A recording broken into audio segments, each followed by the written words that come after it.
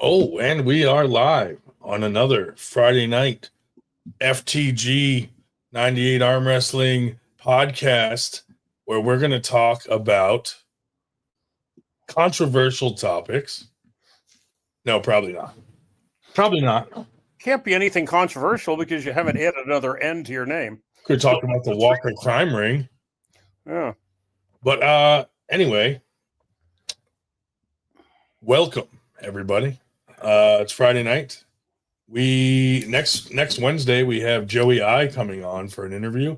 Joey I is a guy who's like he's very popular in Philadelphia area in the boxing circle, and he used to arm wrestle.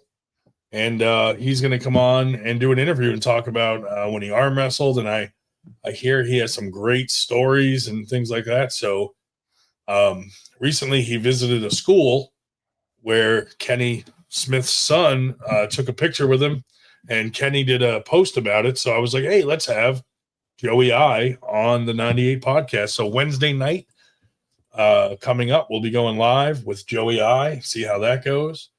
What do we got here?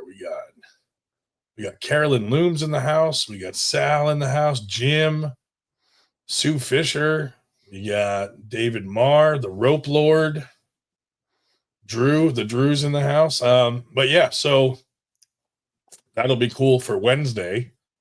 Tonight, I sent the link out to a few people that have some super matches at our upcoming event down in Maryland at the Battle at Antietam, which is one of our tournaments that's become a yearly thing that we do every year down there at the Antietam Brewery. Kind of a cool tournament down there. Usually gets a decent turnout and it's fun. Nice venue, good food and drinks.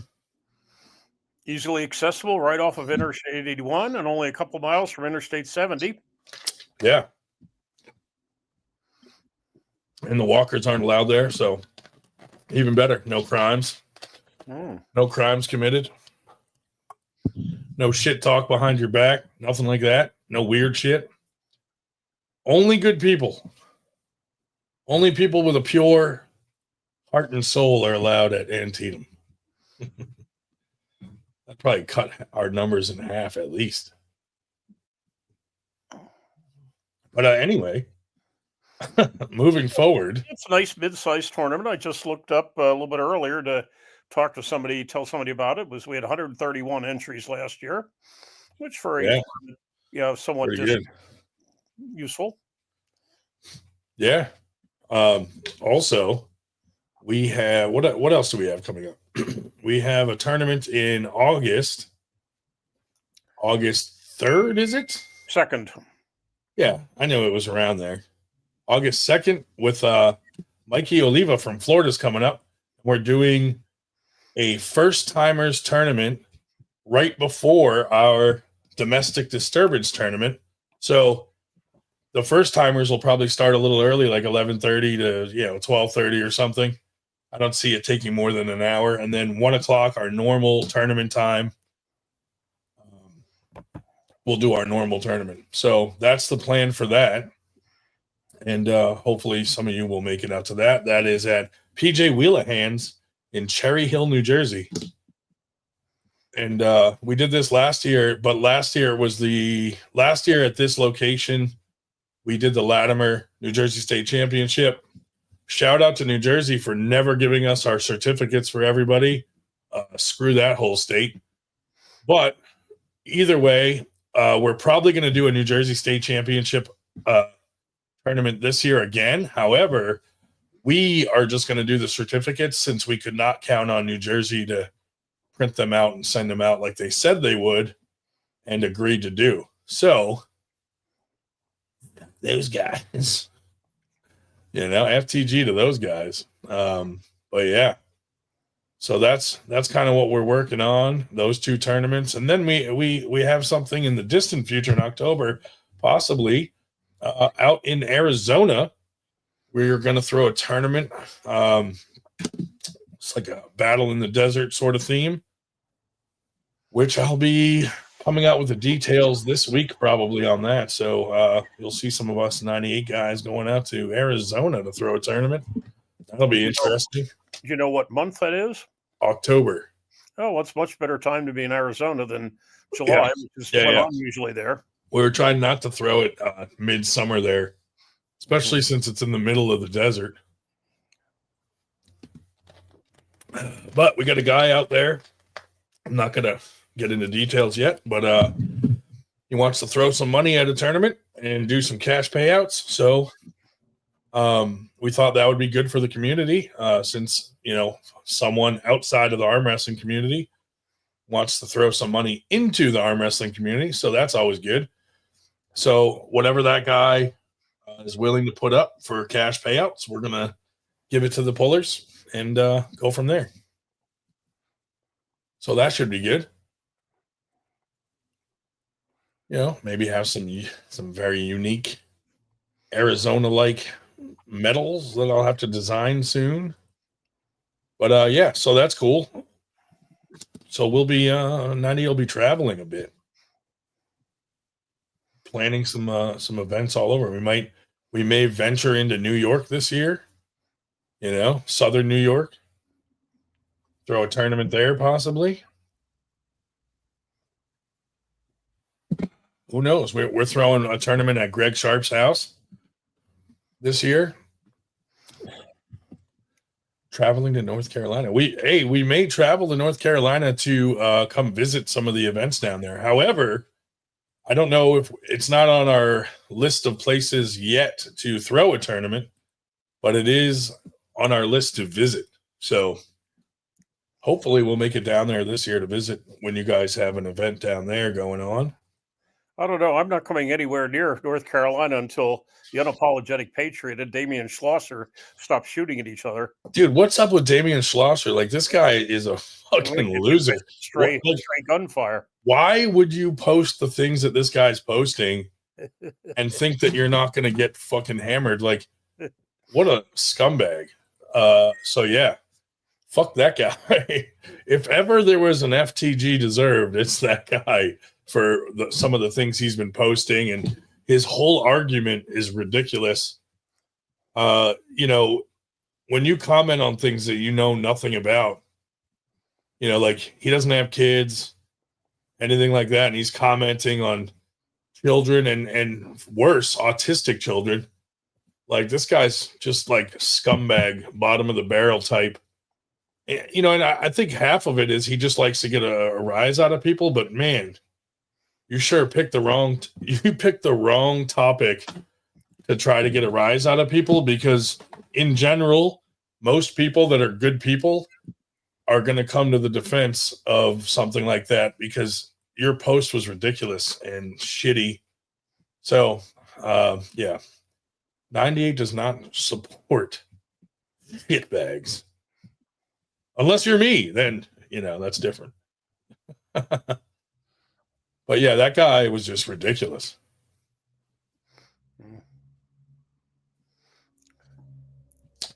Jim said, if the same guy you're talking about, show him some love and bring some Blue Chew to Arizona for him.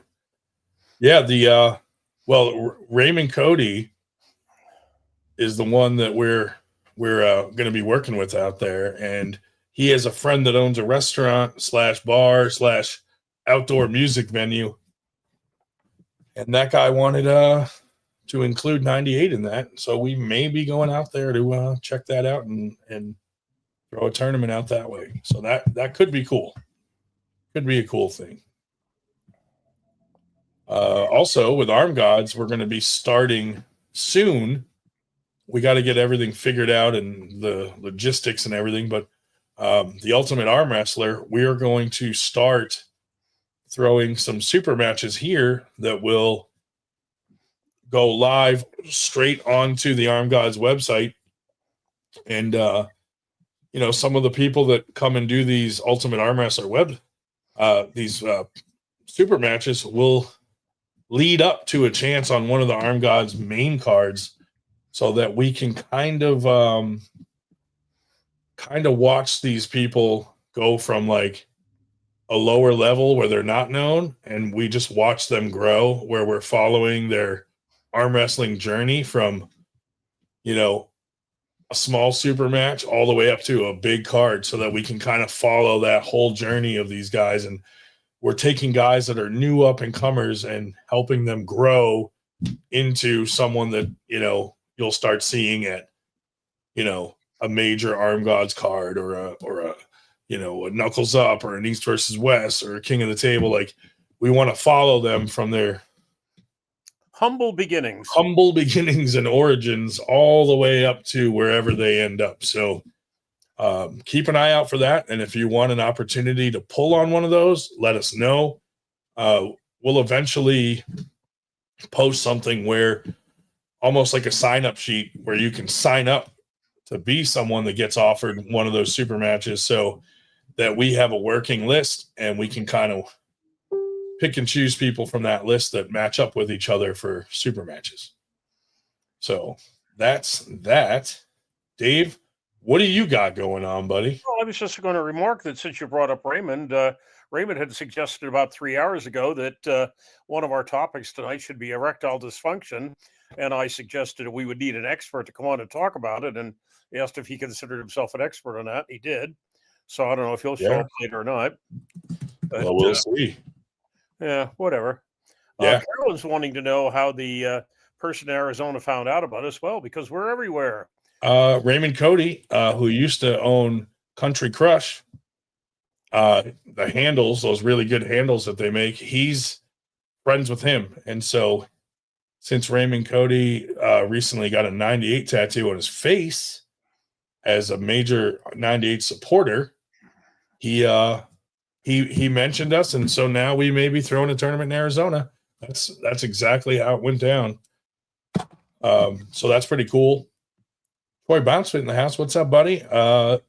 Troy's been doing some crazy hard workouts and tagging 98, which we appreciate. So make sure you go follow him on Instagram, because he's definitely always training hard and posting his training and things like that. So definitely check that out. And if you're in the PA area and need a bounce house, that's your guy right there. So, yeah. Anyway, that is what we have on the horizon for 98. No, possibly some. Well, you want to know what I have? I have something every week from now until the middle of whenever. But, well, Dave, you are a traveler. You are a bit of a traveler, sir.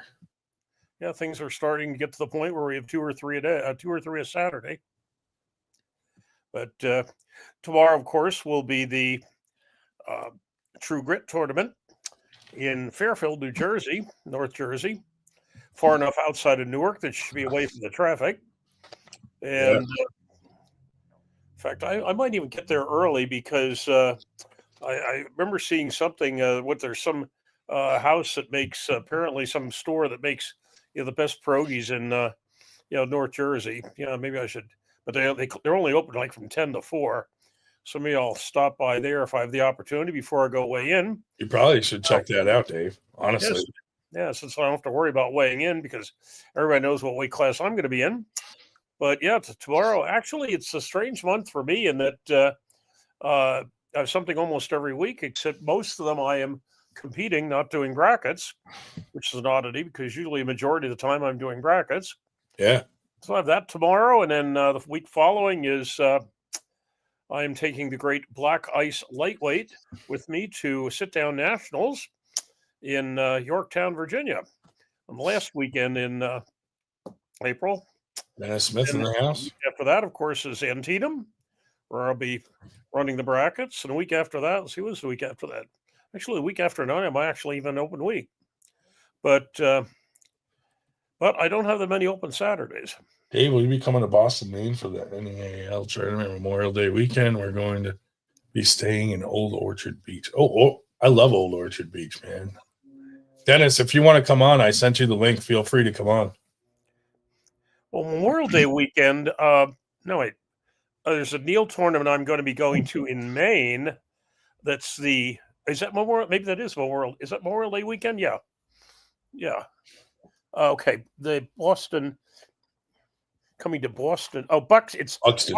Buxton, Maine. Yeah, you were apparently done in by the Voice print, whatever. Yeah, Buxton, not Boston, but Buxton, Maine. You're confusing the crap out of me. But yes, Buxton, Maine. I will be there. In let's see, yeah, Rose City Hookers. I did hear about that. That's in the middle of the week, May 7th. I know a number of the Predator people are going down from Allentown to that at the Hess Fitness Center in Lancaster. It's John Stoltenberg running that outfit. Oh, I like John. He's a good dude. Here's the link if anybody wants to hop on. Yeah, I'll have a couple weeks to join the conversation. Yeah, I'll have a couple of weeks in New England because the 24th is the thing in Maine, and then the week after that, the 31st, Frank Hurst is having practice picnic, whatever, at his place in Plainfield, Connecticut. And apparently he did it one time. He used to hold those regularly and hasn't for a couple of years now. But he's starting those up again. And I questioned a longtime puller if he had ever been there. And he said, oh, yeah, we used to have some of the greatest practices around at Frank's place. So that'll be the 31st. Let's see. What's the week after that? The week after that is, I forget. But, the week after that, I'll be going out to Ohio.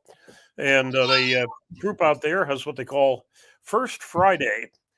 East Liverpool, Ohio has a community festival on the first Friday of every month, which is Friday the 6th. And they basically set up a table. So I'll be there as Exhibit A when people say, oh, I'm too old to get into this sport. And Billy Collins will say, allow me to introduce you to somebody, this old fart over here, who is 74 and still doing it. So I might try to combine that on Friday with maybe a Palco practice on Saturday and one or two practices, maybe in Erie and Ohio on Sunday. Hey, if you're going to go, 6 hours away, you may as well get your money's worth out of it. But John has a super match with Mo Jersey. That's cool. That's a fun match. Yep. That could be a fun match. Yes, there is something every week. Are you coming out with your getting around with David Shell thing soon? Yeah, I think I'm going to wait until Sunday or Monday for that because I did talk about the April ones in my last one, and actually I had one about a month ago. And so I think maybe next Monday, Tuesday at the latest, I'll have something out because we have added some more events.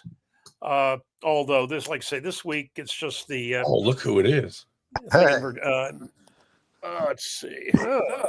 Nick Marapody in the house, dude. What's going on? Nick had a practice at the Sliders Bar last weekend.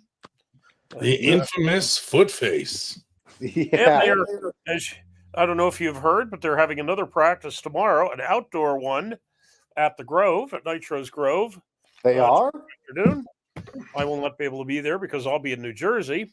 I didn't know that. Hey, Dave, if you list off everything going on, then you don't need a Dave Shell fucking getting around with the professor. I don't think people are sitting there taking notes necessarily. Well, I didn't know that. Damn. Fun. Nick, how are you, buddy? Not bad. I'm just getting back into the sport. My arms are hurting. Feels great. Oh my God. Are you still the king of the Knights Templar? Carolyn Looms wants to know. No, I'm not. I'm not Catholic anymore. What? Yeah, it's been a long, confusing road. So, what are you now? I'm just non-denominational. Oh my goodness. Yeah, it's been a weird road. Let me tell you, I'm still going through stuff. So, yeah. How's life going otherwise? Well, besides losing my job, not too bad. Who would dare fire you? I know. Well, they fired about 50 of us, so. Gotcha. Lost a big contract at my company. Discussion over. Yeah. Ivan Marrero in the house. 3:00 tomorrow, Nick. Woody. 3:00 tomorrow at the Grove. Josh T. Well, I got to get in touch with David Marr. #footface. Tom. So you're getting back into the sport now. Does that mean you're going to start practicing and competing, or what? Yes. Oh yeah. Yeah. When's the next tournament? Our next one is down in Maryland. Our next one up here is in August. We might have something in between there. I don't know yet. We could have something in June or July, possibly, but there's so much stuff in June and July that generally we've tried to avoid those 2 months because, usually Nitro has 10 things during those 2 months and freaks out if you throw anything near it. And I really don't want him to threaten my life again. What? The one tomorrow is less than 2 hours from you. Yeah. Fairfield, New Jersey. So what's your next tournament you're going to, Nick? Whenever there's the Maryland one, there's the Watson Town the 4th of July, but I like to compete before then. I don't know what's up. Hashtag low blood sugar. That's correct right there. Every time Nitro's threatened my life, the next day with his apology is that it was because of his low blood sugar. Because, when my sugar's low, I go on a tirade and threaten people's lives also. But anyway, that's pretty much what we got going on. Yeah, I want to just start taking it slowly, get back. I got a new, kind of a new technique with a top roll that I want to try. And just get stronger at it. Yeah. It's like an outside move because that's where I'm strong. I remember I made a video about that a couple of years ago. I'm strong in the negative position, but you never want to wind up there. Kind of where to start. It's hard to explain, but gotcha. You got to start off kind of like this. Oh yeah. Yeah, never mind. What's up, Randy? Start off on the left side of the pad. Yo. What's going on, man?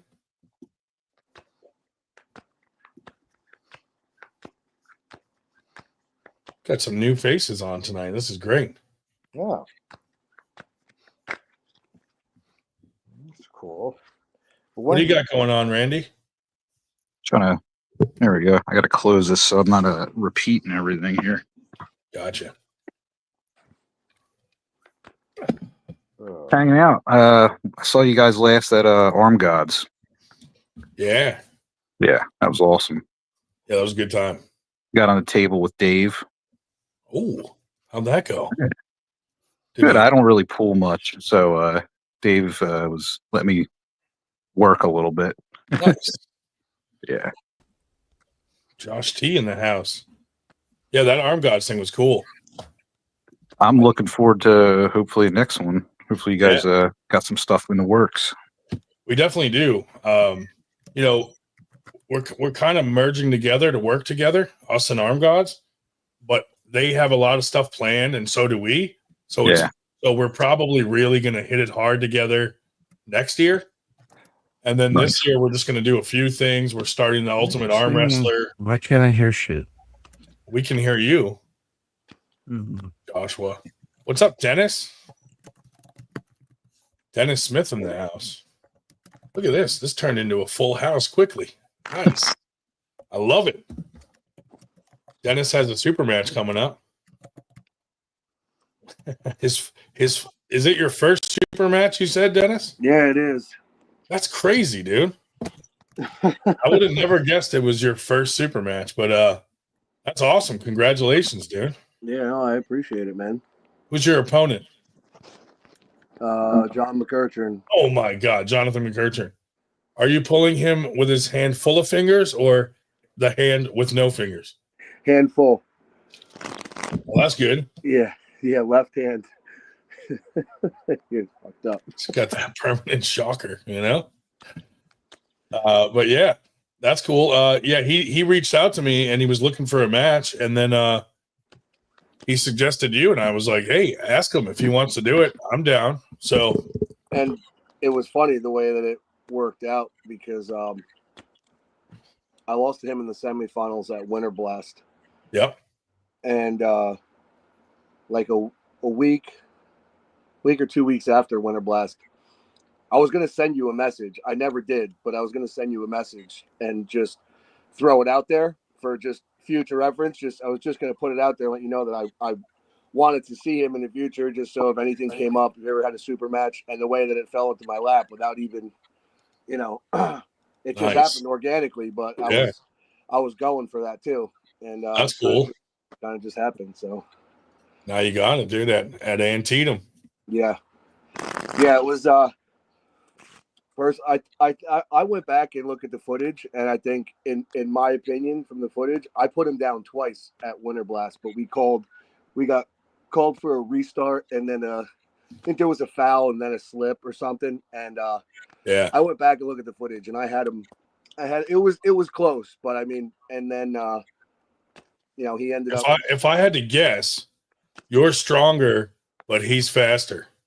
Yeah, and he's right. He's definitely got more experience than me. I think he's been pulling for 5 or 6 years. But yeah. But I know he's really fast on the ready go. Yeah. So that's what I'll be working on.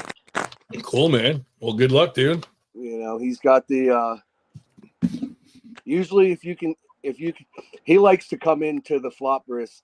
If if you can't take your wrist. Yeah, I could probably take his hand, no problem, but it's just a matter of him. If I can't get him immediately to the pad, he likes to fall through with the flop and then follow through, But Carolyn's asking, Randy, did you pull 176 amateur at Winter Blast? I did not. I'm a little too fat. You and me both. 176 was a long time ago. Where are you from, Randy? I'm actually probably not that far from you. I'm between Doylestown and Quakertown. Nice. In Bucks County. Nice. Do you go to any practices? Not really. Like me, I have a buddy that we kind of pull mess around with. We both kind of found the sport in 2018-ish. Yeah. Kind of just got hooked. Went, been to a bunch of knuckled up. Been to the Keystone States, the Arm Gods. Nice. Different. Well, you're too closest. We've won on County Line Road in Huntington Valley. Okay. County Line Road at Tuesday nights. Yeah. Oh, nice. And then in Allentown, we have just off of 309 on Wednesdays at 5 and Sunday mornings at 11. Oh, cool. Yeah, that'd be something I'd be more interested in. It's decently close to where I live, so yeah, those are two really good practices too. Nice. A lot of people, a lot of different levels. Yeah, you'll definitely learn a lot at those practices. I've only been on a table 3 times probably, so. Oh, you'll love it then. Yeah. Yeah, you should definitely hit up a practice. Yeah, no, I want to bring your get a little more active. Yeah. The more the merrier at practice. Definitely. It'd be nice. I saw Storm Chelino might be getting active again. That'd be good. He's been he's been down a while, Yeah, since WAL. Yeah, dude. You see him he still trains, but he had, it'd be cool to see him get back into it. You see that post with him pulling with Paul Lynn? Yeah. I commented on that post. I said, I'd love to see Storm in action, and Paul commented back, said he's coming back. That's awesome. Yeah, and I know Stone's been going over there too, Nick Stone. Yep. Yeah, Storm throws practices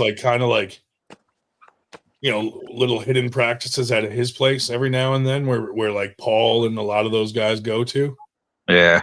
But yeah, I've seen him training lately. I mean, he never really stopped training, but he's probably training harder than usual now if he's planning a comeback. But I mean, he's so naturally fucking talented. Dude, he was ridiculous. Badass at WAL. Yeah. Him and whatever happened to Tony Katowski? Yeah, I don't know, man. He he kind of fell off there all of a sudden. I know he still competes sometimes because I've seen him at some tournaments, not real recent, but yeah, I don't know. Some of these guys, that were in WAL kind of fell off. I think maybe they were waiting for WAL to come back for a while, and then they never came back. So they all took some time off, you know. Yeah, because he was a bad dude too. Yeah. Ryan, have you heard anything recently about WAL? Because I know, like last year, it was kind every of year since they've been gone, I've heard rumors that they're coming back, right, and then they never do. Yeah. So who knows? Me too. You know, I've heard it a lot, but you know,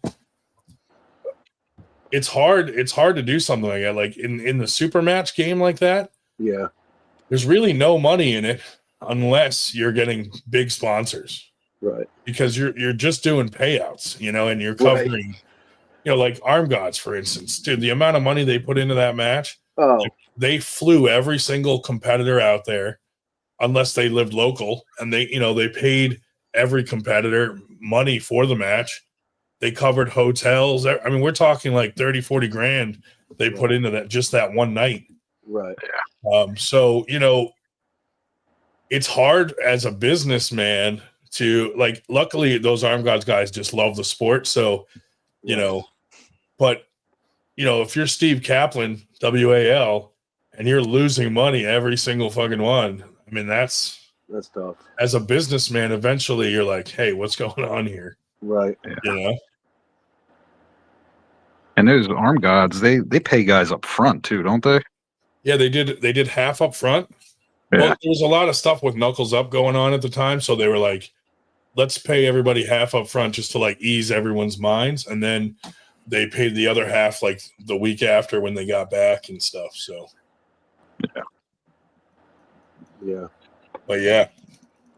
So, you know, that was pretty cool. I mean, the practice that I've been going to lately, Sean Latimer's practice, which is like just south of Philly, he's going to let us use his like training facility. He put this big metal building in his backyard and filled it with all his weights and training stuff and like 5 tables, and it's all set up real nice. And he's going to let us film some of the Arm Gods matches there. Oh, nice. So we're going to be doing some challenge matches there, and we're going to start doing some training videos, stuff like that. A lot of content. That's cool. That's a good spot too. Yeah, dude, that's a hell of a practice. Like Kevin Kaler, you know, some killers at that practice. Yeah.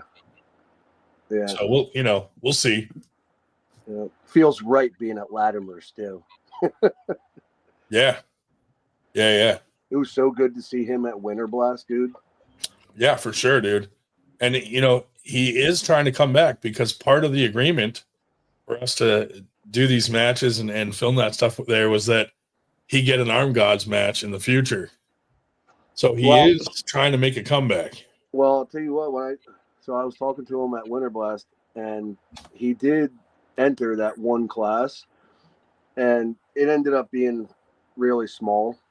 So he only had a couple matches. Yeah. And I spoke to him after as well, and he was like, you know, I'm actually kind of disappointed that, because, you know, he was attempting to take it easy, you know, I mean, just because he was unsure, but he was actually disappointed that he didn't like go a little bit far, that he didn't enter more classes and do a little more, because he said he still felt great after those few matches. So that's a good sign. And one of the UK guys was in his class and found out that Latimer was Kaler's coach, and he backed out. He left the class. I heard that. Like, that's pretty funny, dude. Yeah. Like, oh shit, that's Kevin Kaler's coach. Fuck this. Kevin Kaler's the quiet savage, dude. The silent killer. Yeah. That's an animal. Chainsaw Man. Hello, my first time here. This is amazing. That's cool. And feel free to come on if you'd like to. I'll post the link. You know what? Let me save the link to the top of. You know, yeah, I heard Dave mention before about Frank Hurst having that barbecue thing. He was out for a while too. He seems to be being really active again. It's good to see. Yeah, he was real slow for a while there. Yeah, he makes some really good arm wrestling tables too.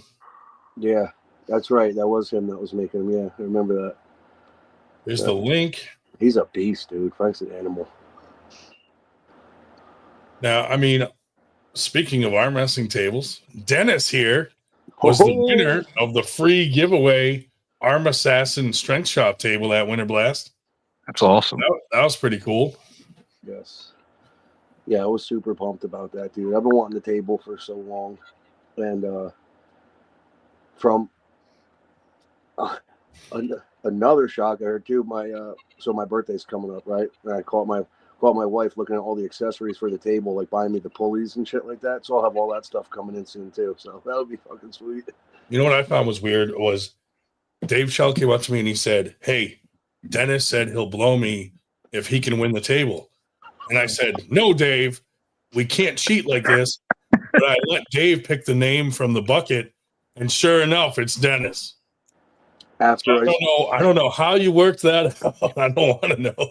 I actually spit his kidney stone into the bucket. Nice. Anyway, this is the sort of thing that causes some people to say Ryan is disrespecting me, and I said, no, he's just weird. Is arm strength, are they out of PA? Yes, I thought so. Yeah, and I mean, he makes all kinds of handles. Yeah, all kinds of cool stuff. So I follow him on Instagram. Do you see that bar? You see that bar? That bar he put out on Facebook today? It's got the hinges on it and it folds up. He makes the coolest shit, dude. Yeah, that is cool.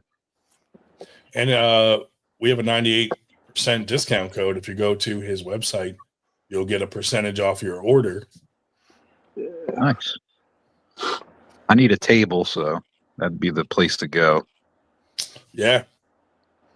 I see Cody Bird's in the chat. Maybe he'll come on and tell us how he had to stand up to someone questioning his integrity.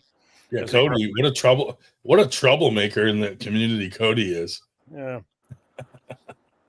Just kidding. If I could, Dave, you were talking about the events before, and you're doing, I think, brackets tomorrow, but I'll throw another shameless plug out there for the Beast Mode event tomorrow in New Jersey. Yeah, buddy. Good cause for Puller in Maine, Dustin Homestead. I believe, I don't really know Dustin and well, some of those other guys, Pedro and them, they've known him for a long time. Ryan, I think you probably know who he is. I think does he pull in the chair? But I know he's wheelchair bound. Yes. Whatever, but, I don't know. Let me rephrase that because the one time I met him, he was doing sit downs. Okay. So he stayed in the chair for sit downs. Yes. And people helped him, into the chair.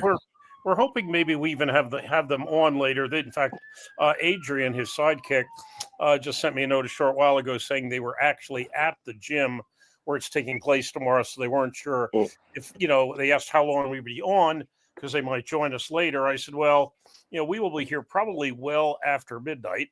I may not be, but we will be. So I gave them a link. So yeah, Adrian and Dustin may join us later. I'm just hoping Dustin's strong, dude. I'm hoping that we get and that was Pedro was like really supportive about him and said like nothing holds him back. He still pulls like an absolute savage. Oh, yeah. No, I don't want to say too much because if they come on, but I will say this. He just got into it because, and it's one of these things. I'll tell you, it's amazing how much of our lives just by dumb chance. And he was in Harrisburg with the family. The family got together. He's from Maine, but he was in Harrisburg, and some of their other family was from somewhere in the South, and they were staying right next to where we practice in Harrisburg.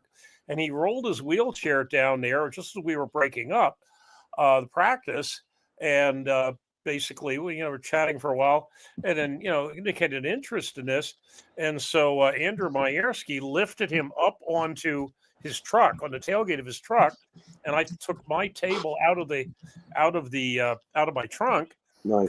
And so he basically was sitting on the tailgate, which was about the right height, and put a hold down strap across his gut, so he because otherwise he'd slide off the tailgate, pulling me or Andrew, of course, both much heavier. But no, he's just done a great job. And what they did, the first tournament he went to up there, they basically piled a couple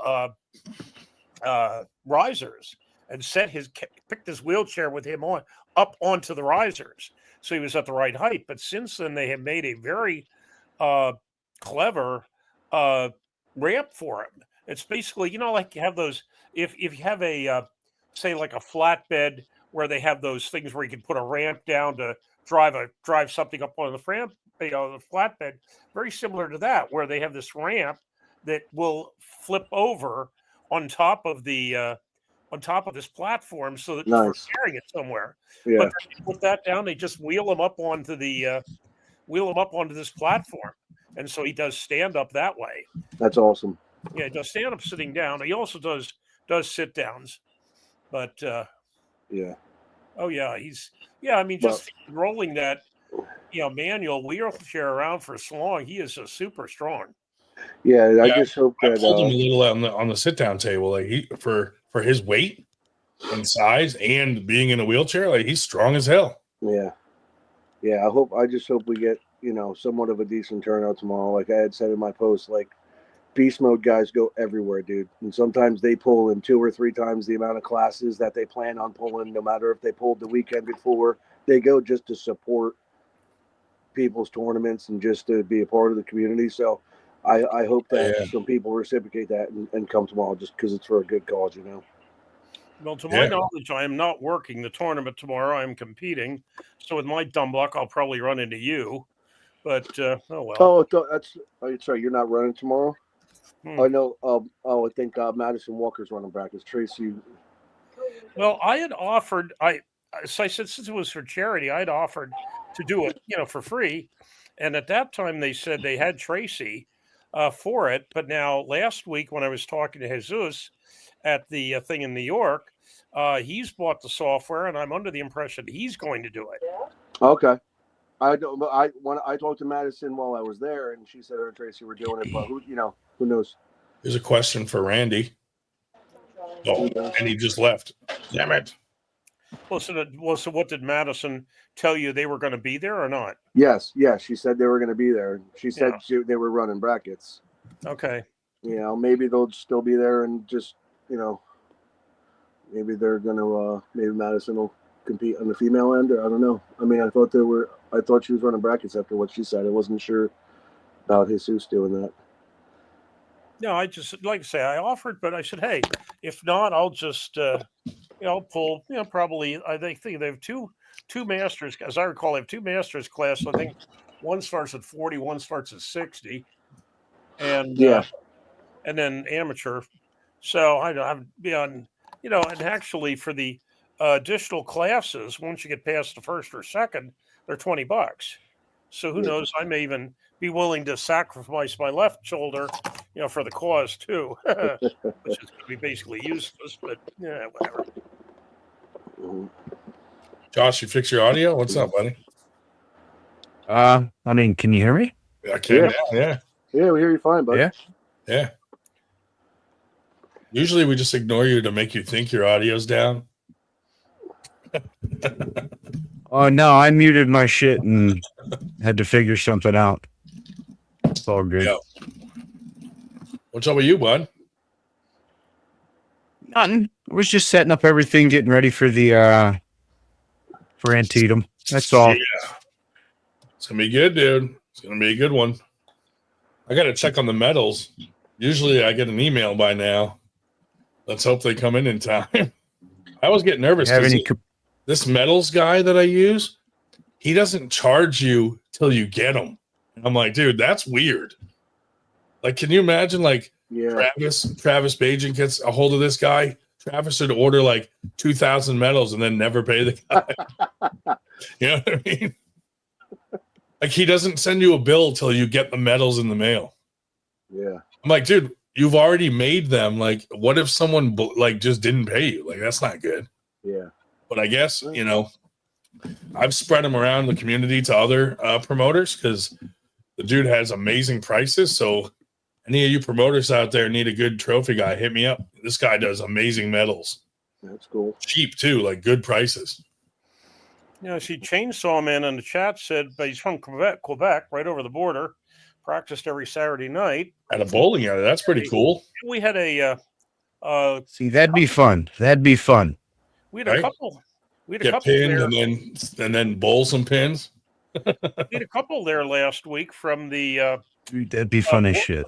the borderline group in Vermont, which is about as far north in Vermont as you can get without being in Quebec.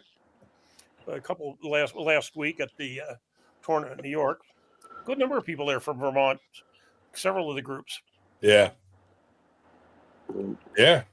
Yeah, Dave, the where the Beast Mode tournament is tomorrow at Excel Fitness, that's also where Beast Mode's practice facility is now. So Yeah, you get a look at that. It's I'll tell a you, good spot. I haven't been to that yet, that location yet. I've been when they were at the VFW, and then actually before COVID, they were Yeah, out, the other one. out at. They were only an hour from me, and I was there every week. Yeah. They were out at Warren Township, but right exit 36 on 78. So hell, I was home before some of the Beast Mode people were. Yep. Yeah, COVID was when everything split up. Then they moved to well, actually, after COVID, they did come back there a couple times, but then they changed to the VFW. Yeah. And so I was at that a couple times. And that was I believe when the whole high five off of Beast Mode happened. Yeah. Yeah. Another good practice on Sundays, if anybody.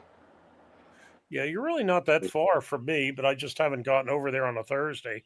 Yeah, and I seen Nitro keeps putting posts up about his Tom Simcoe's practices or just came back too.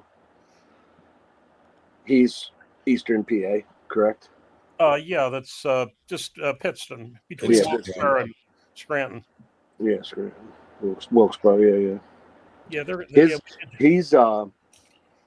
his he does that Arms of Steel tournament this year. It's going to be a little bit later, but it's the 30th anniversary this year at that Tomato Festival. He's having it back at that brewery or whatever, and he's doing some pretty cool. He's got like iron kilts and shit being made for trophies. Like, yeah, he's going pretty big, and he sent me pictures. He's got like 3 foot tall, like triple tier trophies for open left and right. Dude, yeah. He needs a Dave Shell kidney stone trophy. Yeah, I put the event now page. We're talking. Yeah, I put the event page up this afternoon for that, and also for 4th of July with scratch and sniff, the Curry and C4. Oh yeah, dude. Terroristic trophies. Oh, the 4th of July, and then the week plane flying into a building, and you scratch it, and it smells like C4. Oh, the 4th of July is on a Friday this year, so that's we're having that on Friday, and then somebody's the 5th of July. I think New England's having something on the 5th in Massachusetts, so I won't be able to get to that back to back. And then probably the week after that, which is the 12th, will probably be his picnic out in the Grove. Yeah. Because usually whatever's closest to his birthday is the Saturday closest to his birthday. We have that outdoor thing in July. Maybe I'll go this year. It's been 2 years since I went to his Grove. I think just because been so busy. Well, I had the little one all summer, but now she's old enough where she could run around the Grove and probably have fun. Yeah, she ran a month in Winter Blast. Yeah, she did, dude. Fuck.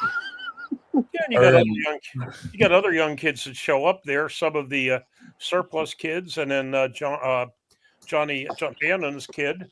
Yeah, Connor. I might have mine there. I couldn't even find her half the time, but I'm like, no one's gonna steal her and not return her in 5 minutes. That's right. You know, Rectamundo. Man, did I mess up? Yeah. She would just talk the whole time till they return her.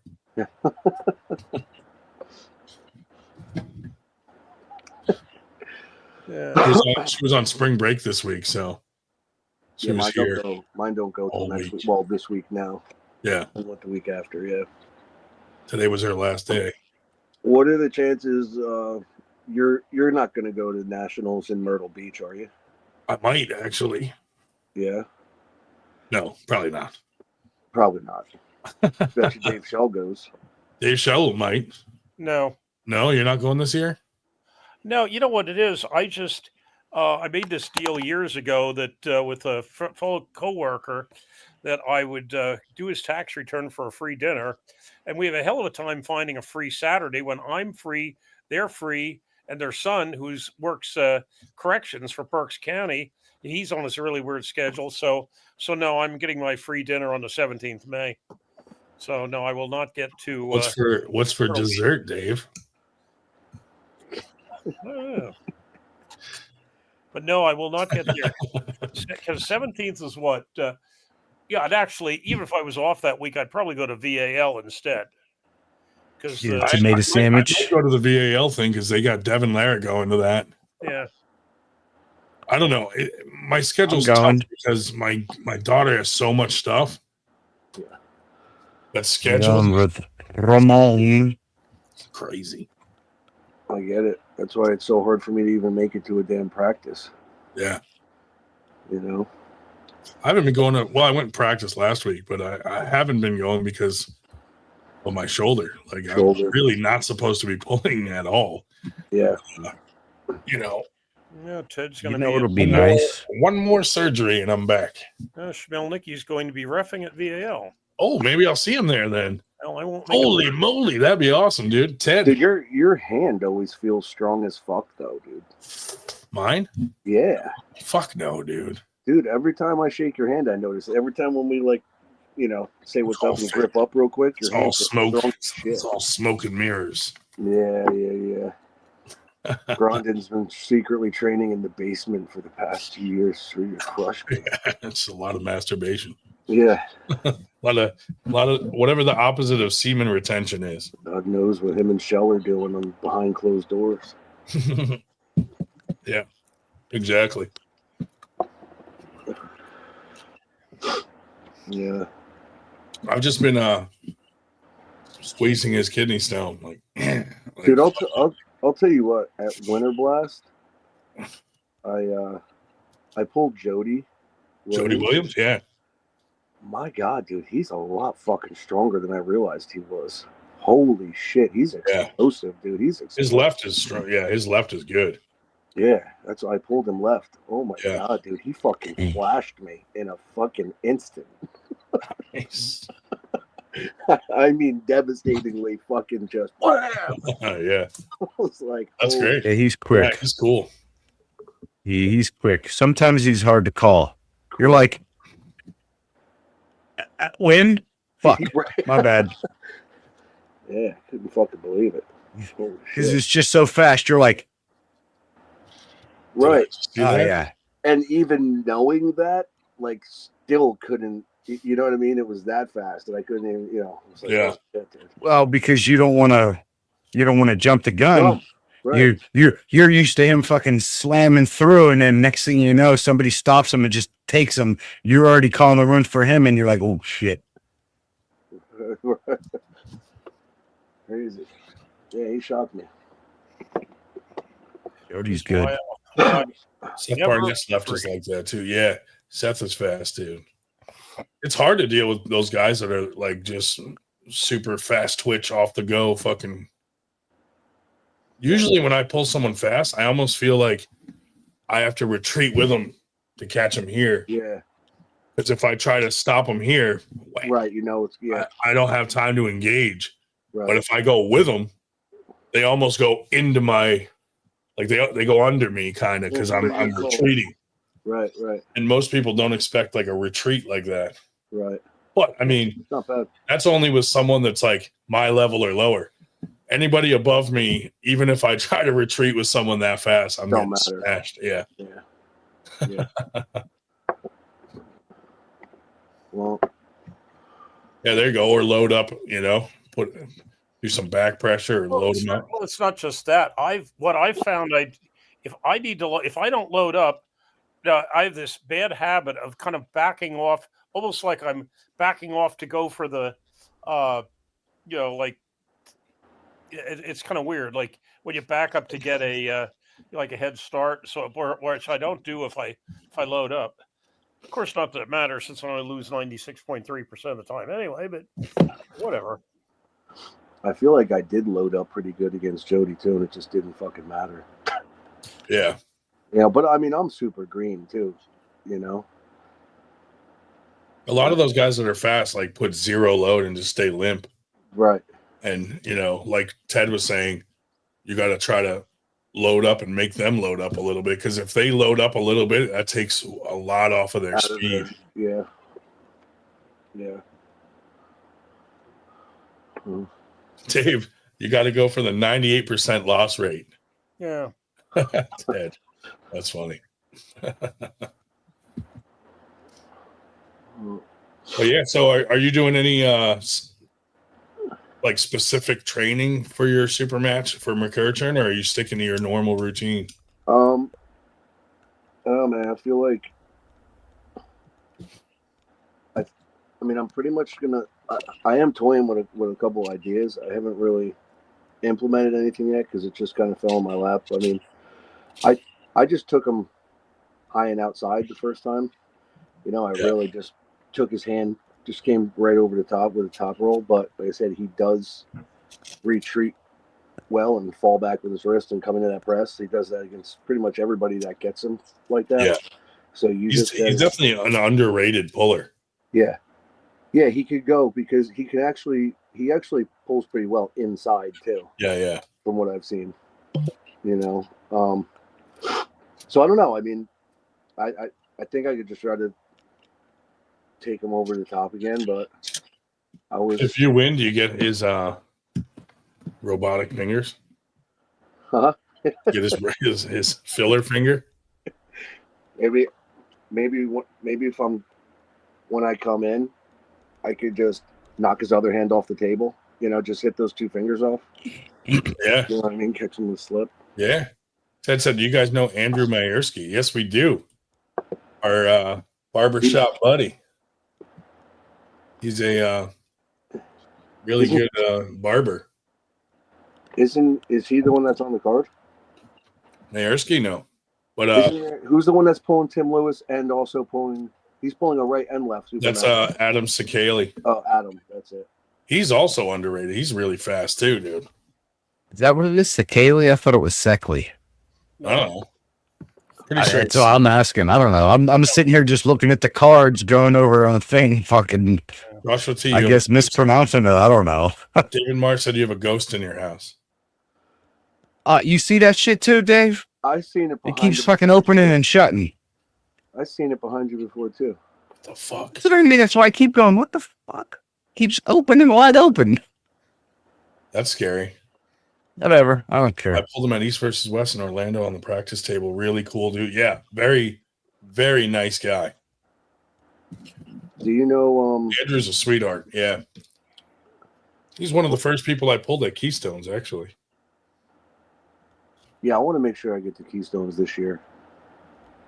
That's another pretty big one. Did you see the Craig Sublair making his post? He's got that $500 match this weekend. Yeah. That kid. Do you know what that kid's name is? I forget. No, let me see if I can pull it up. I just know the kid was talking a bunch of shit and kept putting. He was talking smack and kept putting videos up of him like lifting or not lifting weights. I like Craig too. He's a good dude. I do. I like Craig. He used to take a little bit of shit from some of what was his name? This is the Canadian dude. Yeah, he did that tack match and Evan Burgoyne. Yeah. Jordan Landry. Dear man. And they used to talk a lot of shit about Greg, like on social media and stuff for a little while because they had two matches. I think Craig beat him the first time and then Evan whooped up the second time. But anyways, I like Craig Sublairs. Yeah, he's a good dude. He's a good dude. He won that bike that Mike put out too from Pro Gear. I was glad that he was the one that won it. Greg's a fucking good dude, man. I think the guy's name was Jordan Landry. Yes, that's it. I met Craig down at. I mean, I've talked to Craig online many times. You were in Florida last year. Yeah, I met him in Florida at the Sarah Bachman Classic, which was cool. Got to hang out with him a little, but he's been on our podcast. We've been on his. He's a good dude. Yeah, he is good dude. He's got a good story, a good, good positive vibe and shit like that. You know. Hey Ryan, Yeah.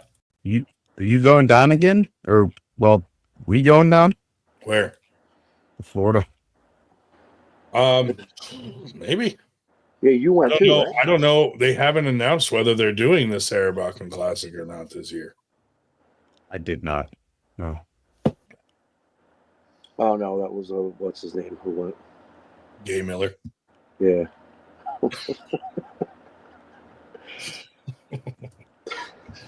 Anyway. Yeah, I just knew. I remember that the crew went because Sue went too, right? Yeah, Sue came. Yeah. Fluffy I Miller. forgot that Josh wasn't there yet. Fluffer. Ooh, where's Sue? How come Sue's not on here? She probably fell asleep, dude. She always starts off in the beginning of the podcast, falls asleep, then wakes up and she's on it later. She's the fucking best. Talked to her yesterday, dude. She was falling She's asleep awesome. at 7:30. Love that shit. Hey man, so am I. Don't sweat it, man. You old guy. I was sitting here at Well- 6:30. My wife was making fun of me.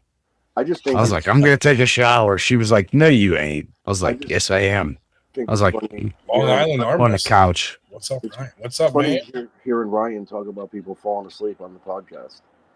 Yeah, but you know why? Because I don't sleep. That's the problem. Or I mean, driving. that's Usually I pretty fucking late. yeah, dude. Or driving. Right. Don't drive. You don't want to drive. Ryan does his best driving while sleeping. Yeah. I've been You know on what, this though? podcast. These guys bitch about me sleeping while I'm driving, but I am still driving while sleeping perfectly well. I'm still driving while sleeping. Motherfucker, yo, you are dangerous. You are dangerous. I've been on this podcast till 4 a.m. with Ryan asleep since midnight. Yeah, right. Yes. You know Yes. what? Most nights I'm not sleeping. I'm just fucking like we're revamping our website. Like there's a lot of stuff that we're doing that people don't see. You know, Josh is working on some of our live feed stuff, getting set up for the Arm God stuff and some 98 content. You know, Dave always working on our t-shirt stuff, you know, like the custom t-shirts. So yeah, if anybody does want a custom t-shirt, hit up Dave because we're doing another batch because people loved that. Seen that. Yeah. And they requested Which one was it? the American flag with the green stripe. Yeah. So we're those doing things another one with your name on the stuff, back. too. And you know, it's custom with your name on the back and it's $30, but that includes shipping. So What's the deadline? What's the deadline? 10 o'clock The Monday, 28th? next week from now, 28. A week from Monday. how many ounces? That's probably my problem, dude, is I don't drink coffee. What is a week from Monday? Let's be particular. I particularly put on the thing that the deadline was 10 a.m. on 28th, April right? the 28th. Yeah, 28. Now, All right, you guys hear that? It specified it was 10 a.m. Eastern Daylight Time. You know damn well that Okay. the days after people will be like, hey, is it too late for me to order one of those shirts? That's why Happens every time. That's why Dave Shell is the best because he always figures something out. He's the fucking man. I did that to him last time. For more, I had to order. Well, for see, him. the last one, 36 we cents. only gave him 5 days on the last one. We only gave him 5 days on the last one because we I should wanted to start have drinking them coffee. for Winter Blast. Yeah. And so they had 5 days, and I gave them, in that case as well, I gave them the whole 10 o'clock in the morning. And because I told the shirt people I would have it in by noon that day, period. And sure as shit, I was getting people at 10:30 saying, yeah, whatever. They were nice, though. Those two shirts are butter. All right, Dave, you're the man, buddy. You're the fucking man. He is the man. Yeah, buddy. King of the spreadsheets. King of the spreadsheets. That's right. King of the kidney stones. The professor of Excel. Yeah. He And does don't excel forget to come at to Beast Excel Mode tomorrow spreadsheets. at Excel. I Fitness. can only imagine he knows I Excel wish I could extremely well. I wish I could make it tomorrow, man. I mean, for Christ's sake, look right behind him. I believe that's a Excel spreadsheet, the virtual spreadsheet right behind him. We have 3 Easter egg hunts we have to go to tomorrow. And then we're doing Easter tomorrow with like one side of the family, then Easter Sunday with the other side of the family. So Yeah, I mean, I'm totally Screwed. taking over. My wife's got like 3 birthday parties to cart the kids to tomorrow that I was supposed to do, but this is a beast mode event. So, like, if Yeah. it was a You normal guys course, have family? but no, kids in my Not that kids' classes and stuff. So, I mean, I think it's my daughter. She looks more like our mailman.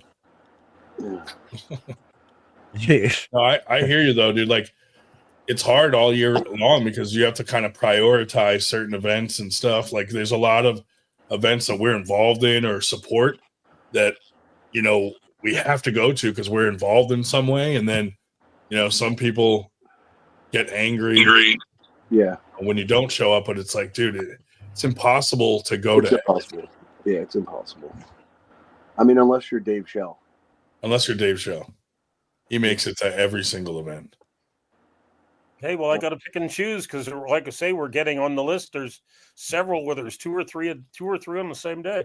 Yeah, Pedro really like put the time in looking for the specific day for this to make sure there was nothing else, you know. But even still, I mean, you get stuff that are, even when you get multiple weekends in a row, it's still tough, even because people just pulled last weekend, they're pulling again in 2 weeks at Antietam. So it's like, even if people could make it, they still might not come just because how much can you fucking pull? Like, you know. Well, look at Winter Blast. Like, this year was a little small. Well, I think part of the problem with Winter Blast this year was trying to do the Arm Gods thing the night before and then Winter Blast the next day. I think they kind of affected each other. It was because that's an expensive weekend to come, go to Arm Gods, then also pull at Winter Blast, hotels and food and drinks. Like, I don't think next year that we would do that. Next year, the Arm Gods thing will be on a separate weekend, and the Winter Blast will be on its own weekend. And they'll both do. They'll both do better. I mean, we still were the biggest tournament in the country. Yeah, Winter Blast still was good. But we were 85 entries less than last year. And the other thing that hurt us was a lot of these clubs now doing super matches. Like, a lot of guys that usually come to Winter Blast were like, oh, I did a super match at my team super match thing last week. And I'm like, shit. Right. You know, like, because a lot of noobs want to do tons of super matches all the time. And it's like their focus in their mind, like, they enjoy doing that better than going to a tournament. You know but what I mean? the funny thing is, it should be the other way around. It should be the other way around. Yeah, dude. You know, for real. I was surprised that Rochester did as well as they did because they were the week after Winter Blast and the week before IFA Nationals, both of which were about 6 hours from them. Yeah. They had a nice turnout. I'm hoping IFA. So we got a message that IFA was going to be the same date as Winter Blast this year. So I hope they don't do that to us, and I hope that they change the date. I've heard they're planning on changing the date, but I mean, Denise told me they were going to. 2 big tournaments on the same date, 6 hours apart, is not good. No, she said she was going to move it to May. Right, because those are two of the premier events that are big enough that people come from farther than that, twice as far as that, 3 times as far. People come across the country for both events, so they're willing to travel that far. So you don't want to make them choose to be willing to go to either or. Well, we knew this. Yak, we knew this. Oh man, we got to get But I mean, I think Winter Blast is going to do what it's going to do either way, regardless. But I think so. I do hope that the Arm Gods thing can explode for next year, because I wish that they got a better live crowd. But I think like I said, I think about what you said. it was the 2 events hurting each other, and also it was also their first time coming to America, so people here didn't know like what it's about. But man, the way they set it up with like the table in the middle and stuff, you know what I mean? Dude, and I'll tell you what, I met Paul Maiden the next day at Winter Blast. He was fucking awesome, dude. Oh, he's funny as hell, dude. He was awesome. He's super funny. Yeah, he was cool as shit to meet in person. Good dude, cool dude, funny shit. Yeah. All the Arm Gods guys were awesome. Dan Earthquake. I mean, he helped us out so much. I mean, we helped them too, but he helped us out so much. Like, the next day was set up and stuff. And whatever we needed, he was there to help. I've been wanting to ask you something. I don't know if you'll rather not say, but so do you have an opinion on what happened with Paul Passmore's match when he was in the setup and fucking blasted his fucking elbow into the fucking table? Do you feel that was an intentional move? Because it was talked about that somebody heard them guys in his corner telling him. They were going back and forth about it. Paul Passmore himself, after watching it and thinking about it, said that he doesn't believe that it was intentional. Okay, I know originally he did think it was done. Originally he thought it was, but after and then after talking to James Wall and stuff, and some of the other guys on their team and stuff. I don't see James Wall as being that type of dude, but I don't know. No. He doesn't seem like he would do that. He doesn't seem like it, but it did look bad. Look like it, bro, because it was pretty blatant. Yeah. Like that was like the word "go" wasn't even close to being called yet, so it's kind of hard to say. I get it. He's like, I'm used to a different cadence, but I don't know. Yeah, that's a tough one. The way they're going to run it back eventually. Yeah, I hope they do. Because Arm Gods is offering both of those guys different matches, so eventually it'll come back around and they'll probably pull again. Yeah. No, I mean, because did you see how well Paul did the next day in Winter Blast? He crushed everybody. He crushed everybody. He went through everyone, dude. Yeah, when everything entered. Yeah. Yeah, like mowed through. Like I couldn't believe. Like he mowed Cruz over. Like I couldn't believe it. But the way he mowed over James Wall in that first round though too. So I was like, that's the only thing that kind of pushed me towards like maybe he did like think, damn, I need to fucking slow this guy down somehow. But well, we'll see, dude. Yeah, James Wall doesn't strike me as a guy that would do that. I don't know him on a personal level. I've hung out with him a couple times at events, but he's super cool. Yeah, he's nice. Very humble. I'd like to hope not. Yeah. It was a little crazy. I believe James Wall What's up, boys? is known for false starting. I mean, I get what you're saying. Like it wasn't even anywhere near, but like that's James Wall. He does it even over there. Right. Now I'm not saying he does or doesn't do anything on purpose. Now I'm not saying that he does or does not. I'm just saying that's what he's known for. Do you think the semen retention did not help his situation with like premature? No, it probably made him too jumpy. Yeah. It was like a he was too cock block and ready to rock. Yeah. Literally. He had a rock in his pants. Yeah. I don't know. I'm not sold on the semen retention.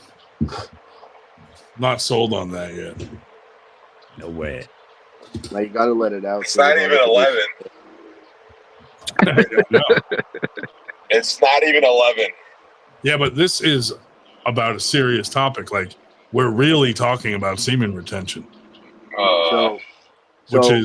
which is a professional sports term now. Do you remember? No. 2 years ago, Tyson Fury was talking about jerking off 8 times a day because he was saying get your body to produce twice as much when you're release it out. Yeah, constantly got to make more if you're releasing. Yeah, exactly, dude. See, David Marr knows, dude. This is arm wrestling science. What happens if you have semen retention and premature ejaculation? What happens then? Oh, dude, it's like a double negative. Someone's in trouble. That's what. Just use steroids. Just use steroids. Simple. There you go. Dude, the funniest part was when we were on the live feed for Arm Gods and we brought up semen retention. RVJ was walking by and I was like, RVJ, do you also practice semen retention? And he goes, I came 3 times on my walk down here. And I was like, oh, Jesus. He looked pretty heavy at Arm Gods, huh? Yeah.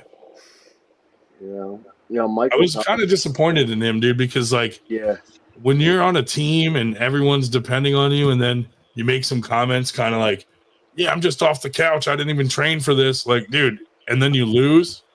You know what I mean? Yeah. Cruise control in the how long were you waiting, dude? Sorry, I just saw you. No, 2 seconds. All right. I was listening to you guys talk about semen retention again.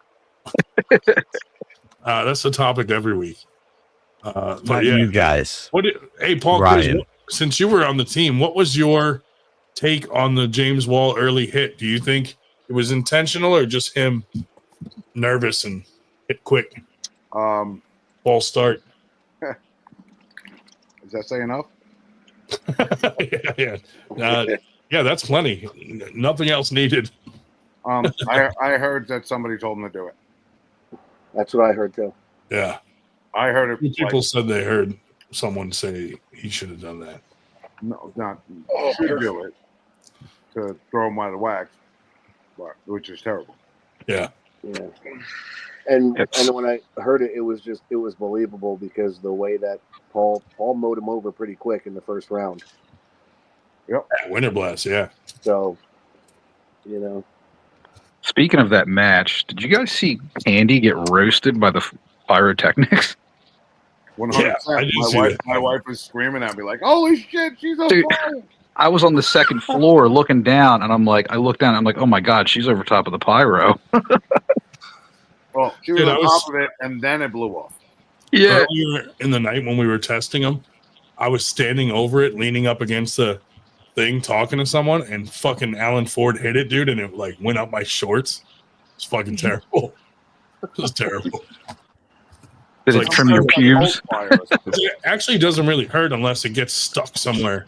You know what I mean? Yeah, my pubes fucking went up in a. It's like magnesium powder or something. Yeah, it's not. It's chemical. It's not like actual. Yeah, it burns quick and it's like gone. I got a private chat. Let's see. Oh, that was you.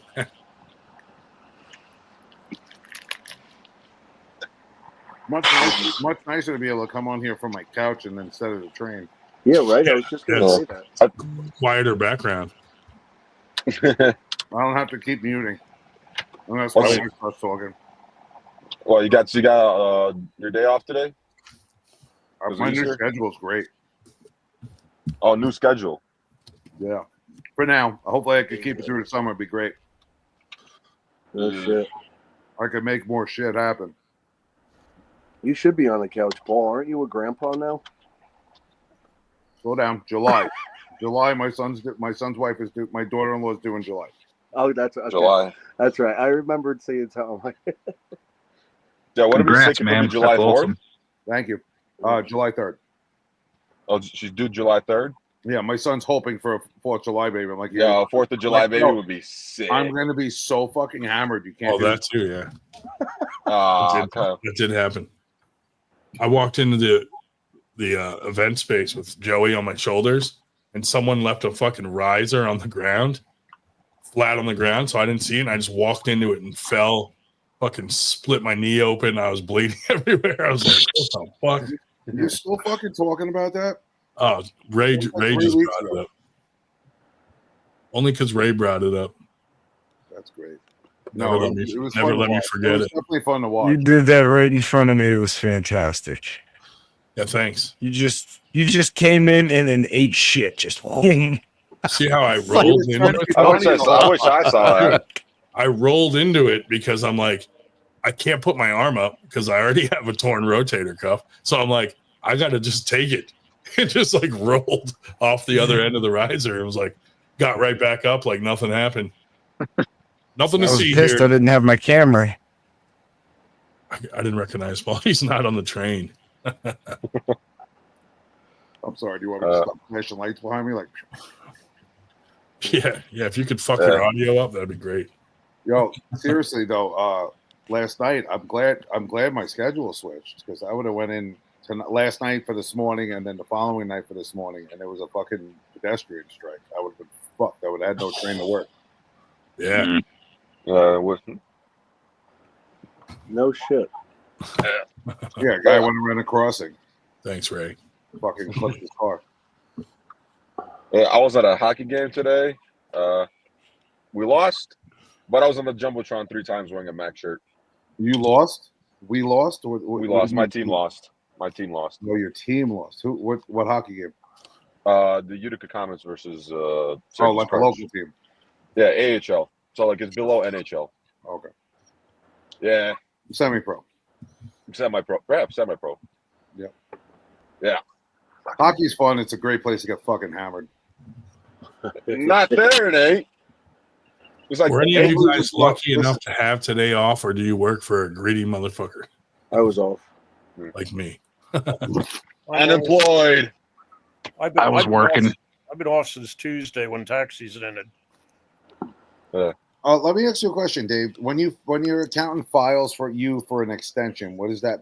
Can that hurt you or no? No.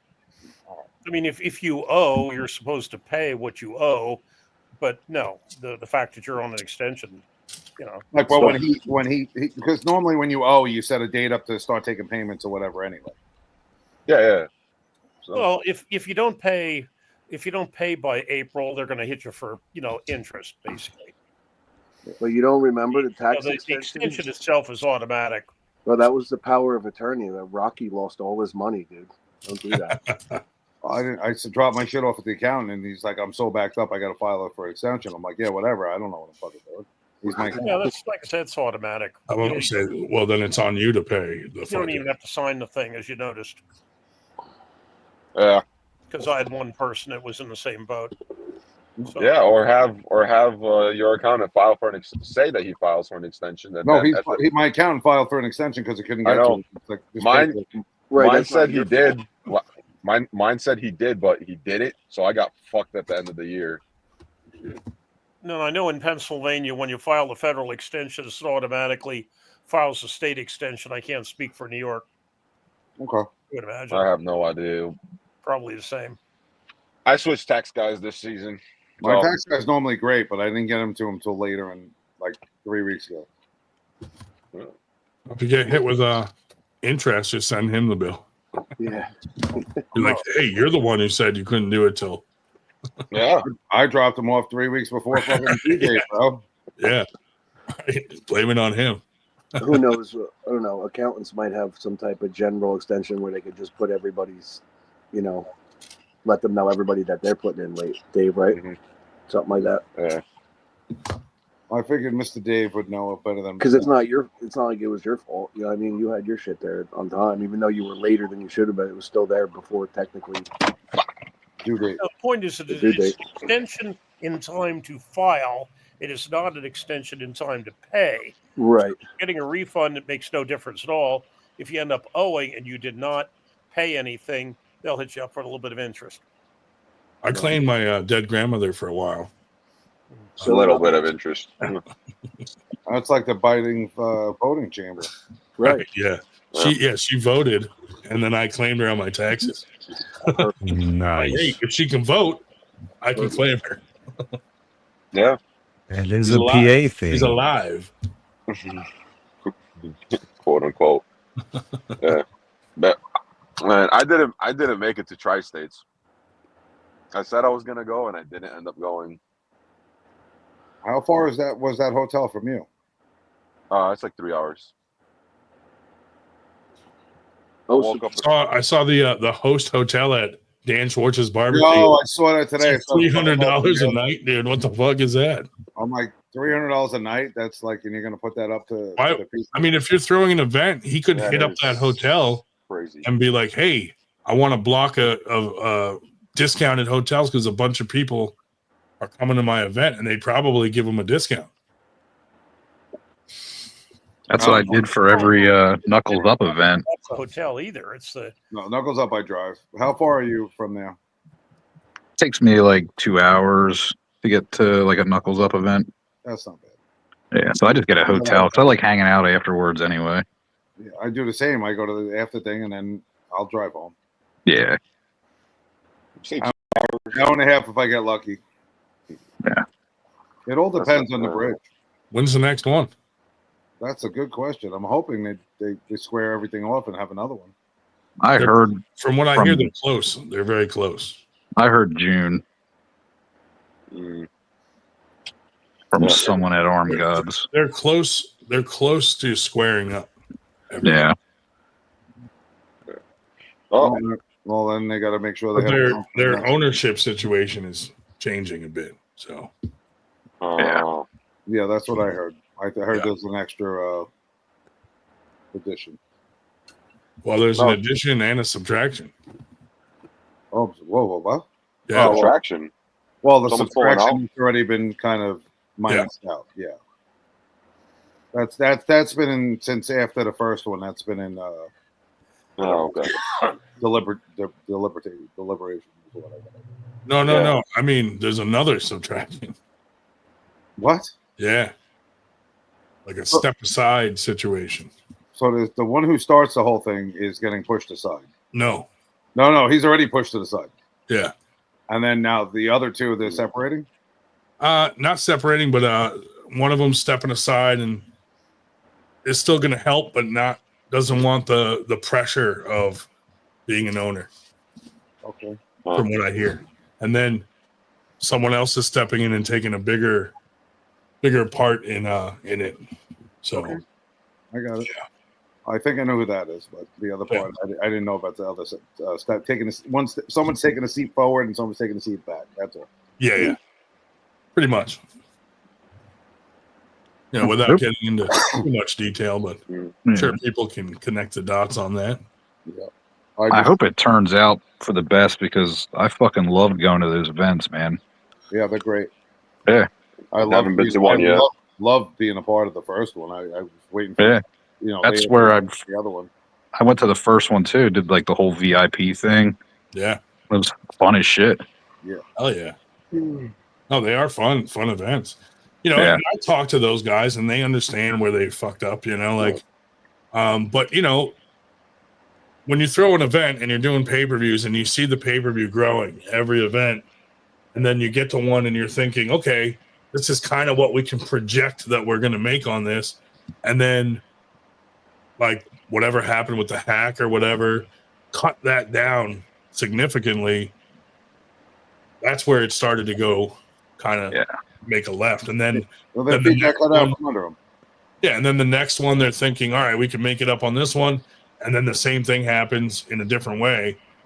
That's a setback and it sucks. But again, they realize that and that's what they're struggling with now. Because not only do they got to get everybody paid, now they have to have all the money in advance to pay everyone because probably no one's going to do it on a handshake anymore or a promise. So they have to have all that money up front to also fucking make sure everyone's hotels, flights, whatever they're promising for money paid in advance. So they got to be ready to come out of pocket for that also. So that's why there's a delay because that's going to take a little more time to pull off. So, but it seems like they're working hard towards that, and we'll see what happens. Well, I'm rooting. Yeah. If I could add to that too, then like from a fan's point of view, which I'm not really an arm wrestler, then I'm like, do I want to support these guys? They haven't came out and said anything. That's the one thing that they should have done. They put on the show. They did what they did, and now they're trying. They got to kind of step on their own toes, tuck their tails, and do what's right by the athlete. And once they do that, then they can proceed to go moving forward. That's all. And that's the main thing that the athletes are irritated with was lack of transparency coming out and saying stuff. And from talking to those guys, they thought that in their minds that might have made it worse, so they didn't. But I think it had the opposite effect, and it did make it worse. Yeah, from not coming out, and but from talking to them, it sounds like they're learning from their mistake, and hopefully, once they get it's hard because we're all in different situations. Like some of us are fans, some of us are competitors there, some of us are, some of us, there's some of our friends that are on their team and stuff. So everybody has a different point of view and are at different, because, obviously you don't want to support someone that fucks people over, but also, if they're correcting it and they do the right thing and then they have another event and all the athletes are still willing to compete, then as a fan, how do how long do you hold it against them that they had this mishap? If the competitors are forgiving them themselves, then I feel like us as fans probably should too. I agree with that. I'm both. I'm a fan. Yeah, you're both. So it all depends how they do by the guys that they owed. Like I heard there's still a few people they owe. I've also heard that they've paid everyone. So who knows, where the facts are, or truth is, or I'm not going to go down the line and call everyone. right. But we did have one of the competitors on here that said he's talked to other competitors and most of them are paid, but not all of them. So they're still working on getting everybody paid. So we'll see. I don't wish bad, press or anybody. I hope they come back because it's another cool promotion here in the United States. Yeah, I want them to succeed 100%. Yeah. We have a holiday greeting in the chat from Mark Al with the Church of Jesus Christ of Latter-day Saints. There we go. Yes. Wow. MG in the house. MG never made it to Winter Blast. Thanks a lot.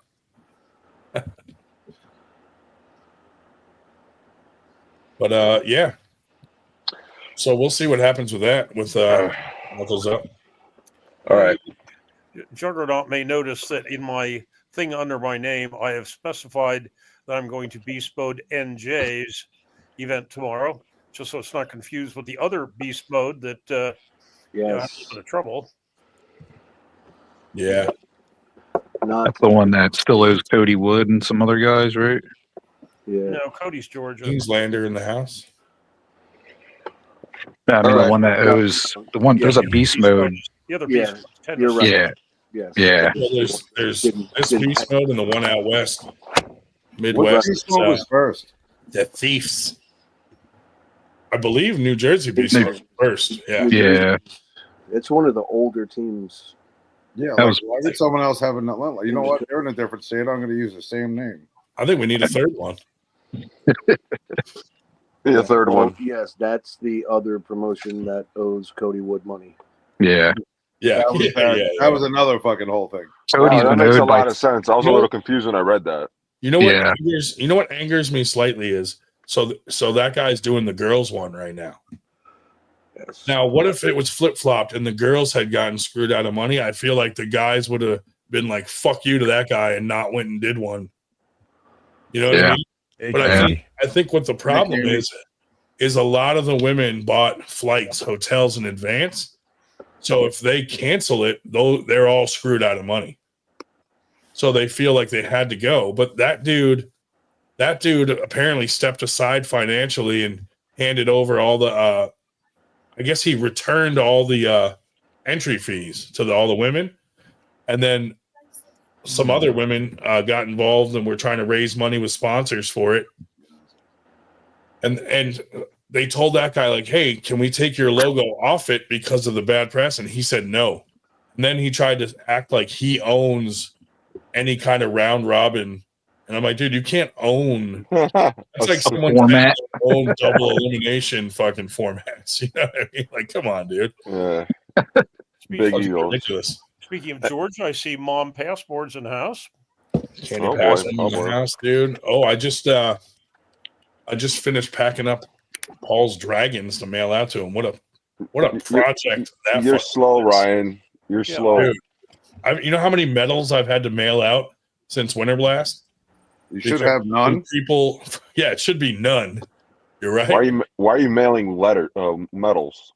Well, one, for example, the guy that broke his arm got rushed out and then didn't realize that he took third place. Well, that's different. That's different. That's different. You know, some people were like, oh, they got to fly with dragons. You know, some people didn't have the means, baggage or means or All right. That third place medal on the dragon makes sense. All right. I gotta go hit arms at the gym. Yes. David Marr. And pretty much I'm not gonna be arm wrestling till August. Holy Lord. Holy moly, buddy. Yeah. I'm just gonna rest up. lock in. Because I'm getting smarter. I'm just not getting any stronger. Yeah. So that's not too smart. Dude, Table IQ wise, I'm getting a lot smarter at the table. Well, you gotta fucking up your cycle. Pancakes. No, I actually got Right, got to lose a little weight, you know. Well, I was just gonna say, you look like you're slimming down. I am, but I'm really not. Like, I'm just bouncing around at like 360, 350. Going to bed, Josh? You out, Josh? Later, buddy. Yeah. I know it's well past later, yo. But way past. You're just Way past my bedtime. Yeah. All right, I'm a dip because this StreamYard app doesn't work, and I'm in Safari, and it acts up all the time. Yeah, right, it's not like Man, I'll be back in like an hour and a half. I'll See be you, sleeping buddy. in an hour and a half. But F those guys. Dennis, you got a match coming up, right? Yeah. Yeah. Good luck with that. I don't know why you're going to that tournament and not the one on the Long Island. But, Hey, Paul, you shush or I'll boot you. And that's boot me. I'll go to bed. yeah. Stop sniping my attendees. No. Yeah. No, well, and I was actually gonna go. I was gonna go to that. That's the Jason Bailman, right? Yeah. It was funny. Nobody from up here goes down to Antietam except for us that run it anyway. Yeah, I planned on going to the strap tournament, but once this match fell in my lap, it was pretty much it was funny the way it worked out because this is my first super match. Obviously, I'm still pretty green, but I took a loss to him at Winter Blast, and I didn't like the fuck. I mean, he's all right. I like John or whatever, but I like the way he fucking showboats or whatever. And when he rubbed me the fucking wrong way when he put me down, and I feel like I pinned him twice the first two times we started, but we had a foul and then a slip. So I really want to get that one back, and I was going to ask Ryan about it like 2 weeks after Winter Blast. I was just going to mention it to him, and I didn't. And then all of a sudden, I just got a message saying that he needed an opponent for that weekend, so I just took it. Hell yeah, redemption match right there. So I wanted this redemption for that, but it was kind of funny because I was at a barbecue at my friend's house just over here in Jersey, and I didn't know where. Like my friend was like, "Oh yeah, I seen that you're arm wrestling or whatever." It's actually my friend's wife, and she goes, "Oh yeah, my cousin was an arm wrestler," and I'm like, "Oh really? What was his name?" She goes, "Yeah, his name was Jason Vale. He passed away." I'm like, "What?" Oh, wow. I go, "Jason Vale was your fucking cousin?" Wow, like, that's cool. Yeah. What a small world, dude. Yeah, right. That's crazy. I'm like, yeah, he was a bad dude. He's pretty recognized. You know that, right? I'm like, strap master. Yeah, beating a lot of people he shouldn't once he got the strap on. Yeah. Quick funny side note. So Paul Passmore, he had that Arm Gods match and he kicked ass at Winter Blast, and his videos of that only got like a couple hundred or 1,000 views. Their son, Henry, pulling the kids, got like hundreds of thousands of views, dude. It went like viral on fucking social media. I'm like, damn, dude. I think it was star of the family. Where Candy's yelling at him, like he's like, "Should I go? Should I go? Is it going or whatever?" Right. And he's like, "Will you stop?" And then he just beats him. Yeah, his videos went viral, but the actual arm wrestlers, minimal views. It's crazy how the algorithms work with certain people. Yeah. Dude, remember like 2 weeks ago, we had like 4,000 viewers on here or something? So I thought it was a fluke with YouTube, but then I went to look at the analytics, and the analytics show that there were actually that many people watching. Someone must have posted it somewhere, and a bunch of people clicked on it or something and watched it for a few minutes and then bounced because it kept fluctuating like crazy way up there. So it probably just got posted somewhere weird and people were clicking on it. No, we need to figure out where so we can keep posting it. Yeah, right? Fucking A. That was crazy. Well, I'll tell you, I just read it on my OnlyFans. That's what it was. Just read an article today that on average, men's arm strength is 72% greater than women's. And in that regard, I'd like to say I gripped up with Candy Passmore, and either she or I are not average. But, Whoa, MG. Gifted 598 arm wrestling memberships. Thanks, MG. That's cool. Hell yeah. Mm-hmm. Henry's gangster. You Yeah, guys see that? Our subs went up a little bit. We were at 4,004, and then 2, and now we're up to 4,000. 4 or something. As opposed to right now, we got 23 watching. Oh well. Yeah. But if you watch some of the bigger podcasts, like even the huge ones that have 1 million followers, sometimes they, like on a regular podcast, they only have like 74 people watching. Yeah. So 23 for our size podcast is actually not bad. Because most people go watch it the next day. Like no one stays on here and watches this shit for 4 hours. Who's more, like the number one like YouTube channel or whatever? Like it was like Alex Top Roll, probably. No, it was a guy with his kid that had like Down syndrome or something like that. Oh, for arm wrestling? No, in general. Oh, in general. Yeah. I don't remember the name. My kids knew who it was. The guy's kid, I saw him at Arnold's, and he did some stupid like joking around thing with me and my family. Like, whenever he's like, he had like a trench coat. He opens up, he's got like little 10cc bottles with like water in it, and it had said like sipping testosterone and this, that, and the other thing in his jacket. He's like, don't say anything. I'm like, about what? He's like, my man. And he pounds me, and his father put it on his page. And I had random people in my gym like, oh, were you guys just in Ohio? I just saw you on so-and-so's YouTube page. I was like, yeah. Like, it's just weird. I was like, it's crazy how like you never know who's watching what channel and what podcast and whatever. YouTubes and all that shit. I remember when Alex Top Roll first hit the 1 million viewers. Like, all he has to do is travel around and get content. And that's pretty much it. Yep. Must be nice. Yeah, good for him, dude. Imagine being even Ryan Bowen for a while was living off arm wrestling. Pound for pound. And then it failed. When he was doing the pound for pound thing. Yeah. Now he's got a job, but for a while there, he was 100% just arm wrestling. Yeah. He lost a couple accounts too, I think.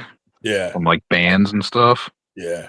Like our sport isn't at that point yet where people can just full time fucking, unless you're like Devin Larrett or John Brzenk and shit. No, you got fundraise like I do, like on getting sponsors on the back of my shirt and just to pay to keep going. Yeah. Yeah. Otherwise you're coming out of pocket like crazy. It's disgusting.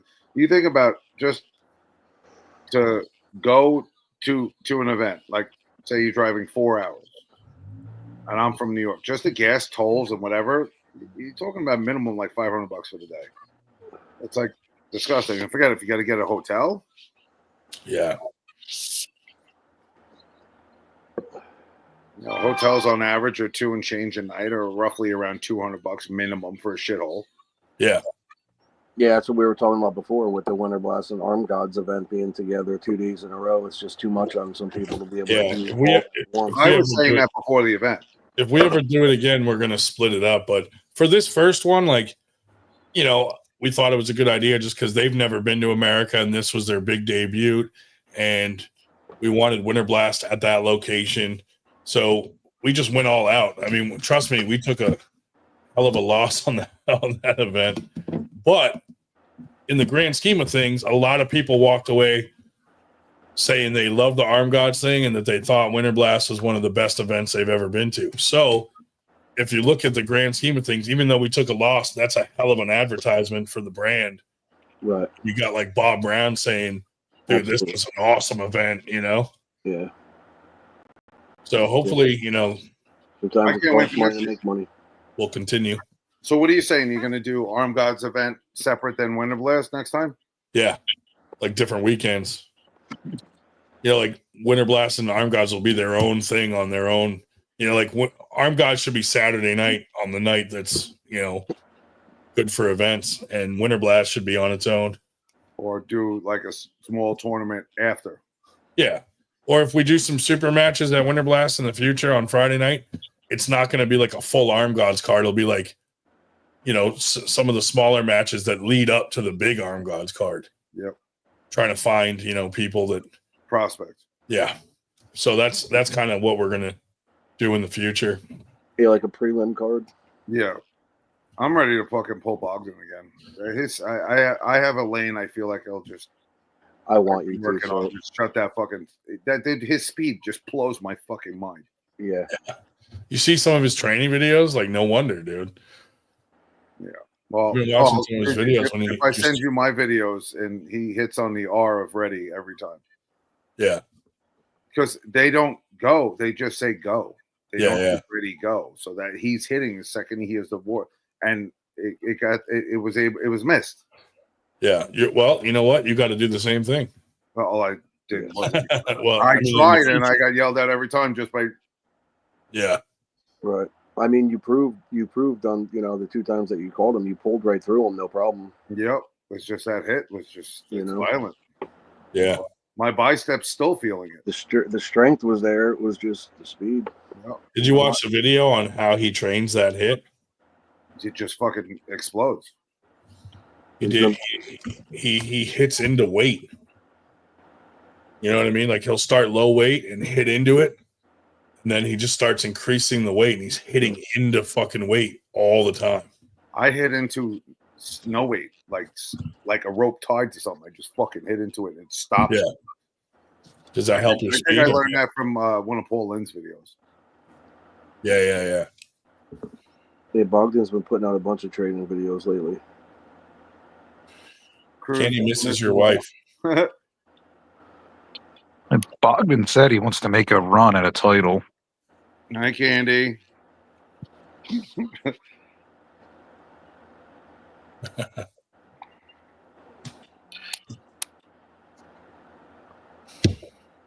Anyway. You guys see that big freak at the Ottawa High Hookers with Devin? Oh yeah, he's like 6'9", 425 pounds, or 6'8", 435. Oh my god, dude, he's massive. Some fucking guy they had at Devin's practice. That's Brian Shaw size. Fucking massive.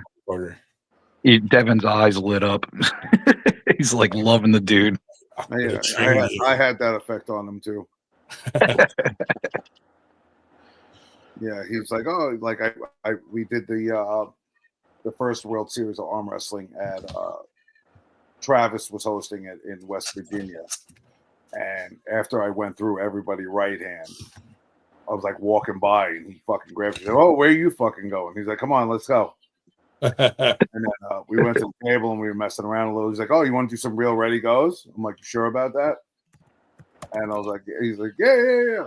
So we're going. He's playing his games, putting his hand back to back, doing that shit, you know, trying to get him over my head. And Steve Walker was reffing, and Steve Black was down reffing. And he just kept going. And I flashed him. Like, oh, and I pinned him, and he was just like, whoa. And he laughed, and he's like, no, come back. He's like, I knew you were strong. I didn't think you would have. And then we hung out the whole night. We had a fucking blast. And then the next time I saw him, he's trying to convince my wife for me to go to Canada for like 6 weeks. Sounds about right. I'm like, I'll get fired. Yeah. That big dude does have Cleve Dean vibes. Oh, Cleve Dean's a big old boy. Yeah, he's got a pair of mitts on him. Dan Plexman in the house. What's up, buddy? Got to hang out with him at the Arm Gods Winter Blast weekend. He's a beast, dude. Dan Plexman. He's fucking smoking dudes in Winter Blast. Yeah, he was.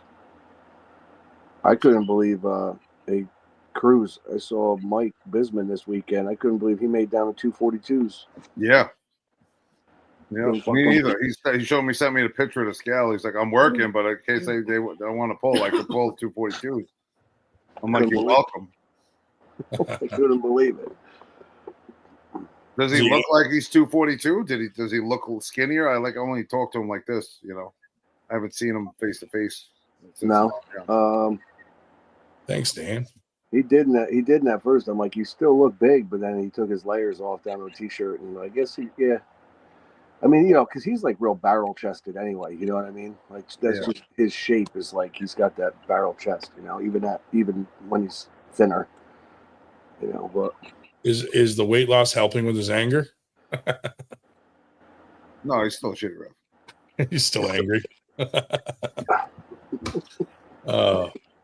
Dude, he's funny because like when he gets mad, he'll fucking start yelling. And then that one time where Fernandez tried to like butt into the reffing and fucking they started yelling at each other.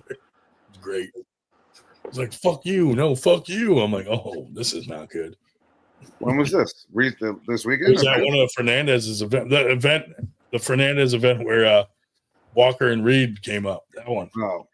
Yeah, it was like last week. Like he tried saying something to Bisman and like, one thing that I think a promoter should not get involved with the reffing. Yeah. Unless you're a certified referee. Well, even though you're not at the table. So as a promoter, even if you see something from far, like you should trust in your refs to make the right call and not like be like, hey, I saw that from over here. Like, dude, you got to just let it go. Like, not every call is going to be perfect. You're going to have mistakes. But as a promoter, you should not, on a live feed, be arguing with your head ref, yelling at each other, for sure. There's 2 tournaments in a row he's done that. What, Steve? Yes. Yeah, he has to just stay in his lane on that,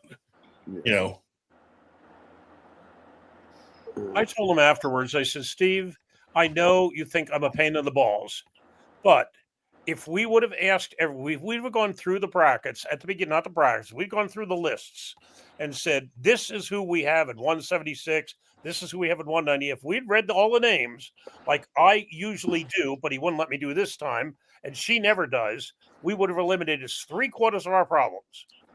And he said, yeah, he admitted. He said, we'll have to do it that way next time. Slows the tournament down way too much to have guys going, hey, you missed my name, and then having to add them then slows it down. But, I think so the guys from Knuckles Up and me and James Reedus tried to talk to Steve about it. Like, your brackets people need to have the mic, not someone looking over their shoulder, because that slows down the process like that. Like their tournament with the same amount of people we have in a tournament takes 4 hours longer than ours. There's a reason for that. Like you got to let the brackets guy be yelling out the names, and you can have a commentator, but the commentator shouldn't be the one looking over the bracket guy's shoulder and saying the names and then bouncing between the two. It slows down the whole fucking tournament. Well, the thing is, anytime they had one of those messes in pro, and that's why I was shouting out, I was shouting the ones I was doing, but, and even though, no kidding. I mean, people say I have a big mouth, but I have people saying we really couldn't hear you. And if you were in the back, you couldn't. Now, if the people were already up front at the tables and I was yelling, Joe Blow and Hiram Fong on the far table, they heard me. Yeah. And no offense to like Steve, like his heart's in the right place. I think he loves the sport, but like, when there's women and children at your event, you can't be F-bombing every 5 seconds. And at one point they were talking about eating ass and going down on people. And I'm like, I'm watching the live feed and there's fucking kids and women fucking in the front row. And I'm like, oh, dude, that's not good. That's not good. Like, not great. You got to be, like for our sport to grow, like imagine being a sponsor and you're watching this live event.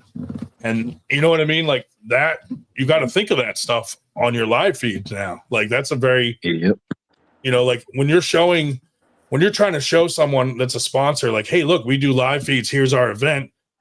You got to think about that stuff because if they see that kind of stuff, they're going to be like, dude, no. Like, why do you think I don't try to get sponsors for this show? There are podcasts out there that have sponsors for their shows, but they might be like, hey, we don't want you talking about semen retention. Then don't watch my show. Right. So we get sponsors for all of our events and stuff, but when we show them a live feed, there's no cursing on the live feed and crazy, stuff like that. You got to distinguish between the two. And, for our sport to grow, like if you fucking Google arm wrestling and then that came up and you saw a dude cursing in front of women and children, as a sponsor or even as a fan, you might be like, "Oh, that's not good," So that's something, I think, but you got to think too, that's a new promotion. And, I think over time, maybe with the proper advice, maybe they'll adjust, I don't know. You got to look where you're going, not where you're at. Or cleft lip day. Yeah. I mean, June, July, it's coming quick, dude. Cleft lip awareness month. We'll be talking about that. I got my company logo on the shirts for that women's tournament you were talking about before. That Lucky Wood. Yeah.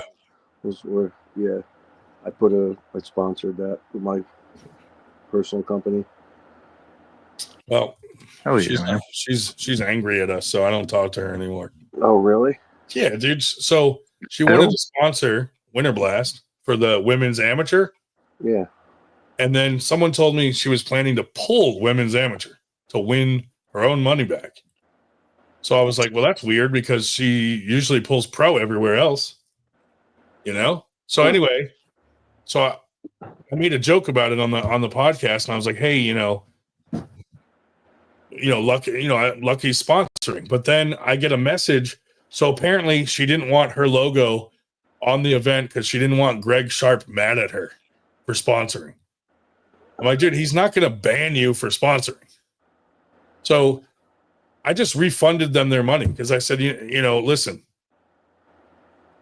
we don't usually put money on female amateurs anyway. So I said, here's your money back. If you still want us to put your logo up, let us know. But we're just refunding the money because we're just not going to do this whole. I felt like also if no amateur women show up, which is rare, then what do we do with the money? Do we put it towards the women's pro? And then I'm like, I don't feel right doing something different than what the money was given for. So I just was like, the easiest thing to do is to just give it back. So I gave it back. And then all of a sudden she's messaging some of my friends that are promoters saying, hey, Ryan's trying to villainize me. And I just want to give you a heads up, like this huge message. Really? And I was just like, dude, why would you do that? So I called her out on it and asked her, why did you message all these promoters that are my friends? They immediately sent me what you sent them. And she goes, well, I didn't know where you were going with this. So I wanted to defend myself in advance in case you pull something. I was like, what the fuck does that mean? I'm like, dude, we've been promoting your fucking show and been friendly to you. And you go and do this weird shit. And I was like, well, fuck you then. Now you just lost access to all my 98 fucking groups that everybody promotes on because I can do that. Fuck you. That's a lot of groups. Dude, that's the thing. Like we worked hard and it's a lot of work to manage a group for every state in the country, in the whole country, and probably about 15 countries also. We manage all these groups so that promoters can use it and pullers can use it to promote themselves, promote their events. So when someone's a dick to us, I'm just like, well, fucking fuck off, because we run most of the fucking promotional groups in the Northeast and now a lot of them all over the country. So to me, like, if you're not friendly to 98, well, then don't try to promote in the network that we built for people to use for free, but then you shit on us. You know what I mean? It's not that good of a network. I sold like 2 shirts. Yeah, you just posted in one group, the fucking t-shirt one. There's only like 60 people in it so far. Okay. And I bought one of them. It was down.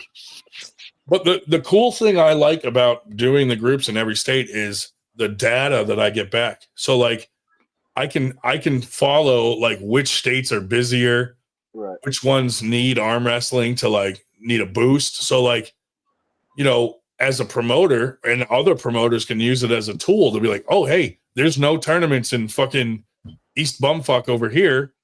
Why don't I throw a tournament there to try to boost arm wrestling in that area? Like promoters could do that. Or when you're promoting, like if, you throw a tournament in New Hampshire, instead of posting your flyer in arm wrestling discussion that has 20,000 members, but you don't know who's actually seeing the flyer, Now you can put it in New Hampshire, Vermont, Massachusetts, Maine, all the surrounding states, and you know that those are the people that are most likely to go to that event. That was the thought behind doing. Yeah. You know, so you can kind of really target the demographic of people that are most likely to go to your event. So that I tell all promoters, like, dude, use this as a tool. You know, some are starting to do it, but you know, I think it'll grow as it goes because more and more people are getting added to those groups. And I've been putting people as an admin that are from those states so that they can add people that I don't know from those states. Right. And so if you're in a state and you're not in that group, definitely go join the 98 group for your state. And if you want to be an admin, I'll make you an admin and whatever, and you can help us grow this in, you know, all over the country. So, you know, hopefully that will be a tool that promoters will start to use. I know East versus West, they actually reached out to us asking if we would promote them in all of our state groups. Yeah. You know, I was like, we'll let you know. I think we have more people in our West Virginia group than the entire population of West Virginia. Yeah, West Virginia's big. Virginia, you know, obviously Pennsylvania is big. New Jersey. You know, there's a lot of guys in the Mississippi one. That's all right, Cruz. I saw. You know, they're all starting to grow. I saw Devin Larrett wearing the Long Island arm wrestling shirt again the other day. I'm still waiting for to get. I gave one to Sarah too. I was hoping she could do it. There you go. But speaking of the shirts, so I started a group that just is called Arm Wrestling Shirts. Yeah, seen that. So anybody can join that group. If you sell shirts or your team has shirts, or go in there and promote your shirts, that's the place to do it. There's not a lot of people in it, so we all, you know, anybody selling shirts that joins that group, invite all your friends to join it, because the more eyes we can get on people's, you know, shirts, the better. Like Paul Cruz uses it to like raise money to be able to go to events and do things. So, you know, he posts it in there, and I know Sarah Bachman posts her shirts in there sometimes, and you know, I'll share people's stuff in there. But you know, we have a lot of groups that are for specific things like that. Yeah. So, you know, keep an eye out for any 98 groups. I mean, that's not just a 98 group. We made that one just called Arm Wrestling Shirts so that anybody can use it. But if, you know, if your team's trying to make extra money or anything like that and you're selling shirts, post them in there. And hopefully that group will start to grow, and that'll be a place where people go look for shirts. Yeah. Yeah, I'll have to tell that. I think Jesus is going to start. He's going to do some beast mode shirts, I think, too. He's doing tomorrow for the tournament, but I think after that he's going to continue with them. Yeah. Dude, Latimer did some shirts just for the team, and everybody bought one that was on his team. And you know, people started requesting like other colors and this and that, and then hats. And, you know, like a lot of these teams, you know, could be doing stuff like that and raise a little extra money for the team. And then maybe that money could go towards the team sponsoring their own guys to travel to events, or the team to go, you know, entry fees or whatever. Or a practice place, you know, like some guys need a practice place, and you know that money could go. I got people on my team that don't even have my insurance. Yeah, that's annoying, right? We've run into that, dude. Like when we first started 98, a lot of the older guys were like against 98, like oh, Ryan's new, he shouldn't be fucking in charge of this and blah blah blah. And I'm like, yeah, but it's like the concept of it was exactly for people just like me that were new to the sport and trying to train and, you know, like it just seemed weird that the old heads were like, yeah, you know, never buy a shirt, never support us. But then once Winter Blast became big, now they all were like, oh, I want to come to Winter Blast. And I want to ref there. Oh, I want to work there. I want to do this, but never supportive the whole time we were building it, you know? Thank you, Dave. I'll be getting 3 of the new ones for the kid, my wife, myself, or Brother Cruz control. Yeah, buddy. You know, if you had it in 8X, dude, I'd get one. So would Eric. But yeah, hopefully, you know, if you guys are in that group, start adding people.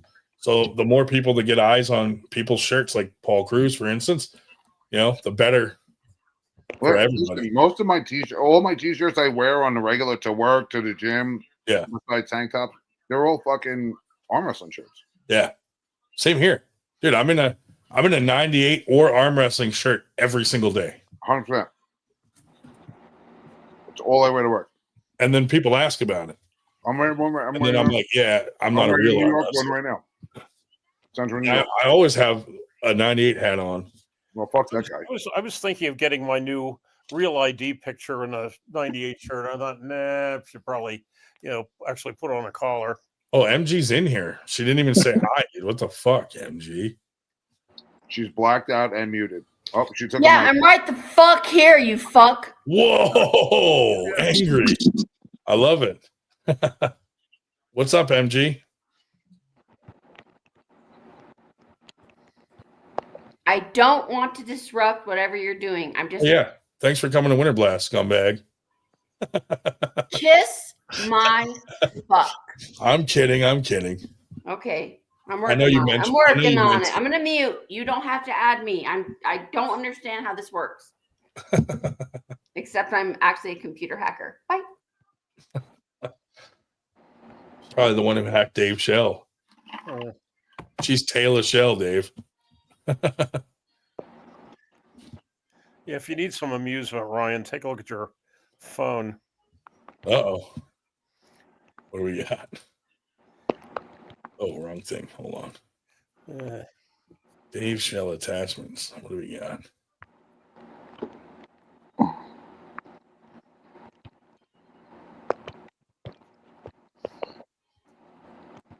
Ryan won't answer me. I haven't gotten any messages. Yeah, but you know, keep reading.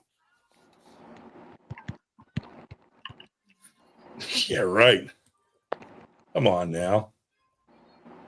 Let's just say, without naming names, that somebody is bitching at us about putting our event on top of his. Except no, that's not true. Bullshit. His was on a different day. Yeah. We picked our own day, not on his, 2 weeks apart, and he put his on top of ours. So I can't go to it. I would have gone to his event, but it's now on top of ours. We did not put on top of his. Bullshit. Am I missing something? Yeah. Is it on a different forum? Bisman's pissed off at our Antietam date, but we've been the same date since we started that tournament 4 years ago. No, but he's complaining that we're on the same date now 4 years in a row that we've sat on top of his. But this year we did not, because yes, last year the thing that Boom Hancock ran in Atlantic City was on the same day as Jason Vale. Yep, I could not go to it. 2 years ago, 3 years ago, I went to it. I've been to the Jason Vale, and that's one of the few things I'll fight through the traffic to get to Long Island to do, because I like that one. Okay, but I couldn't go last year, and once again, this was in Atlantic City, but was Boom did it. This year they scheduled theirs for the 17th. It would have been an overlap with the USAF. Oh, I don't even know if that was up yet, but it was the 17th. I thought, okay, great, I'm going to go to it. And then and we had Antietam on the 3rd, and then they moved theirs to the 3rd. And I told him, hey, I would have gone to Jason Vale if he'd kept it on the 17th, and he had to move it. Okay, fine. They had a venue problem. I'm not blaming him for moving it, but don't tell us. He said I'm not answering him, dude. I don't have any messages from him. But we definitely did not dump on top of that. I'll type his name in now. Yeah, I have no message from him. You guys actually had that event planned beforehand, because when I told you the date, isn't the 17th, it's the 3rd. You're like, well, that's our event that we have every year. Yeah, right. So, here's the thing too: is it's fucking 4 or 5 hours south. So nobody from even Philly comes down to our event except for me, Dave, and Sue, and Ray, who refs it, and Josh Tossadori, who are really. Who of those people go to Jason Vale every year anyway? No, the main person. It doesn't affect. They don't affect each other in any way. No, the main person that's going to affect that would go to both is me. Yeah. I would have gone to Jason Vale. Right. I can't. Yeah, and if we didn't have it the same date, I'd probably go too, just to hang out. And so would Ray. I go because I like the strap. But well, I like Mike Bisman, but when I first started talking to him about our date, he was like, "We've had the Jason Vale every year on this date," and I'm like, "No, it was the first couple of years. It was not on the same date." So I was like, "Dude, how are we to know? Like, if it's not a tournament I go to, and you don't tell me in advance when the date is, we don't really know." And then this year, like Dave said, he gave the date, but it was the 17th. So we were like, "Oh, we're good on the 3rd again. Then we don't have to worry." And now it's a problem. I like strap matches. After all, I beat Mars Kid in a strap. Of course, he was only 13 at the time, but hey, I'll take it. Where is this coming from? Where am I not seeing it? So, message between Dave and Mike. He messaged me and was complaining about why we did it again. And I said, "No, sir, absolutely not. We did not do it this time." Oh, he texted you. Yeah, he messaged me complaining that we were sitting on top of his event again. He said I didn't answer him though. But I have no messages from him. I'm looking at the last text honestly, message. if he wants to moan and groan, I don't know if he has anything to do with Greg Sharp. But if he wants, okay, yes, that's on the same day. But on the other hand, Greg Sharp said that all of our people weren't allowed to show up anyway. So if that's why. What's Greg Sharp's on the same day? What do we got there? Remember, he's doing something August 3rd or 2nd or whatever it is. Yeah, when can I go? I'm banned, so it don't matter. Well, that's why we decided to do a tournament that day for all the band people. Yeah. No, yeah. Why should the band people not have something to do that day? You doing cash payouts too? Mikey's coming up. We're doing a first timers tournament right before our regular tournament. That's in Cherry Hill, right? You guys, yeah, that's the Cherry Hill one. Yeah. Yeah, I'm gonna try to get out to that. PJ Wheelahands. Yeah. Yeah. PJ Wheelahands in Cherry Hill. It's a pretty cool. What's that? Where the hell's Cherry Hill? New Jersey. Never heard of it. Just great. Southern New Jersey. It's not far from Philly. Greater Philly area. Yeah. It's south of Philly? No, it's I'd say it'd be due east, actually. Straight east from it, basically. Yeah. That's an easy drive for me. Andy asked if we're going down to the we might be, dude. Sue wants to go down and hang out at that one, so possibly. Depends on my surgery when I get it and how I'm feeling. We'll see. Your rotator done? No, I'm having my penis turned into a vagina. Damn, that's awesome. That way I can compete in the women's classes and still get my ass kicked. Yeah, rotator cuff again. Second surgery on it. Damn. Well, we'll see. Hopefully that and my bicep tendon they're going to cut it and attach it to the bone instead of having it go over my shoulder. He's popping out of place out of the groove that it sits in. So they were supposed to do that in the first surgery and they didn't. And then it started popping out and really bothering me during PT. So they were like, dude, this isn't good. Let's do another MRI. And from that popping out and I guess not having the support of that tendon running over my shoulder. Yeah. The whole surgery from the first one tore again. So I'm like, fuck. So that kind of blows, but if they move the tendon, you should be stronger then, right? Yeah, they're basically just cutting it and screwing it right to my bone, right wherever they cut it. So, yeah, okay. So technically, yeah, they were like, it's not really going to affect anything negatively anyway. But the recovery time doing the rotator cuff and that at the same time is kind of shitty. Yeah. But last time probably didn't help that last time I took the brace off like 2 days after. I was like, fuck this. Doing side pressure and shit. Oh yeah. Billy Ortega's in the house. What's up, buddy? Texas Arm Wrestling League. Oh, I feel you. Having my bicep tendon repaired next week. Oh man. Man. Yeah, that sucks, dude. See, that was a mistake I made when I broke my arm. All it broke was the bone. Didn't break tendons, biceps, or anything, and so I didn't get a chance to get it reattached stronger. Did it break your spirit? No, hell no.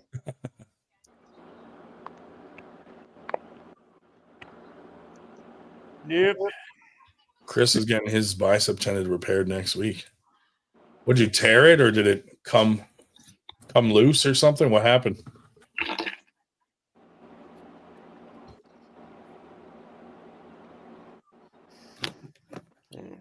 There's the link if anyone wants to come on. I'll post that again.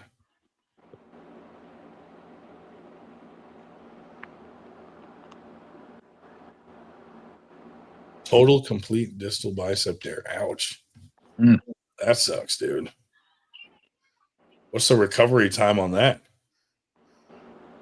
Brendan Cook. We should do one of the arm wrestling science episodes soon on injuries, bicep tears, all the common injuries in arm wrestling and their recovery times and such. We'll get a surgeon on to talk about the different techniques of fixing rotator cuff tears and such. Last time we did the arm wrestling science, we've had a couple like professionals on in a certain field, like whether they're a doctor or this or that, come on and explain, the scientific side of things. It's pretty cool. Interesting. All throughs with the full man beard. Who the fuck is man beard? Oh, me with the man beard? I've always had a beard. To answer your question. 3 months before I can lift a 3-pound dumbbell. Oof. That's going to be a long 3 months. That's the best, dude, when you're coming off surgery and like you got a 3-pound dumbbell and that's your PR. Hey, I'll tell you what, I hit my 3-pound PR for the week. I can't remember why I had it, but years before I started this decades ago, but I couldn't lift a QC 1-pounder with my left shoulder. But, because they said they were surprised it came back as bad as I was. Can't whack it or anything. For real, dude. That's the real shame right there. Semen retention. Forced semen retention. It's gonna have to use the lefty and play Stranger Danger. Yeah. I mean, that might not be a bad thing, dude. Master the left hand. Yeah. Like when people get injured righty and their left becomes better in arm wrestling. Same concept. I can't arm wrestle right-handed. My wrist I fucked it up pretty bad. Yeah. Yeah. I was pulling at after arm gods and my wrist was just like coming out of the socket or whatever. It's fucked up. Brendan Cook, I got my bicep reattached last Friday. Oh man. How's it doing?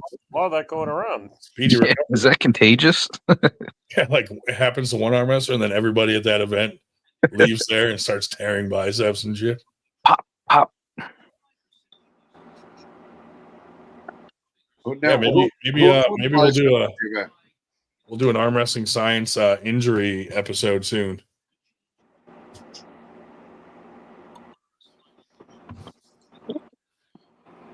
Yeah, dude. When you said that was your first super match, Dennis, I was like, what?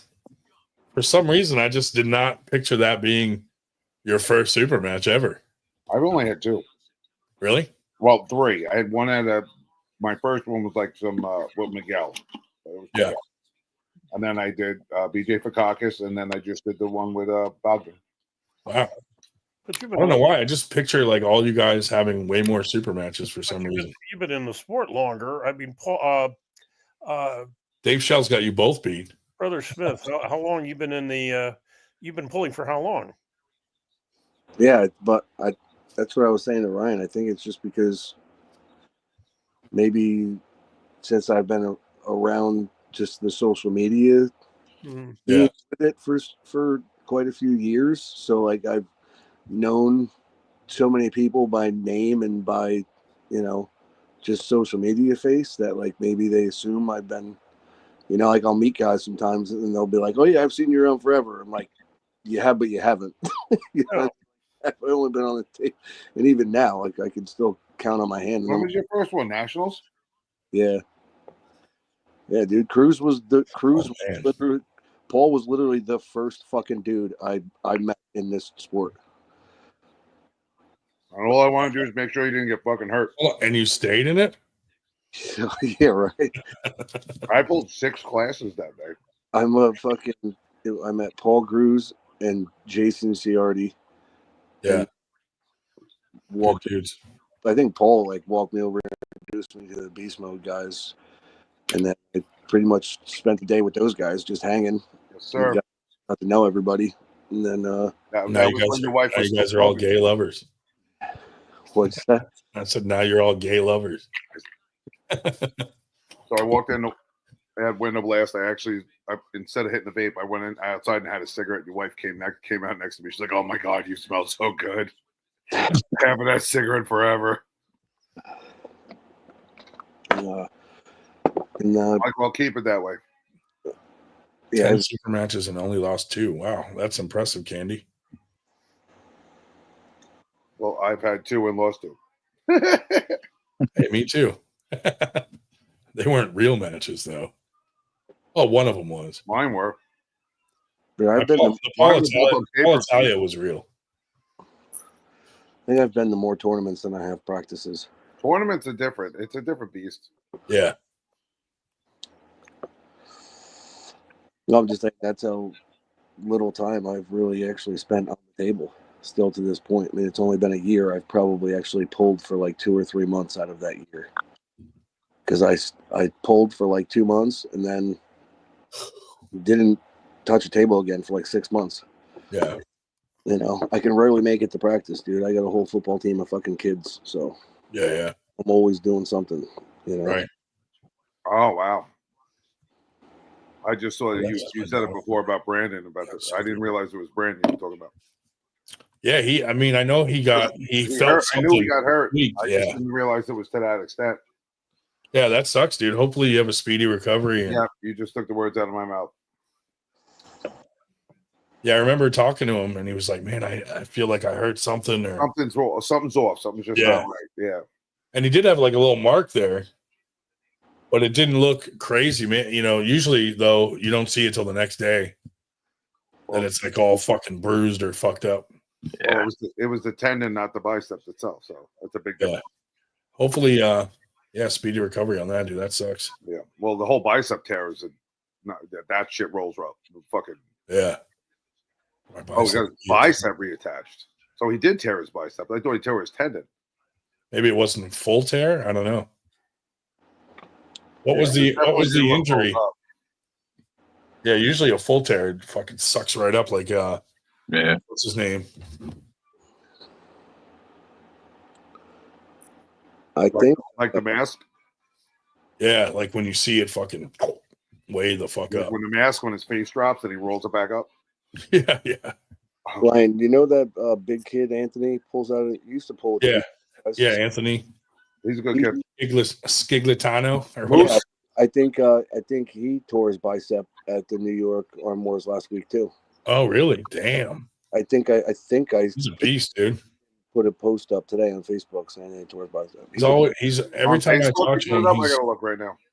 Every time I talk to him, he's gunning for Paul Cruz. Oh, he's injured.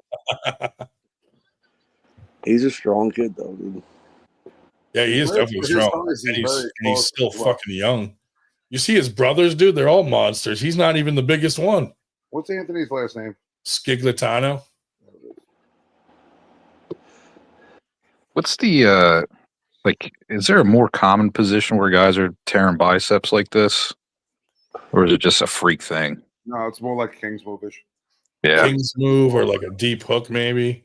Yeah. You know, like guys that are fucking really torquing on their bicep, stretched out like this. Someone jumps on your arm for a press or something when you're ready. When you're extended. Boom, yeah. And it just tears open. It just seems like people should not be Kings moving without a lot of experience. No, I don't think anybody should Kings move. It was a tendon rupture, he said. Well, glad you got it fixed, man. You're still young. You'll bounce back. You said he put it on Facebook? I thought so, yeah. Pretty sure today I saw it. I was just on his page. Unless he posted it on a different page. Or unless it was in one of the arm wrestling discussion page or one of those, like, or maybe it was, I don't know, maybe it was on Steve Fernandez. Maybe it's on Instagram. I'm looking now. Paul, you're gonna message him and be like, my bicep didn't tear. No, it's just fucking. I yell at him constantly. He's moose on here. Flex it for him. You know, look at mine. Mine's still intact. Paul, He got first place this weekend. That's what he wrote. he might have. I think he commented it on somebody's post about Arm Wars. Let me see Steve Fernandez's post. Maybe it was on his.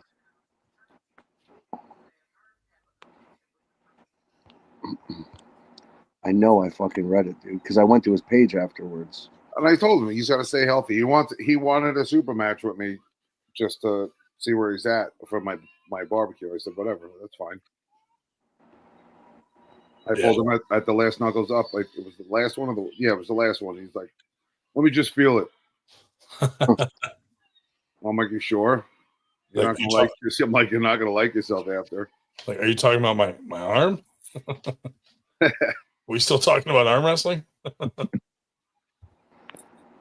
We are. You're not. I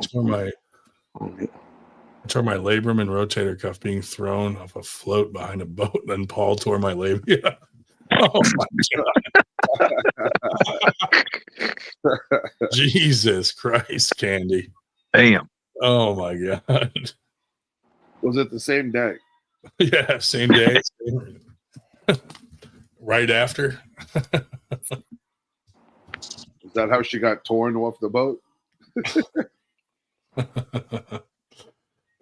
He's like, oh, I gotta get her while she's fucking injured. She can't fight me off. I can do what I want. Right. Now she can't fight back. She's injured. That's funny.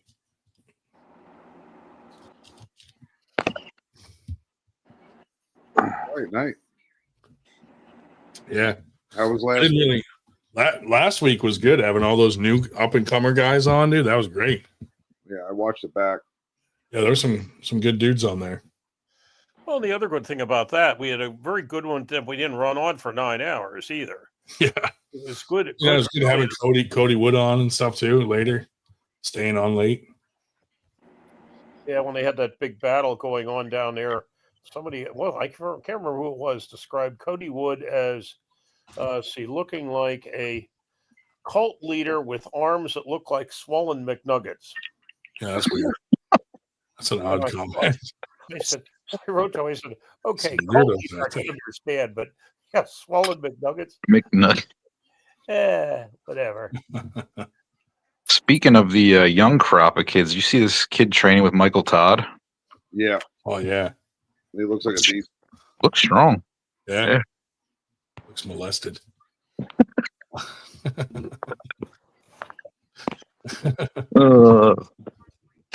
I saw Juji was down there with Mike too. Oh, nice. Doing some content. Would have been cool if Juji stuck around, but I think he said it was just destroying his elbows and he just could not lift. That's who it is, Jeremy Parker. Yeah, he's a beast. Yeah, that whole thing with Juji, dude, and then his partner there that was like stealing from him and shit. Like, what the hell? Yeah, Tom, he was crazy. Yeah. What happened? Juji had a partner and they partnered up to do content where Tom was kind of like his content guy and he was like stealing money the whole fucking time or something. Then they had like a whole lawsuit thing going. And oh, that's awesome. I love the way people take advantage of people when they're trying to do better for themselves. Yeah, no shit, right? Yeah, Juji said the dude was just kind of like completely out of control. Like he was, I don't know. I think like you said, like stealing money and then just acting like completely fucking crazy and bizarre. And I think they put a restraining order on him or something. Yeah. Don't do drugs, kids. Yeah, the dude's disappeared. No one's really seen or heard anything from him. Yeah. He's living on an island with Juji's money. Just retired. Yeah. Oh, Dave Marr said gambling problem. That makes sense. It's an addiction. I've been gambling for 20 years straight. I'm still not addicted. But you're broke. You're more broke every time. Every day, all night. I'm gambling, but I'm not addicted. Yeah, I'm not addicted. I'm not addicted. I'm playing on my phone every day. I do cocaine every day, 6 times a day, but I'm not addicted. Dennis, did you find it or no? No.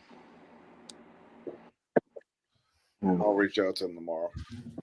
Yeah, I'm sure if I see it on a comment somewhere. All right, guys, I'm gonna call it a night. Yeah, I'm hopping off too. I gotta wake up. Later, guys. Hey, later, man. See you, fellas. See you all soon. Thanks for coming on. Of course, man. I'll see you later. Bye. Thanks, Ryan. Appreciate you. See you soon, buddy. Be good. See you tomorrow, Dave.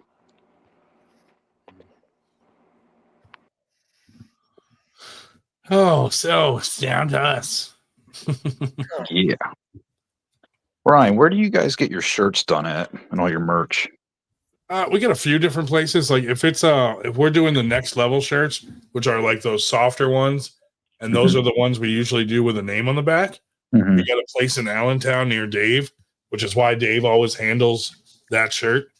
And then for like the Winter Blast ones that were like the dry fit ones, you get some Bangladesh motherfucker that does them. Yeah. But most of the arm wrestling promotions that do those style shirts use the same guy. Gotcha. I'll tell you, we're going to have to watch whether this fun and games with tariff is going to be affecting us. Oh, it is. Yeah, I live in that world because the company I work for, we import everything from China and Taiwan. What's the markup now with the tariff? Is it crazy? So we sell like a lot of like tech related stuff and also cable management and like metal cable ties and seals and stuff. Okay. And Chinese steel is like 104%. And then, but they keep going back and forth. Like every day it's changing, Is it cheaper to make it out of American semen? It'll make it harder and probably, a little stronger. Cody Get that nice casing. Cody Bird, don't threaten us like that, Cody Bird. I don't know if I want him on. He's very controversial right now. I was going to say, I know a guy in Lansdale. He owns a merchandise company. He does stuff for bands. He's pretty big. Okay. If you guys ever need a switch or something, Yeah, I mean, I'm always looking around and like getting different quotes to see like, make sure our guys aren't fucking taking advantage of us or something, Yeah. So I'll send you his company website and stuff. Oh, thanks, Paul. I told him you like the shirt so much. You got another one. Thanks, Paul. That's awesome. He has like a guy I know. He has a couple brands, and some of them he does for like pretty big name bands. Yeah, like one of his brands is called Massacre Merch, so he does a lot of like death metal and like heavy metal bands. Like, nice. He was doing stuff for like Crowbar, Cannibal Corpse. Does he do arm warmers? What's that? Does he do arm warmers? Oh, not the compression. Probably could make them. He's got all the machines, the embroidery. Like he's got like it's like a full warehouse. That's one thing we were looking for. Yeah, that's cool. Yeah, I'll send you some links. We have one place that like if you order shirts, it's like a $50 shirt minimum. And then we have one place that's a 12 shirt minimum. So it all depends, like how many we're ordering and what price range we're looking for. But in the grand scheme of things, every place that I've gotten quotes from, they're all like give or take a couple bucks here or there off from each other. It's pretty similar. Really, what you're looking at is the quality difference, probably. One's better than another. Paul probably burst the sleeves and shoulder area often in t-shirts. Well, you know who did though? Oh, nice. Yeah. Oh, yeah. I saw him. He hung it in his workout area. Yeah, you know who did though was Michael Hawks bought a large last time, and he bought a new one this time. He said, I have to go up to XL. I said, yeah, I can't imagine why.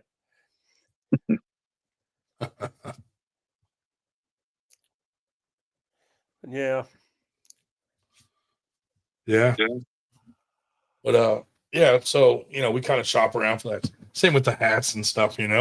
But, it's we've started to do more of the custom orders because if we order 100 shirts and then we're sitting on them for fucking 3 months, like we don't make any money off those whatsoever. Yeah. And even the ones that we do custom, by the time we mail them, we're only making like $2 or $3 a shirt. Yep. Yeah. So it's not really a moneymaker to us. It's more, we love seeing our brand out there. You know what I mean? Yeah. People wearing our shirts, growing our 98 group, stuff like that. So it's more of a promotional. Definitely. We really don't make money off it. Yeah. We sell 70 shirts at $3 a piece. Maybe we get a couple $100 out of that to throw towards the next tournament or whatever. Yeah. But it's not like, it's not like bands do where they make money off merch. Yeah. I mean, a lot of places, like, they'll use the cheapest, shittiest shirt that they can get for like $1 and then print on it and sell those for, $20, $25. And they're making like $20. Oh, yeah. But nobody would buy our shirts if we got the shitty one. So we always go with the next level, like, tri-blend that are real, like, smooth, Yeah. But nobody would buy our shirts if we got the shitty one. Chris, we always go with the man. How's South Florida right now, buddy? Yeah. That's pretty good. It's pretty good. The weather's always nice, pretty girls. It's awesome. It's awesome. If anybody's tired of their woman, you just come down here. I'll show you where it's at. I'm just kidding. Fuck it. There you go. When's your next event, buddy? Yeah. When's your next tournament you're throwing? Who the fuck knows? I don't know. Who cares? Whatever. I was just kidding. Probably May. See, I'm kind of like we're kind of like in the underground phase right now. My shit's like, you got to we let everybody know like the night before. You know what I'm saying? It's like really. Yeah. Yeah. It's probably going to be in Davie again, where it was last time, or Miami. Or I might shoot for Miami in June. But either way, we just did one April 5th called Digital Arms. At a gym where all the arm wrestlers train. It was pretty cool. What wasn't cool is I actually tore my bicep there. Ooh. And then kept tearing it. And that's what I was telling you about. Yeah. It sucks. I was just getting strong again. I'm able to curl 160, no problem. 135 for like 20 reps. But I used to do strongman and all that stone lifting and all that crazy shit. It just kept ripping everything out. Yeah. I've got injuries that it's been waiting to this. This thing's been hanging on by a thread for a long time. So yeah.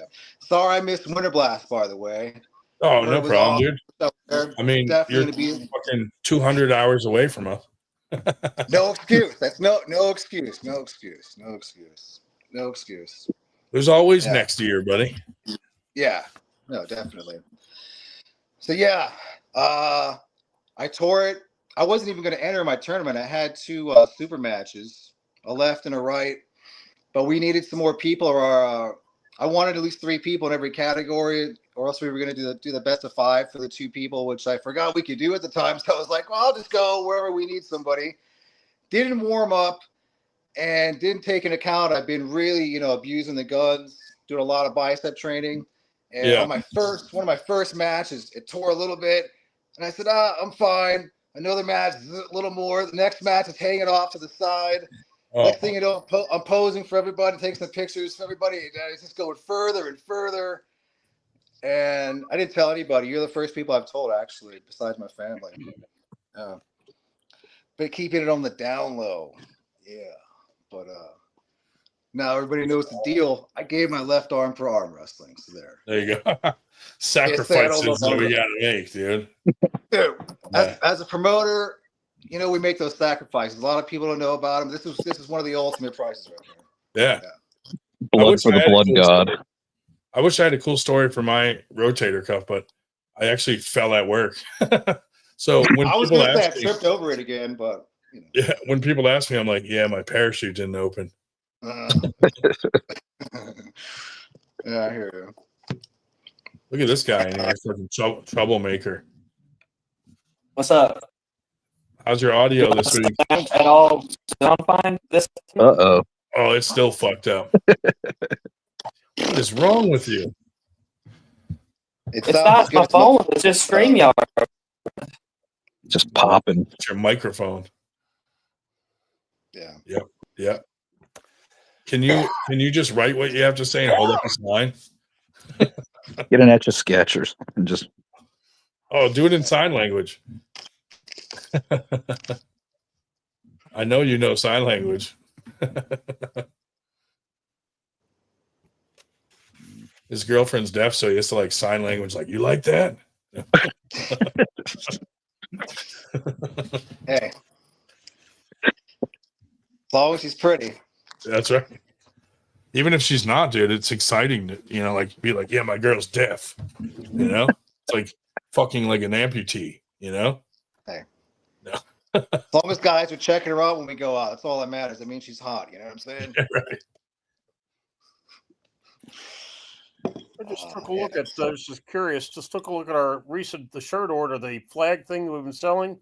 Of course, most of the folks we sell to are in the Northeast, but we actually ship to 19 states and 2 provinces. Nice. That's awesome. Hey, thanks for making that T-shirt page, man. That was cool. Really nice for everybody. Yeah, I'm hoping we can get more people to join it so that people that are promoting shirts can get them on there, and Yeah. I know people Sarah's like me. Yeah. Yeah, you, Sarah. I know. Fucking Paul Cruz has been using it for his to like raise money for him to travel around and compete. Yeah. I'm like one of those guys. I'm really good at creating things. I come up with a lot of ideas, but then when it comes to selling stuff, I'm like, what do I do now? So I'm not a computer person, so like I need the help. That's really nice that you did that. Yeah. Yeah, I'm trying to do figuring out how to sell shirts on Amazon. Everybody can use it, Cool. Yeah, that's awesome. The hardest part is getting people to use it. Yeah. Right. I try to add a few people a week, like that aren't in it, but hopefully it'll just grow organically and more. That way, there's more eyes on it, so people can actually sell their stuff. Sure. Yeah. Yeah, that'd be awesome. That's a really cool thing. So what else is new? When's your next tourney? May, the beginning of May, coming up in a couple weeks here.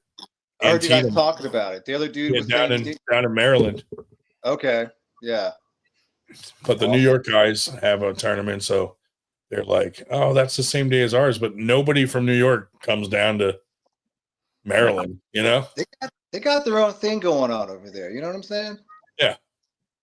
Yeah, the Jason Vale, like anybody who's going to the Jason Vale is going regardless of what's going on. But these tournaments are 4+ hours apart. So it's like, the Philly guys are more likely to actually go up to that tournament than come down to ours down there. Yeah. So it's only our crew that goes down there to fucking run it. And most of the guys that are at that one are Maryland and Virginia and like Western Pennsylvania. Right. So there's really no crossover on it being on the same date. I don't know. They get mad every year, but like we've had it on this date every year. So yeah, I'm like, sorry guys, we're not going to move it when there's really no crossover. Now, if it was 2 hours apart and people had to choose between the two and we're conflicted, then we'd be like, all right, this is not good for either one of us. But being that far apart, there's really no issue, really. The only person that doesn't go to theirs that goes to this one is Dave Shell. Right. Because he does our brackets. So which doesn't makes them bitter because then they know, somebody they could beat that isn't going to show up. But oh well. Yeah. How far is your tournament from Philly? It's like 2.5, 3 hours. 3 hours. Okay. So it's like just over the border, kind of. Yeah.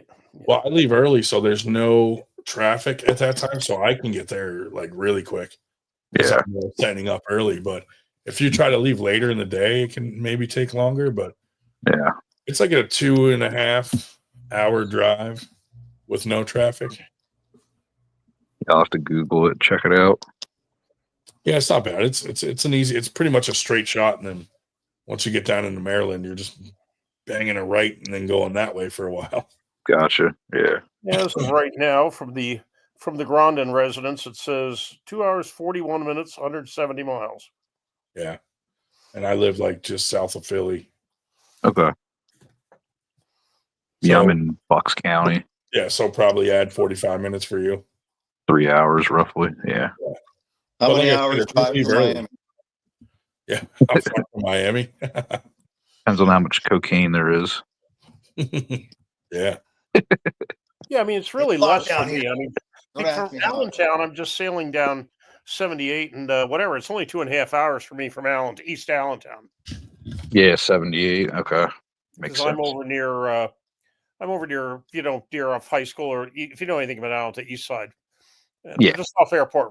I'm 2 miles from the ABE airport. Oh, yeah. I know exactly where it's at. 2.5 hours. Yeah. Are they doing the Sarah Bachman again this year, Chris? Do you know? I hope so. That was my freaking favorite tournament, dude. That was a good one. That was, I mean, it was awesome. Yeah. You get to have Sarah's name on your neck right here. That's dope, dude. Sorry. Freaking cool. Yeah, it was awesome. It was at the Harley dealership. Yeah. Really cool. Yeah. That was I nice. heard she was like not planning on doing it this year, but then, Hancock and Mikey were trying to talk her into doing it. So I don't know. We'll see. Yeah, I hope so. I don't see why you wouldn't. Why not? It was awesome. I met you there. It was the best one. It was Fucking right. Dude. Ever. That was awesome. Yeah. Yeah. I got wasted. No, just kidding. I started. I was actually getting my referee certification there with Sean Boom Hancock. So I was not drinking. I was not allowed to drink. So I was not drunk. Oh, the night before? Hanging out by the bar, hanging out with that hottie brunette bartender. I was not there all day. It was really... Cody, now does your volume work? I don't know. Test 1, 2. Yep, now it works. Okay, it's not my phone. It's okay. only StreamYard on my phone. Yeah, I double, triple checked on like a recording and everything. I was like, I don't know what's going on. Yeah, whatever. Tell it to But I do know if I touch the webcam cable, it disconnects and it fucks StreamYard. So I'm trying not to touch nothing. That's why I never get on my computer, because I've thrown the webcam before and it's a little iffy. I like your Snoop Dogg style album cover background. Yeah, I don't want y'all to see the mess behind me. I look more greasy somehow on this. I bought this like for mandatory for online schooling like 3 or 4 years ago. So I don't want y'all seeing greasy and all this. I want to know why you started all that trouble on Facebook, dude, with your reference. I didn't start anything. I just want to put that. I didn't start nothing. I saw all the controversy, dude. But did you see Christopher's posts and all that, or did you just see mine? Dude, he reached out to me to ask if him and his dad could come on our podcast to bash you, and I said no. Billy Ortegas wants you on his. I keep learning every day. I learn of another person that got called. Yeah. Or messaged or whatever. Like the post I made was like, I don't care what you post or if you message me. I don't care. Like, I get it. I fuck up. But can we not play a phone call across everyone? Like, I'm like, first Leonard calls me and I'm like, okay, if there's anyone to call, it's Leonard. That's the guy. Right. And then I see Sean comment on one of the videos and I'm like, why is Sean even in the loop? How'd this pop up? And then he was like, yeah, they messaged me about it. And I was like, really? Jesus. Imagine if Nate hadn't been involved as the competitor, he would have gotten a message too. Yeah. Just as another ref. And I'm like, geez, how many people were called? I don't know, but I've had a few interactions with Little Pop. Oh yeah. It's never been good. So I just fucking was like, well, it wasn't even him, it was Mr. Timothy, which it surprised me. I mean, just the rundown, the actual like full rundown of what exactly happened is oh man, I forgot to change my name on here. I had it on my phone, but I put my name as False Start Factory because I can't catch a false start for shit. Okay, that's just something I've known forever. I'm so bad at catching false starts. Well, Timothy got the smallest tiny false start on Nathan in that pool. Yeah. And I'm like, I would not have been able to catch it without that video, right? Yeah, yeah. Well, Nathan protested it before I got to the next match started. And so I asked him, I was like, is it usable footage? Like, is it perfect footage where I can see it? And he said it was. So I accepted it to do the protests. And me and my down ref, Rick Partlett, looked at it. And I took the phone from Nathan. So I could like put and it was an iPhone, you know, you put your thumb on the scrubber and just like roll it back and forth. Yeah. Well, I mean, my hands are still there, and the whole, Timothy's shoulder goes back and the hands go towards him. I'm like, well, I can't unsee it on the protest. Yeah, yeah. So I called them back to the table, gave them a false start for one warning, and reset them up. Well, it ended up in a ref script, and on the rematch, Nathan gave a much worse false start, a much larger one, and I missed that one too. But nobody protested anything. Instead, he snatched his hand with them still strapped together. He snatched across the table, stormed off, and they left the event. And I haven't even gotten home yet, and I've got a Facebook post. Wait, who left the event? Timothy and Christopher. They both left. He walked from the table. Sounds like a went tantrum. to the truck. Yeah. I mean, if you watch the video, he was like, I'll reach up and I unbuckle him. Yeah. Well, I didn't even get a chance to do that. Like he snatched, like he's still tied to him. And he tried to walk off with Nate's hand. They walked off together Nathan strapped. was able to reach over and get him undone. I was trying. Jesus. And I was like, really? And then I had the Facebook post. Well, the Facebook post said, "Is this the case of a ref bullying another ref to get a call in their favor?" And I was like, just because Nathan's a ref. And I was like, first off, because the video sound like I get it. You could hear Nathan complaining because he handed me the phone. He's behind me. He's not going to let me walk off with his cellular device. Right. All right. But I'm the one, me and Rick are the one looking at it. He's talking to Anthony Lowe, who they're both behind me, not at me. Right. Yeah. And you can hear him bitching about it. And I guess they presumed that he was complaining to me. And they're just like, oh, well, Cody just changed the call because there's a ref complaining to him. And I was like, no, I have competitors yell at me all the time. That he wasn't wearing stripes. He has no power. Yeah. He's no different than you or me when I'm up there as a competitor. It's all the fucking same. So that was, I was like, there was no influence. I saw the false start. I made the call. I can't unsee it, right? Well, then he messaged me. Timothy did. He said, just so FYI, so you know, you can't take a protest after athletes have walked away from the table. And I was like, he might be right. I was like, maybe I'm mistaken. I haven't had nobody question me on my protest procedures. I have the book downloaded. Let me look. Yeah. Right? Because I'm not going to talk out of my ass. Right. I go glance at the book, and it says right there, a referee can accept any protest, and it says a protest is valid as long as it's submitted before the next match starts. There you go. We had not started the next match. I'd never heard that one before. And so, I said, actually, it's only once the next match starts. Now, WF may be different. AF may be doing it differently, but IFA is once the next one starts. Yeah. Well, the next one hadn't started, and I said that, and I copy pasted the rule with the number to him. And then that was the day of the event. And then I'm driving home the next day, and Leonard calls me, and he said, Popeye called me saying that he asked me if you could take a protest after the people walked off. And I was like, so now he's fact checking the rule that I copy pasted and sent to him. And then, and the only video Leonard had, which is the video that Popeye posted, was the live stream, which was not, if you look dead center down the table, you can see a false start a lot easier than if you're looking from way over here. Yeah. Right. And the footage, it wasn't like way off, but like it was to Popeye's back a little bit. Yeah. And like I told you, it was a teeny tiny false start. It wasn't obvious. All right. And so, everyone he sent that to, it looks like he nailed the go. And it looks like I just came up with a false start. Well, then, I messaged Nathan. I was like, can I get that footage? And I looked at the footage and I'm like, that's a false start. Like, I'm not even under the pressure. The call's over. I'm looking at it. It's false start, clear as day. Yeah, yeah. Well, then Tuesday. So this started Saturday.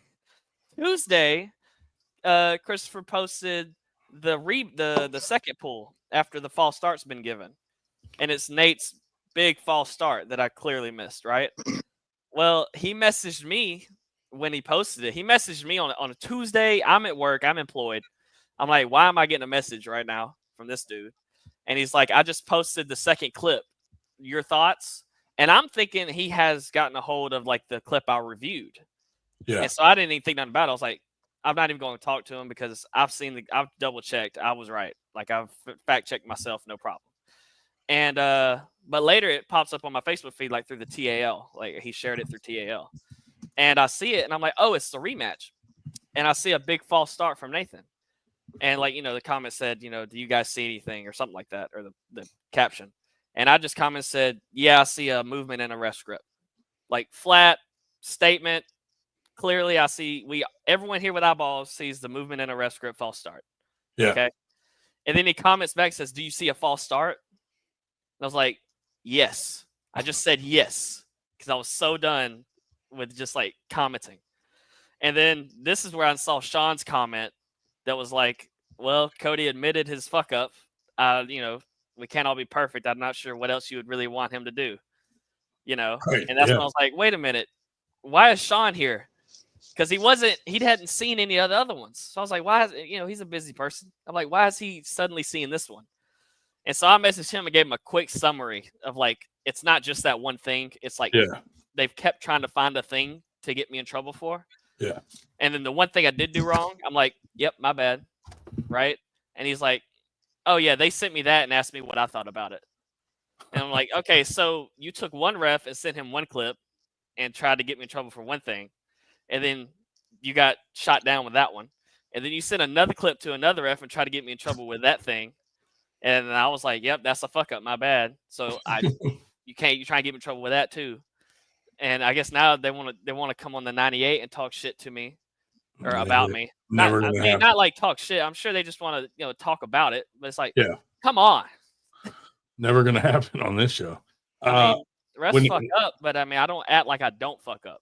Well, he asked Billy Ortegas too. So when Billy told me that he asked them too, I was like, he asked Billy too? Yeah, Jesus. Yeah. So I told Little Pop, I was like, listen, Billy really wants you on his. And Billy really doesn't, but I kind of put it all on Billy. I was like, he really, really wants you on his part. So, go on there. Because I've had the weirdest interactions with him that I'm just like, I don't even want him on the podcast. Well, I mean, I can fully understand complaining about a ref call. I am the first one to be a proponent of not pretending. I've done it a couple times. Fuck up. Right? Yeah, I mean, I have had refs really fuck up with me. And I've only ever had one ref like stand by his fuck up. Yeah. Like I've had one guy, and I'm not going to name him, but I've had one guy who was just like, I mean, the footage was very clear. And he's like, no, that's not what happened. And I was just like, okay, dog, if you don't ever want to admit you could possibly fuck up, okay. Yeah. But every other ref, like I've had refs start my match with my elbow in the air. And right after, like, first off, if you beat me with my elbow in the air from go, I'm not beating you, period. I'm not beating you with my elbow on the pad. And so it's like, I'm not going to protest that. Yeah. But I'll, as a ref, I will tell you, hey, man, you did just start us with my elbow in the air. And I had that ref walk over to me later and be like, Cody, that's my bad. The down ref said he saw it. He didn't say anything. I didn't notice it. That's my bad. I'm sorry about that. Yeah. I don't even need that. I just need you to be like, yeah, that happened. That's it. So I get being like, on the second clip where there was a rematch and a false start, totally valid. Like, hey, what's up with this false start? And it's like, hey, I turned on my Ray Charles eyes. I was fucking blind. It clearly got, but the one thing we've proved is Cody cannot catch a false start, no matter how fucking bad it is, apparently. We've proved I'm consistent. You're like, hey, if you're going to false start, go to that table, not this one. Yeah, honestly. I mean, I'm working on it. I really am working on it. I mean, I did some practice today. We did a practice. I mean, I am trying to fix it. That is a big hole. But the the calling around. I guess hell, if it called Billy, messaged Sean, called y'all, I'm like, hell, how far did it go that it? And those people haven't messaged me. And it's like I didn't even bother telling him because rank. it was so insignificant to me. Yeah. That it was him asking that I was just like, yeah, no. Yeah. I just don't like the whole pull rank thing. Yeah, that's weird. That's all it is. It's like I don't know who you guys is talking about, but it's always the most insignificant. You know that dude Popeye, his son, Little Pop. Well, no, this is Popeye. Okay. Yeah, well, Popeye was his match, post, but Little Pop's the one messaging everybody. But he keeps saying, like, my dad asked me to do this. Which Yeah, right. I don't know if I fully believe. I don't believe that. Because I had an interaction with Mr. Timothy through Messenger where I thought we came to a flat, respectful understanding of exactly what happened. I thought we were done, and this was like Sunday.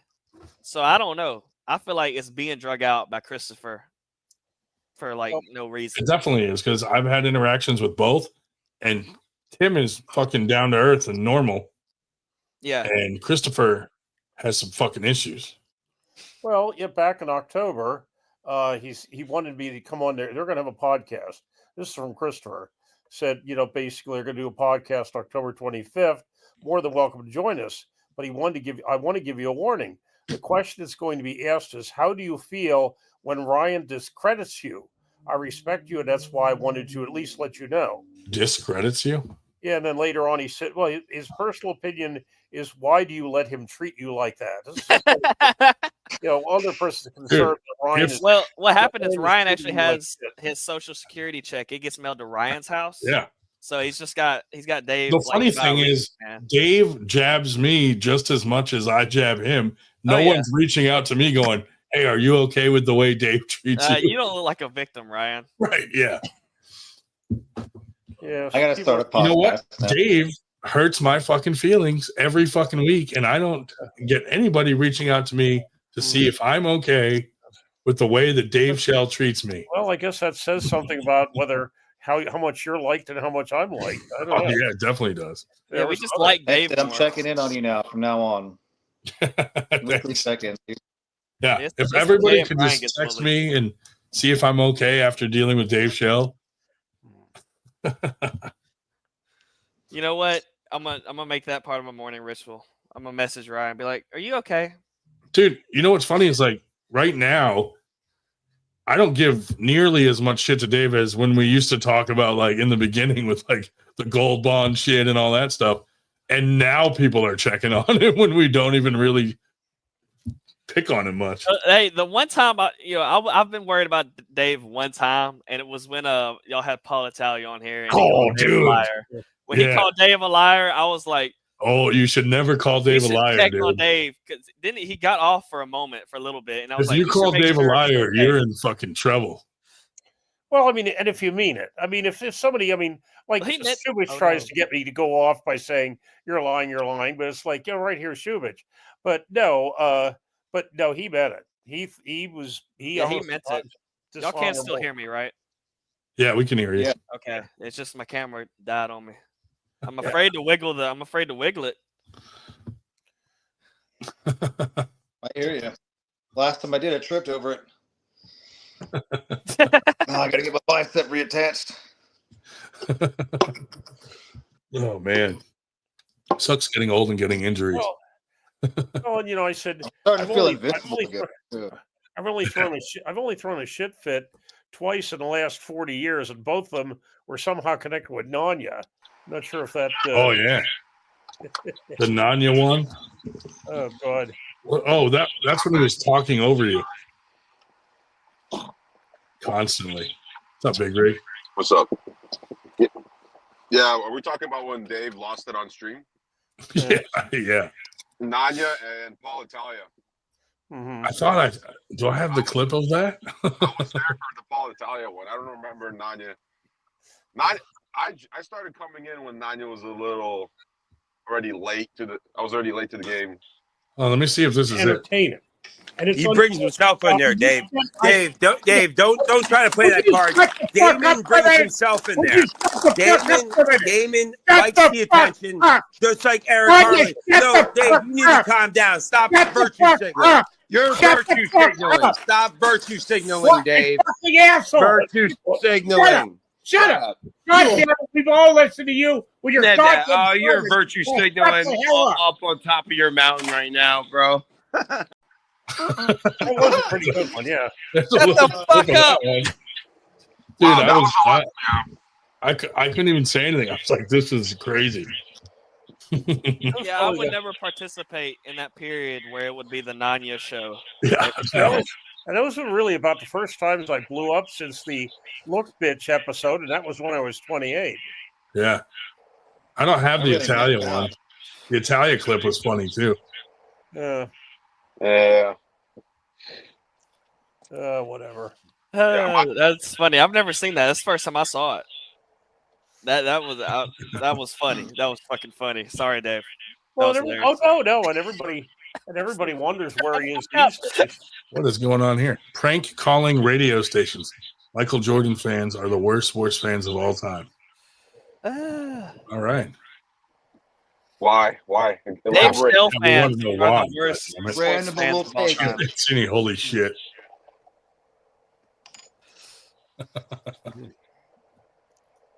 Yeah, that was a good episode. Yeah. Dave was really pissed off at Nanya. How long ago was that? Oh man.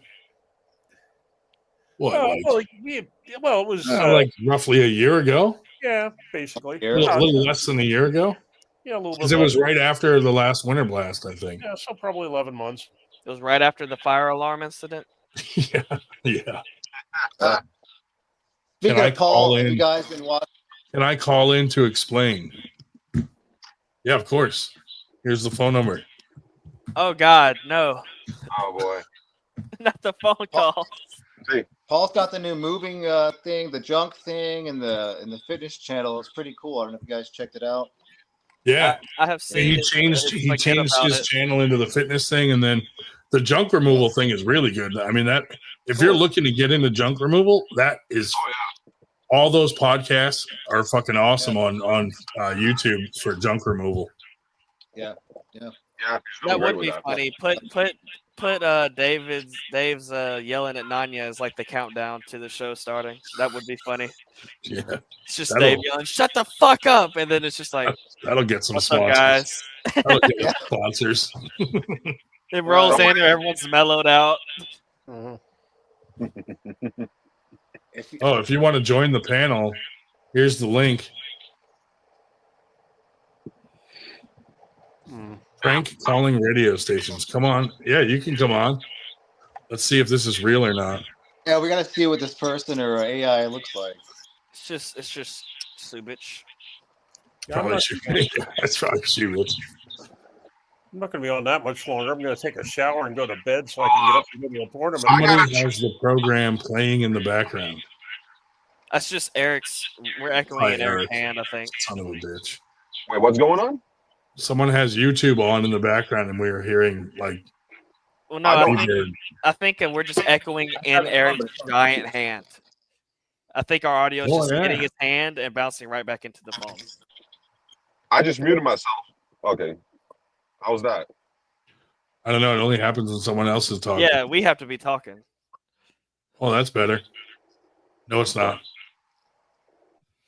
If someone is watching YouTube, also, you got to mute YouTube. Because then there's like a delay and then it like plays. Like 7 seconds off. Or sometimes if you have it on speaker.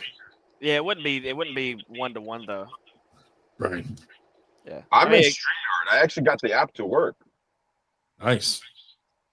So they have an app? Maybe I should try the app on my phone. Here's the link again if someone wants to join. Well, I don't know what it is. Whenever I go through the website on my phone only and only on StreamYard, my audio is fucked. Yeah, you get audio. Yeah, I get audio issues too. Okay, so, guys, hold up. I just did 3 right turns. I got a car following me, so I'll be back. All right. Is it a police officer? Nah. Just a weird stalker. I have no idea. Some cynic. Watch this be the last time we see Eric alive. No, Eric, no, I don't know if you want to hang up if that's the case. Maybe you shouldn't hang up, dude. I'm good. Imagine our ratings if we had a live murder. Show him your forearm. I'll be doing the murdering. Yeah, that's why he wants to get off. He goes, I'm about to kill this guy who's following me, guys. Right? He doesn't want us to see. Yeah.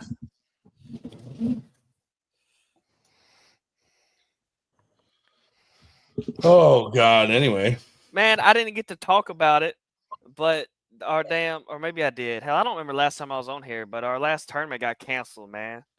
What? I ain't competed since fucking. Why did it get canceled? Damn, inclement weather that did not fucking happen. I'll tell you that. Oh, that sucks. It was Sean's Coney Island Clash, and damn it, we were chilling all day. Sun shining, grass is green, clouds are out, no rain. Cole in the house tried to get on. Click the link. Ryan probably just didn't see you sitting in the. I probably didn't see you lobby because when I gotta. Yeah, sometimes I can't see the second row of people trying to get on. Yeah, whatever. I think I've sat in there for like 2 minutes before. Really? Just being like, they'll get me. He'll get me eventually. Yeah. He'll see me. And then I go kill myself. Because it puts it on another thing, and if I don't scroll down to check every now and then, like I don't see it. Well, what you do, if you're there and nobody sees you, put something in the chat saying, "Hey, I'm in the damn waiting room." Well, here's what happens. I have StreamYard on my screen. I don't have YouTube pulled up. There's Cole. What's up, folks? What's up? Cole? Been a minute. I'm on my way home. Oh, I think the that other person just tried to join, and they logged off. We got a tournament tomorrow in Kenner. Yeah, what do you got? Right by the house. What's it called? Bayou Muscle. Yeah, Bayou Muscle. Here we I go. think they got a bodybuilding competition there and a weightlifting competition in the same building. So they're pretty cool, man. I wish more people would come to it. Hello. We got It's a pretty decent size tournament. Find out what they do to animals in factory farms. Hey, I'm the guy in the chat room that was telling you Michael Jordan fans are the worst sports fans of all time. Oh, well, thank you for that. Make your case. Why are they the worst? Okay, so I know you're about to end your show, so I'm probably not going to convince you that fast. But basically, if you think about all the things they do, like any sports fan, denying facts, being inconsistent, getting angry, and all that, you add them all up together, just add everything up, you would come to the conclusion they're the worst sports fans of all time. Shall I give you an example? Yes. Yes. All right, ESPN does a poll. Who is the #1 college basketball player of all time? They vote for Michael Jordan. You want another example? Yes. Well, they're not wrong. Wait, what? Then I guess you're one of the Michael Jordan fans. Another example: ESPN makes a documentary of the #1 athlete in the entire 100-year 20th century. They vote for Michael Jordan. You want another example? Oh, it's definitely Dave Shell. That's wrong. Keep them coming. Okay, I'll give you another example. Wilt Chamberlain has the most records in the history of the NBA. These morons think Michael Jordan have the most records in the history of the NBA. You want another example? Yes, we do. Every time you disagree with a Michael Jordan fan on anything, their immediate response is, you're a LeBron sexual, you're a Michael Jordan hater, you're a millennial, or some other stupid insult. You want another example? Cody definitely does. Yes, Okay. I do. Okay. Michael Jordan clearly does not have the #1 statistics of all time. That's a mathematical fact. These morons will say he has the #1 statistics of all time. You want another example? I don't care. Michael Jordan's mindset, he can beat anybody one-on-one. Nobody can take his mindset over him. And that's LeBron, everybody's weak. They're weak mind. The only one that stood a chance against him, his mindset, is Kobe Bryant. That's the only one I would put up ever against Michael Jordan one-on-one, because the rest of them are fucking pussies. And that's another example right there. They tear down every legend. Period. Jordan is a monster. He played with a fucking fever and scored. Dude, this dude, he fucking had a game where he was wearing the jersey 45 and they started fucking with him. He came out in halftime with 12 points. At the end of the game, he he missed his last free throw and ended the game with the score 45 and came out in the second half wearing 23. And that's another example. Who the fuck else can do that? And that's And he another didn't even example. like basketball. He wanted to be a baseball player.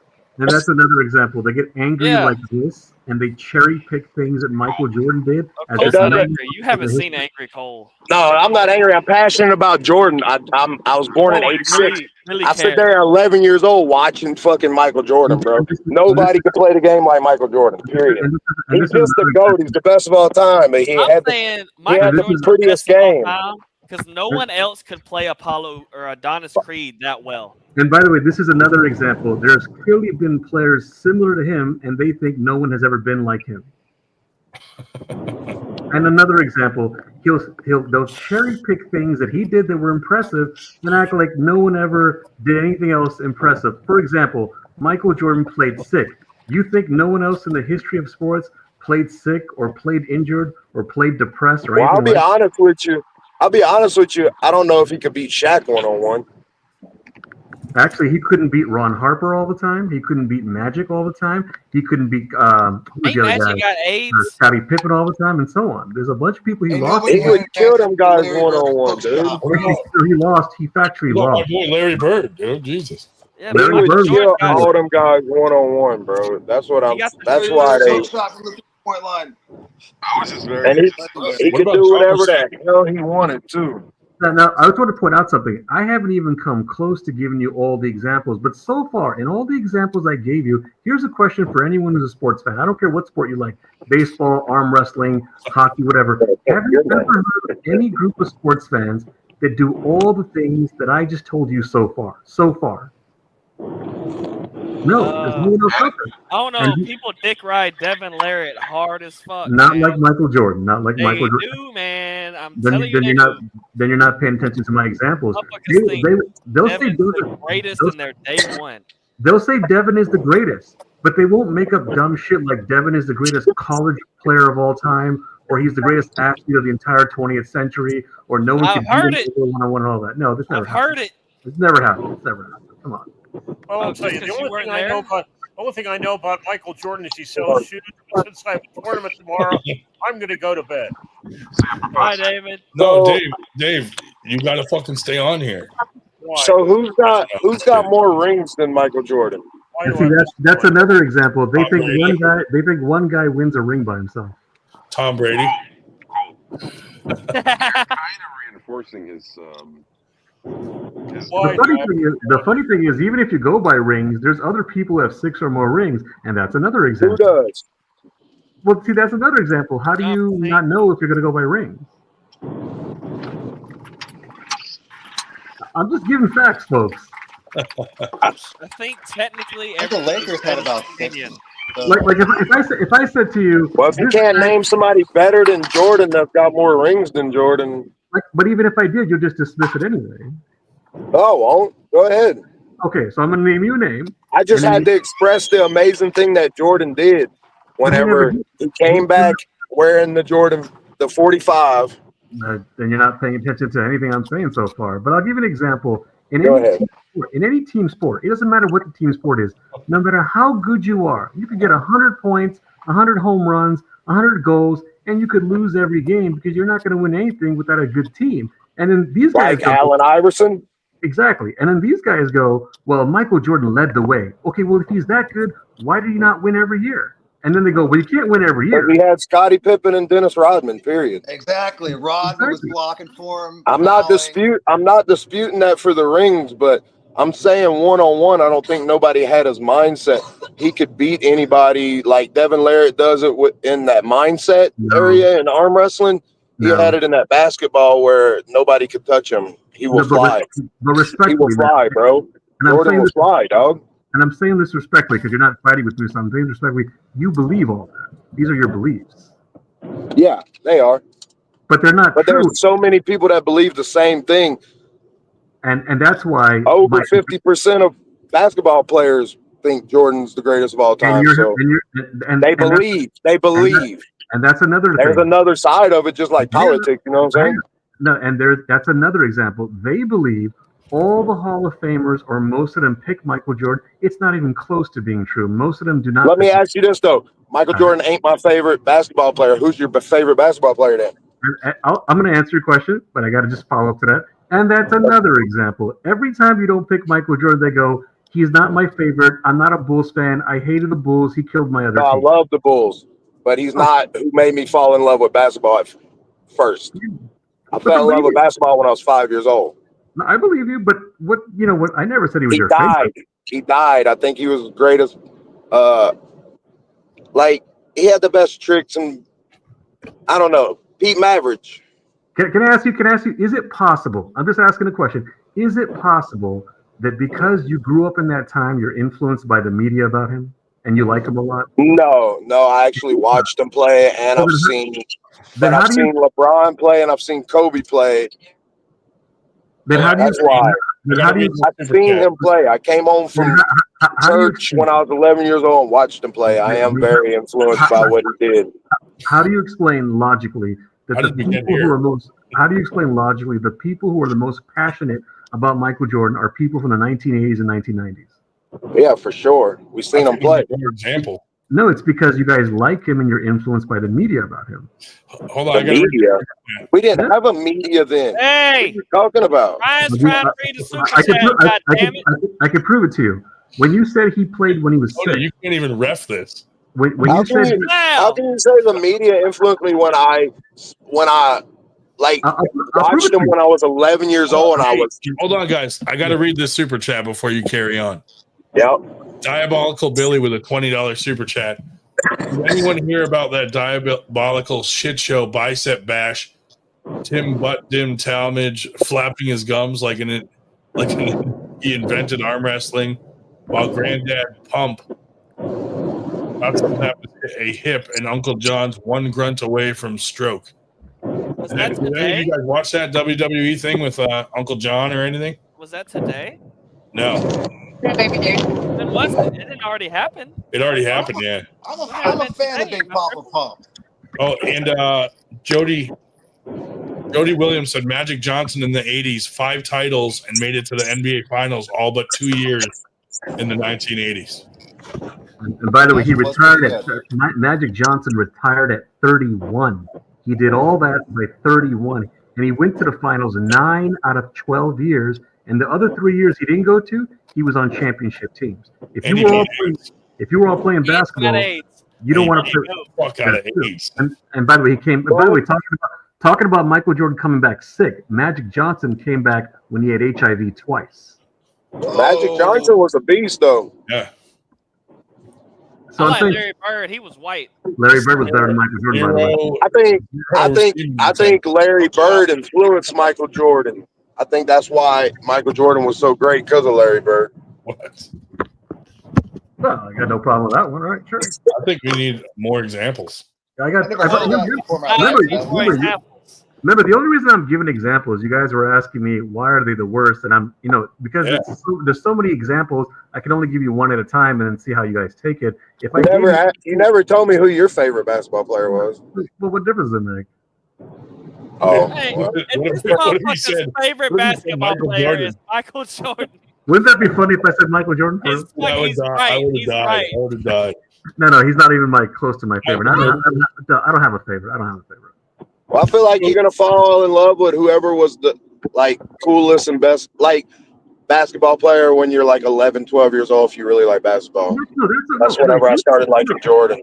If you told me you like him as a fan or he's your favorite, I'm not gonna knock you for that. But if you start saying he won 6 rings and he could beat everyone one-on-one and no one had a mindset and all that, well, I'm gonna question those things. I don't think nobody could touch him one-on-one, but I don't know. But people have beaten him one-on-one. It happened plenty of times. Do you go on a lot of podcasts talking about this topic? Actually, I have a big page where I debate them one-on-one sometimes. Gotcha. Can I tell you? I gotta click on the channel. Is the channel you commented with? Is that the one you do? That's one of them, but that's not my main channel now. Can you disclose it so I can look? Yeah, I don't mind, but let me tell you something, guys. Whenever I go to a show, so far you guys are pretty nice.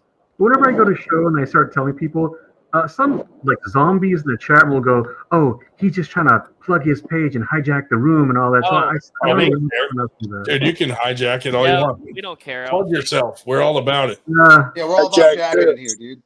I'll Look give at that, boy. Somebody getting strong in this bitch. I'll give you. Okay, look. Just so you know, I'm not lying. I'll give you one of them. I won't give you my main one, but I'll give you one of them. It's called. I'll give you the one that I debate Michael Jordan fans sometimes. It's called the Universe Galaxy NBA. You can find it. By the way, if any of you ever want to go on, it knows. If any of you want to go on my show, you can plug your show. It's all good.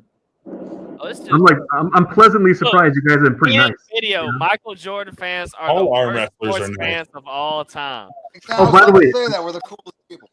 By the way, since you guys brought up arm wrestling a little while ago, I was thinking about after Michael Jordan fans, who else is pretty bad? And I'm not ranking because I do think Michael Jordan fans are the worst. There's Michael Jordan fans and there's everybody else. But if you ask me, give me another example of some bad sports fans, I would say Devin Larratt fans are pretty bad too. Devin Larratt's fans are bad, but it's because he has more than anyone else.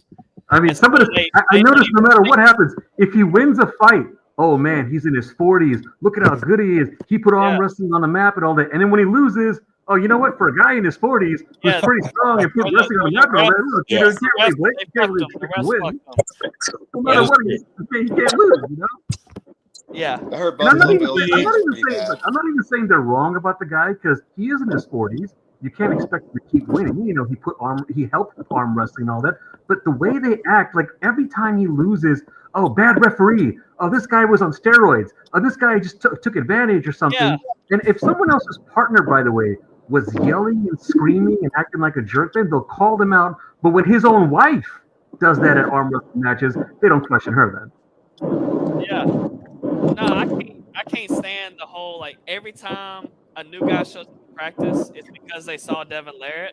And so anytime, like, I'm talking with other people who've been arm wrestling a long time about arm wrestling matches, they only know Devin. So it don't matter what name we're talking about. They're like in their head, like, oh, let me participate by saying Devin can beat that person. But anyway, at the end of the day, hey, basketball guy. Yeah. Hey, I gotta admit it. You know, Devin you was ever the seen? wrestler I pretty much knew. Devin and a couple other dudes.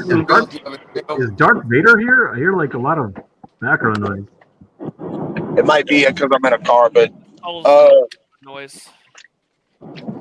Yeah, I'm in a car. I'm waiting for someone to say, "Luke, I am your father" or something. But hey, have you ever seen Pistol Pete, Birth of a Legend, the movie?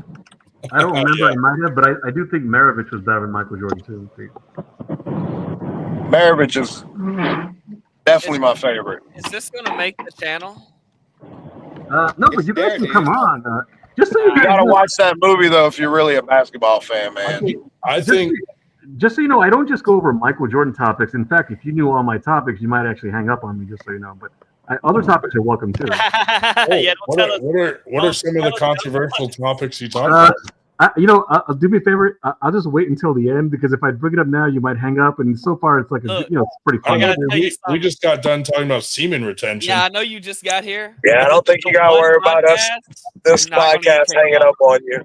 Yeah. I'm not gonna lie. So far, you guys are pretty nice, but I got to go by my experience when I call into shows, especially with a lot of people on. Eventually, somebody will be a jerk and start being rude. And we're arm wrestlers, bro. We're like one of the smallest sports in the world, so we deal with jerks for a living.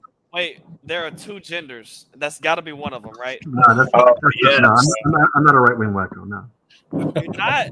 No. That ain't even wacko. I just so you know, I'm gonna say it right now as a funny joke and a follow up to answer your question. That's one of my topics. Republicans are worse than Democrats. Yeah. That's great. It depends on like what you dislike the most. Yeah. No, I'm not. Actually, I don't go by my beliefs. Like, I never try to act like I'm right and someone's wrong by some beliefs. I'll go by what actually happened. So the reason I say Republicans are worse is for basic reasons. One, they deny facts and science more than Democrats. Two, they believe in more conspiracy theories than Democrats. Three, they contradict themselves more than Democrats. And the last one, they blame almost all of America's problems on the other side more than the Democrats do. Okay. The last one, they both do that, but that's anecdotally. No. Hillary Clinton. I've No. dealt with, they No. both always just want to point to the other side. No, that's true. No, I'm not. Both do it. More I'm not Republicans definitely believe in conspiracy theories. I've actually never met a liberal. But I mean, the left took over the news, bro, and said all kind of crazy bullshit. I can't even argue that. That's what I'm talking about right there. See, I'm not saying they don't blame each other. Both blame each other. But there's a difference between saying, for example, there's a difference between saying, hey, look, George Bush shouldn't invade Iraq. That's wrong. Versus, hey, guys, the liberals control the media. There's a difference. I got to read the super chat real quick. Arm wrestling by Diabolical Billy. Arm wrestling. Bunch of Ponzi wankers prancing around like it's a real Housewives of Narnia. Sipping White Claw, pinkies up, gossiping like old biddies while they wreck the place like a flock of pigeons with IBS. Thank you, Diabolical Billy. A flock of pigeons with IBS. Thank you, buddy. Oh man, where was that other question for your guest? What's your take on which country should practice semen retention for an upper hand at the Gaza Strip conflict? He wants us to show. Is that for me? Yeah, that was for you. There's a lot of background noise. Somebody has some like fan or something. Yeah, hold on, I got you. All right, he muted it. What was the question? What's your take on which country should practice semen retention for an upper hand at the Gaza Strip conflict? I have no idea. No opinion on that. No take. Yeah. I always just go with semen retention. Oh, okay. Just to sperm. Take out the guess. The guessing. Yeah. I wonder if Michael Jordan fans want Michael Jordan sperm, you know? Probably. Yeah. I But mean, anyway, you got some good feedback on the Michael Jordan stuff in here. Yeah, no, I'm actually pleasantly surprised. A lot of people are not coming at me. Usually by now it becomes you're a LeBron sexual, you're a Michael Jordan hater, you're trying to take over the show, you're hijacking the program. Yeah. Oh, Big Rig back in. What's up, buddy? Yep. Just had to switch. Well, I really don't care because everybody's entitled to their own opinion. You know what I mean? If you don't think Lakers are great, Cole, you should go on his show and talk about Michael Jordan with him. And remember, guys, it doesn't have to be just about Michael Jordan. I don't want you guys to think it's a Michael Jordan love fest or anything like that. Yeah, all topics pretty much welcome. When you bring up semen retention, I'm there. All right, great. I'll write it down for you. And I'll let you know. I edge. It's a I hot edge topic. once a day, but I also finish. It's So a hot it's really topic edge. in arm wrestling right now. Semen retention. I edge for about 3 seconds, and then I'm there. Bro, so it turns out the guy thought I was somebody else.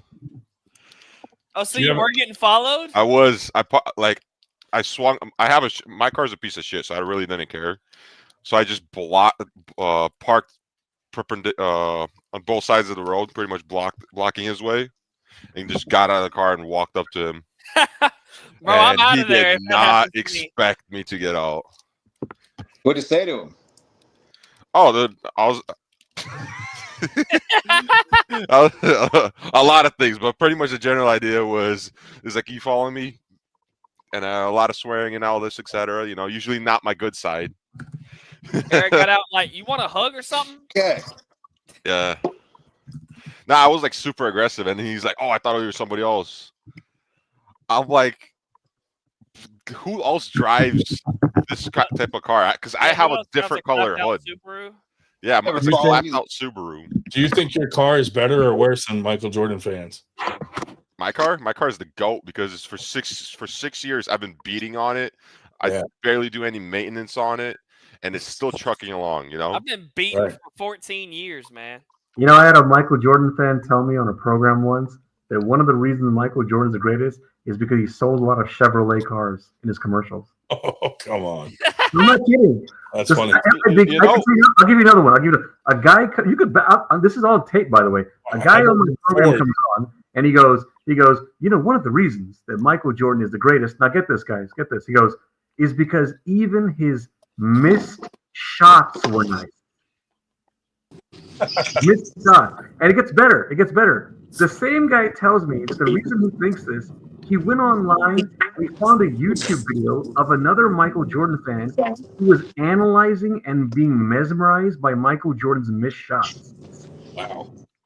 I'm telling you, they're a cult. They are the Republicans of the NBA. No, this guy convinced me. Yeah, I got more examples. Had he been selling Fords, it wouldn't be the greatest of all time. It wouldn't be the GOAT. Subarus, no, Subarus. If he was selling Subarus. Yeah. Oh, man. Toyotas and Hondas, by the way, are probably the most reliable, along with the Lexus and Acuras. Oh, I can attest to that. I have. Yeah, that's not even. Have a No one minivan. disagrees except for like 70-year-old white men down here where I'm at. I'm actually surprised that a lot of people in America, I know this is like anti-American. Well, actually, it's not, but I'm just surprised a lot of people buy American cars. Like, why? They're junk. Well, hey, they are junk. bro. They are junk. You buy those foreign cars, right? Don't be surprised when they start dropping out of the sky. Toyotas. Interesting fact about Toyotas. They're actually produced in the States. Are they? So the most American truck is the Toyota Tundra. Yeah, it's in Mexico. Where's Ford? The most American truck. Where's Ford manufactured at? Mexico. The Tundra took Mexico over the too? F-150, Okay, dude. Yeah. Yeah. Well, we got another super chat from White Wolf. Now, what's up, lads? I feel like I'm at LAX and getting ready for pre-boarding. Boston Billy right on spot. The gods of boredom are falling asleep. Abuse RS, arm gods, AU. No. Thank you, White Wolf. And I was about to come upstairs. As usual, sir, you are spot on. But if the EPA wasn't so shit, we would have had a diesel variant of the Tacoma Tundra. Got to care about the environment, though, don't you? Man. Well, I tell you something. You got to look at different countries for that. The things on the vehicles are actually those. Are they called cafe regulations? Catholic converters. We call them Catholic converters. No. There's that regulation where, like, you at a certain size vehicle, you have to meet a certain size miles per gallon. Yeah. But like, so that's why fucking vehicles are huge now, because it lets them get away with less miles per gallon via the cafe regulations, which is so dumb. Because like I love small trucks, like the Chevy S10 or the older Tacomas, like small trucks. Yeah, they all stopped making them. Ford Rangers. Those are pimp, right? The new Rangers are nice. Yeah, they're huge. But they're bigger. Yeah, they're bigger than they used to be. Like park them next to an old full size, and they're the same size. Yeah. Right. Because of fucking cafe. See y'all later, guys. Bye, Cole. See you, Cole. Michael Jordan. Later, Michael. Bye, Michael Jordan. Dude, Cole got worked up over that. Dude, Michael Jordan fans are the worst. No, the worst sports fans of all time. This is why I said please elaborate, because I was very interested to see his take, and I was not disappointed. Yeah, see, if I would have wrote all that in the chat room, it would have taken forever. No one would have read it in the chat. He has a channel where he does this. Yeah, I was. Did you look at it? I have it saved. Yeah, okay. Just remember. It's not always about Michael Jordan. Most of my videos are actually not about him, but that's some of the stuff I do. I debate Michael Jordan. Okay. I thought they were because you have the playlist pinned. Would you do No, it's just the first one. Videos. Yeah, I know. I do all kinds of topics. In fact, all kinds of just pretty much all topics are welcome. Cody, send me the link. You don't have it? You ain't look it up, you nerd? No, not yet. Does no one care about my prank call page, by the way? A million I people saw are. that. That's why I was like, "What? Who is this weirdo?" Do you have an OnlyFans to go with this? Nobody cares about my prank calling radio stations page? Dude, that I want to fucking listen to. That's cool. Fucking funny. I'm telling you, it's funny. You know what I do? What's the link for that? I tell you what I do. So I call into. I don't just call a radio show and hang up. I hijack all their lines. So every time they go to a caller, it's always me, and they can't fucking get rid of me. They can hang up. I'll just call back right away. That's fun, they keep tricking them over and over. What software do you use to do that? So I do a couple of softwares, but one of them is not exactly like a paid one available. I had to just like edit it myself. Yeah. I don't want to say too much. I don't know if I don't think it's illegal, but legal, I don't want people to find out what I'm doing. Yeah. But I don't do like bad stuff. Like I don't make fun of people's health or do evil things. I just prank them. I'll give you an example. Let's say I call a swap shop program. Yeah. That's one of those shows where you buy and sell and trade. And like they'll go, okay. I go, hey, I got an old radio. Here's the model number, and it's a never-ending model number. And if they hang up on you, you just keep calling them over and over. And then when I'm giving a model number joke, I give other jokes with that model number. I go 8675309, like the song. Yeah, so right. I just do a bunch of jokes, or like I'll go, honey, what's your phone number? Oh yes, the model number. Okay, it's so and so. I'll keep it going. Yeah. Yeah, it's fun. Well, that's great. And I miss pranking radio stations. We randomly call arm wrestlers in the middle of the night while they're sleeping and try to prank them. Dude, I learned a long time ago never to call people's personal places. One time when I was a kid, I prank called his family, and I was doing a stupid prank, and I found out, I think one of their dad was in the hospital or dead, and I felt so bad. I actually apologized to him on the call. I was like, I'm sorry, I shouldn't have done this. It was a stupid prank. Can you please forgive me? And they were really nice. They understood. They were smiling. Hey, we forgive you. We know you're a kid. We accept your apology. Everything's fine. I would have blamed you for his death. No. So I think it was something bad happened. So what I learned from that time, and other examples, people are working hard at their job. You don't want to bother them, especially if they don't have a good job. I learned a long time ago, what if they're sleeping, or something? Don't prank call people's houses. That's exactly why we do it. Oh, okay. Do the radio stations. You know why? Because look, the radio stations, they want phone calls. I'm giving them phone calls. Anyway. This guy, Diabolical Billy, says, some poor sod rings in thinking he's calling the bloody NBA suicide hotline, looking for hope, maybe a bit of help to keep the lights on upstairs. Phone picks up, and what does he get? Welcome to 98%. Nice. No, if you want to release prank call radio station. A lot of fun. How did you find this podcast? I just searched it online, man. Just popped up. You guys are doing pretty good too. Over 4,000 subscribers. You guys are pretty nice. People in your chat room. Paid for. They're not rude and all that. What was that? We bought all 4,000. subs. They're not real. Just kidding. Oh, for real? No, not really. We'd have way more than that if we bought them. Yeah, don't do that, man. YouTube might delete your page. Get 50. Do you know what our 98% theme is? No, what is it? So this works for every sport. In every sport, there's the top elite people of that sport that are playing professional Michael sport, Jordan, which are like the 2%ers, like Michael Jordan. The rest of us trying to get there are the other 98%. Oh, okay. So our whole concept is your Devin Larratt is like a 2%er, and then the rest of us that are here grinding are the 98%. That freaking blew my mind. You told me that. Oh, okay. It's pretty cool. Who's in charge of this page? Is it one person or more than one person? This guy and then the professor. Oh, Chris Cole. Ryan and Dave. Yeah, Dave's. I'm a bit of the professor, but I'm not the professor. Yeah. Not here. Oh, that's Ryan and Big Wing Eric. 98% is we have a podcast, we have a league, we have a big tournaments that we throw around the country, and we actually run the biggest tournament in the country now. Oh, nice! Wow. Yeah, somehow. Yeah, I don't know how that happened. Has created a it happened from coming on here and talking about semen retention. So is it mostly arm wrestling you guys talk about mostly? It starts out that way, but when it gets to about midnight, like now, it turns into all kinds of crazy shit. We have people come on talking about Michael Jordan sometimes. Yeah, people come on. That sounds like those callers who call about Michael Jordan. I'm sure they're geniuses, actually. We had a guy go into a group for fathers and put the link here. We had all these dads joining, trying to talk about their problems with their kids, and then they realized that it was an arm wrestling podcast. It was actually pretty funny. Oh, okay. That's mean. It was kind of mean. Yeah, it is kind of mean. Actually, I don't know why Guess who I'm talking to right now? Messaging real bad, back and forth. Andrew Wood. No. Ian Carnegie. We got more shit coming.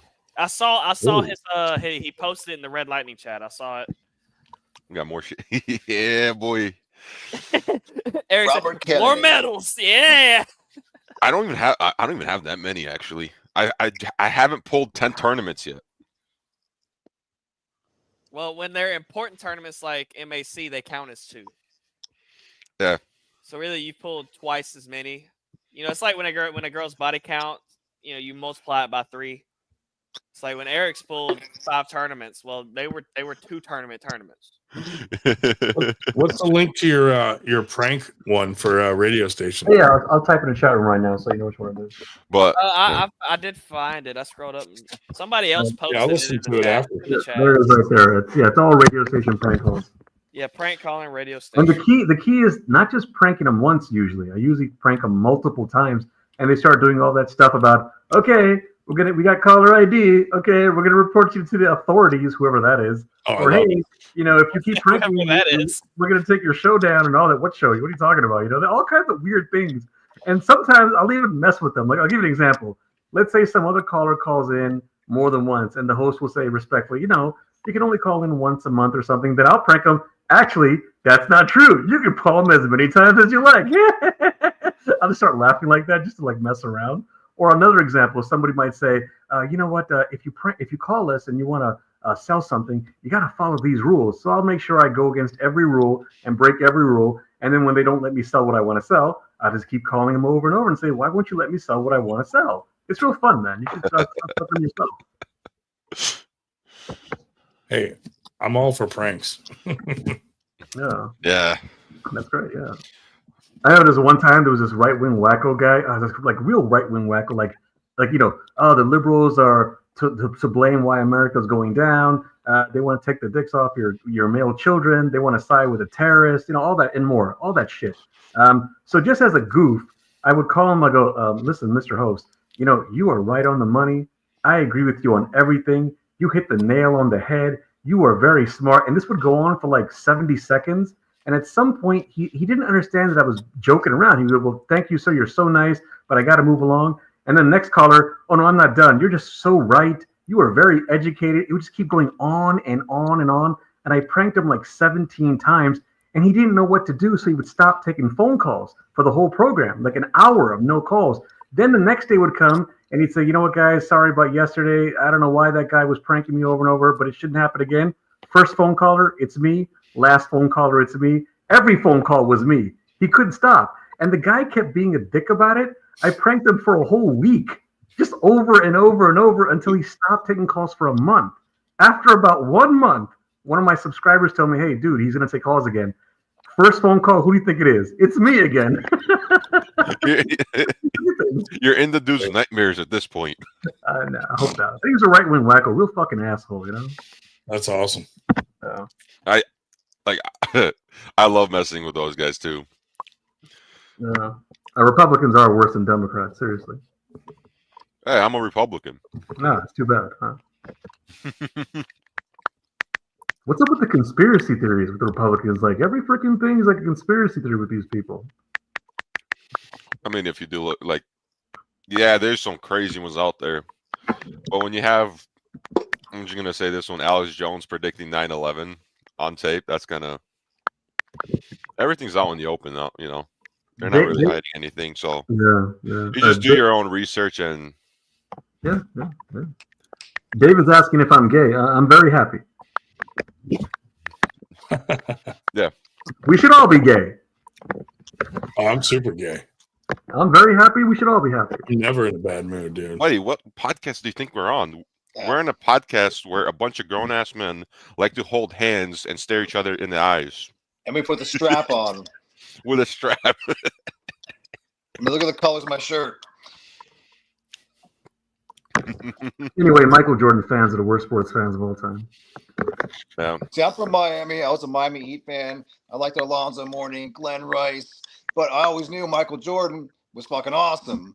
But when the Heat would play the Bulls, I would always root for the Heat. I didn't want the fucking Bulls to win. But if I watched the Bulls on another night when they weren't playing the Heat, I didn't want the fucking Bulls to win because this Jordan was fucking cool.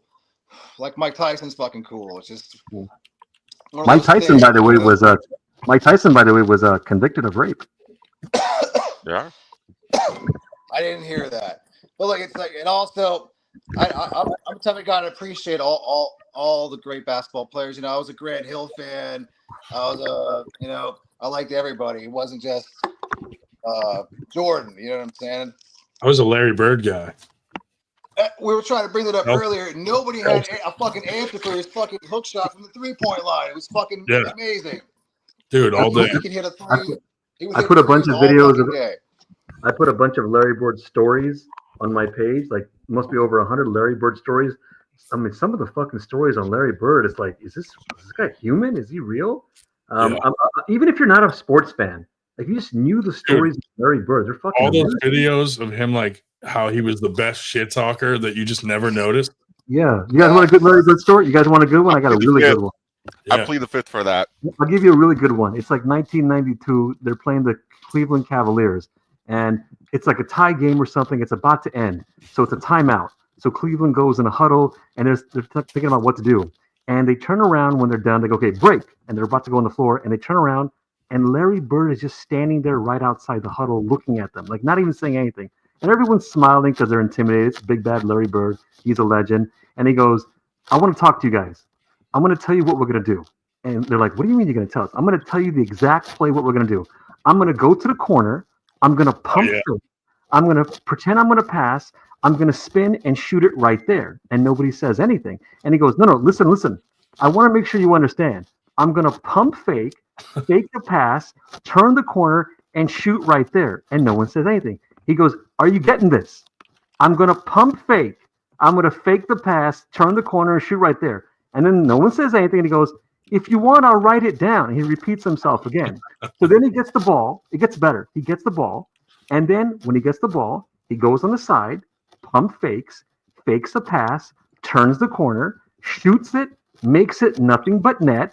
And then all the Boston Celtics are on him, like, oh, man, you're the man. And he's like not even caring. He's like, get off me. And he's looking at the Cleveland Cavaliers. And they're like cheering him, mobbing him. He's like, get off me. And he walks over to Cleveland and he goes, I told you exactly what I was going to do, and you messed up. And they didn't say anything. He turns around, puts his hand in the air, makes an L letter with his first finger and his thumb, and he walks away and yells, legend. And that was it.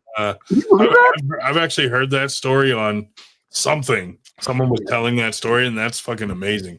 Who does that in any sport? Best troll ever, and nobody really knew it. I know that story about Larry Bird. I don't like. I really never watched basketball. Never really got into that, but I know that story. That's badass. He was so good at getting into the competitors' heads. Yeah, he was better than Michael Jordan, by the way. I agree on that one. Cole might have something to say about that. But that's just like the little. That's the little amount of knowledge that I have for that. I mean, he could beat him one-on-one easily. He's too big and too strong for Michael Jordan. Yeah. How much pronation did Michael Jordan have? That's the real question. You know, Michael Jordan once did an advertisement for a hairspray commercial. He's bald. Or he barely had any hair when he did it. You can find it. He did a commercial for hairspray. The guy. I mean, I did see. Did you guys see Shaq arm wrestling Devin Larratt? Yeah, I saw that. Yeah, he said Shaq was the strongest non-professional arm wrestler he ever wrestled, or something like that. Still maintains that even after pulling in Brian Shaw. Yeah, which is insane. And by the way, Shaq was at a disadvantage because Shaq had to hunch down all the way down because of his height. Yeah, he also like a brand new guy. I mean, and he also, before he arm wrestled Devin, he arm wrestled that other guy, so he wasn't as fresh. Ian Carnegie. Yeah, that was Ian. Yeah, it was Ian, wasn't it? Yeah, I always forget Ian was there. Yeah. He's like a no offense, he's like a background character in my head. Oh, sorry, just wait.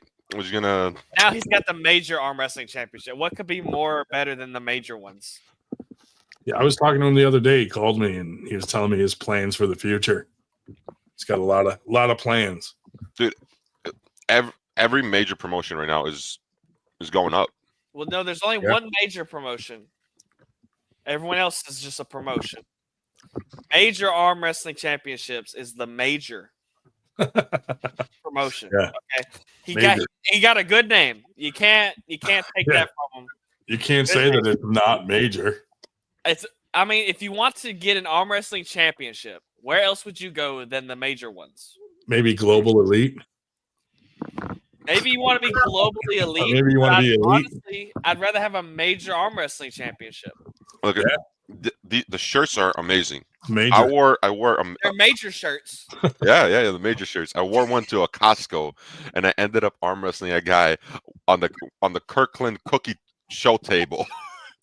And the employee walked up like this big guy's like, I'm gonna have to stop. I'm like, I'll arm wrestle you for it. He laughed it off. He's like, no, seriously. He looks like he can arm wrestle. He's like a big dude. I've worn my Florida Arm Wrestling League shirt in like around here before, and it's like in your face. It's bright yellow, big black logo. It says Florida arm wrestling, like you can't hide it. And people are like, the first question is Florida? Because I'm like in Mississippi. So like, where the fuck is this guy? You from Florida? And then I talk and they're like, no. And then they're like, arm wrestling, that's a thing? Everywhere I go. No. Are you going to Tampa tomorrow? I work out in an arm wrestling in the Mac arm wrestling shirts at the gym all the time. I wear these ones usually when I go like out and about, like a night out or something. If I wear my Mississippi arm fighter one, it's blue with like red and white accents because that was the state flag at the time. Yeah. And so I've actually had people like Walmart greeters or whatever. It looks, if you just glance at me, it looks like I'm wearing an Ole Miss shirt just by colors, and I'm in Mississippi. Yeah. And I've had greeters be like, watching the game this weekend? And I'm just like, I hope they get it. And I just walk on by because it's easier than trying to correct. Yeah. I'm just like, hotty toddy. I told him that in confidence. Come on. Hey, Eric, it's probably true. I told him that in confidence. Jesus. You can't tell him anything. Which is more muggy as fuck, Mississippi or Florida? I mean, they have this same climate. It's the same. Yeah. Depends where you go. If you're in Florida, you can get closer to the water and get a breeze. But in Mississippi, I'm like 5 hours from the coast. I mean, it's just fucking hot up here. When you're walking around at nighttime, does anyone ever say to you, "Hey, boy, what you doing out here?" No. We got rid of the sundown rules a few months ago at the meeting. So we don't we don't do that now. Super chat from White Wolf, Diabolical Billy. Don't bother calling the National Suicide Hotline. After listening to 98, I have all the lines tied up at the moment. You'll have to take a number, mate. Hope it works out for you. I love this guy. White Wolf. Thanks, buddy. Always appreciate the support. I don't know if that's considered support or not, but $20 is $20. David's funny. Yeah. He said Cody really enunciated big black. I know. Well, I mean, it's fucking big and it's black. I don't know how to say it. Yeah, damn it. Thank you, White Wolf. Anyway. Yeah. Oh, that's funny. I am currently negotiating a super match. Hey, we get more super chats when we talk about basketball than we do when we talk about arm wrestling. Oh, are you getting more donations than usual? Yeah, about the same. Oh, It's always White Wolf. Yeah, White Wolf is a big time supporter. So is Diabolical Billy. Is he Yo, I read that. Must be rich. I'm gonna copy. I'm gonna send this to Ian right now. Take a picture of it and be like, look at this comment. Yeah, shift Windows. I ain't doing it. Grippler, bloody hell, looks like his head's hatching a second alien. Moves like a sci-fi parasite. Talks like he invented arm wrestling. Diabolical. Oh man. There was a super chat earlier about the bicep bash. Did that happen? Is that in the past? Yeah. It already happened. What was that during the week? Or something? Like one of the what's his name came out and hit Uncle John with a fucking chair. Smashed him with a chair. I saw the posters and I was like, dude, mixing arm wrestling with WWE wrestling, is that a good idea? I don't know. Look, we were all talking about how the fuck are we going to make Scott Steiner. Yeah, maybe that's the answer. Scott Steiner came out and hit Uncle John with a chair. So I did glance at the matches and I saw Siri Brown and Leroy Walker, and I was like, this is a joke. This can't be a real event. Yeah. And apparently it's a whole deal. I mean, surely did that match actually happen, or was it all like a scripted thing? If you can see it, it happened. What do you mean? It's fucking. What do you mean? I haven't seen it no fucking where. I ain't hear shit. If it happened, it's real. It really did happen. But were they like scripted matches and everything? Well, I don't know about that. I'm just saying, I'm sure they didn't just randomly hit him in the head with a chair. Well, no, I mean, okay, Siri and Leroy's match, that was on the event stuff. Did that happen at that? Or all the matches were real. I mean, I don't know if the Uncle John versus Scott Steiner arm wrestling match was real or not, but I doubt that was real. You know? Okay, but the ones that were two arm wrestlers. Yeah, I don't know. Okay.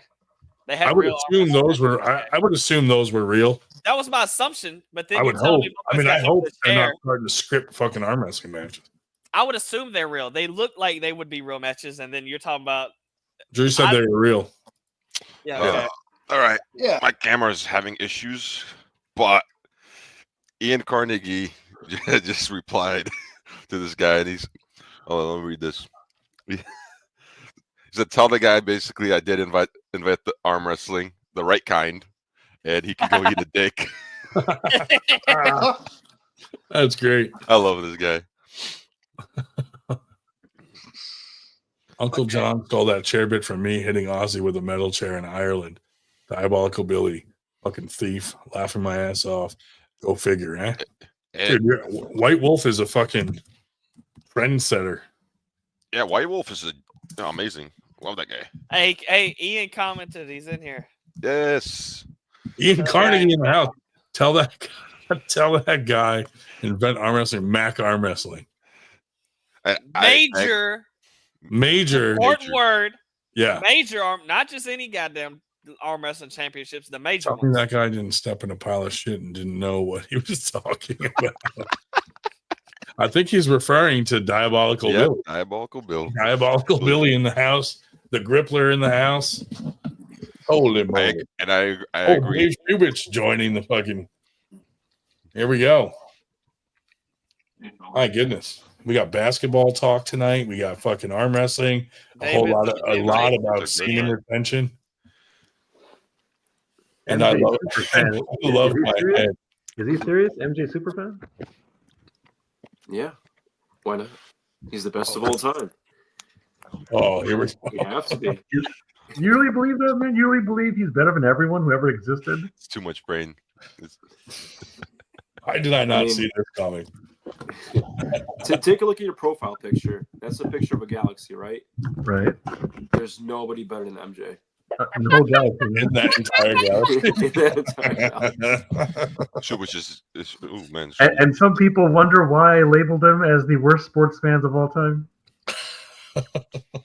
Shubich is labeled as the worst arm wrestler of all time in our group. Yeah. So I mean, we're okay with it. If you're talking about other sports, by the way, there was more than one Michael Jordan fan who told me that if Michael Jordan wanted to, he could have dominated baseball. He could have. Of course. Yes. Ian said everyone on this call should come up to Canada June 14th, call out somebody and have a super match. Eric, I'm on that ass. You want to? Do you know how much? I'm not going up. Cody, how Chubich is calling out Michael Jordan. Bad idea. He's the greatest of all time. I can't hold a candle. We've been talking about all the good things he's done, but what about all the bad things he's done? Didn't he get in a lot of trouble for a lot of bad shit? He did cocaine. Any rapes? Gambling, exactly. Gambling, all the fucking rapes he did. You talked about Tyson. Yeah, was anybody raped? The mob killed his dad. He owed so much fucking We money. 98%ers give away free rape whistles at most of our events. I give away free water and beer. You have to have one. On Not the Winter Blast. Required.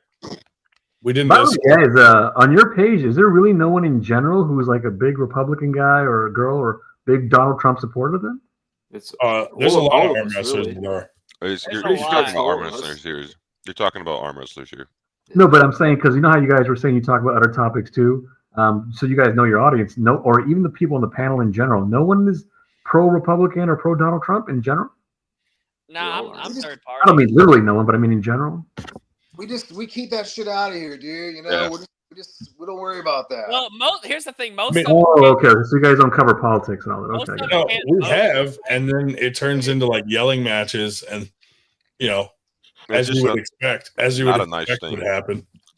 There's so many more important things to talk about, like hot bitches and arm wrestling and Michael Jordan. Right. No, I understand. We don't talk about hot bitches. We talk about hot dudes, man. Sorry, Cut that shit out. That's why I'm confused for a moment with some other group. Sorry. Yeah. That's a fun bit. It seems like an interesting thing. Yeah. I'm based on your live stream, I don't know, but my medals are more expensive now with these damn tariffs. Yeah. How about them Canadians, huh? I just know my damn 401k is gone. Oh, see that? And I'm sad. Believe it or not, 98 was part of the inspiration of what we're doing. That's pretty cool. What do y'all Canada going Send Ian the link. Send Ian the link. Here's the link, Ian. Sounds like someone's in space right now. Whose mic is that? Yeah, it was pretty loud. Someone's mic's dead. Someone's mic died. Someone's on another planet right now. Hopefully not Michael Jordan. We got to someone. You know what? I'm going to send the link to Michael Jordan. As long as it's not Mike Jordan. Let's leave the Michael Jordan jokes to me, please. Can we get him on the show? See, I'll give you an example. You guys are drinking the Kool-Aid, or in this case, the Gatorade. Gatorade. Oh man. Or here's another one. Why did Michael Jordan cross the road? Who cares? Get away from him. Which these are aimed at you, bro. Yeah, I know. You're right. These are aimed at you. Which do you have an anti-Michael Jordan? Listen, the greatest athlete of all time was Dale Earnhardt. You can't convince me otherwise. Alexander Ovechkin. Dale Earnhardt. Dale Earnhardt. You mean Eric Earnhardt? Eric Earnhardt Harlan. We don't say that name on here. Voldemort. Just for context, we've had people come on here and back away from their camera and they're fully naked and show us their taint and buttholes and such. Be careful, man.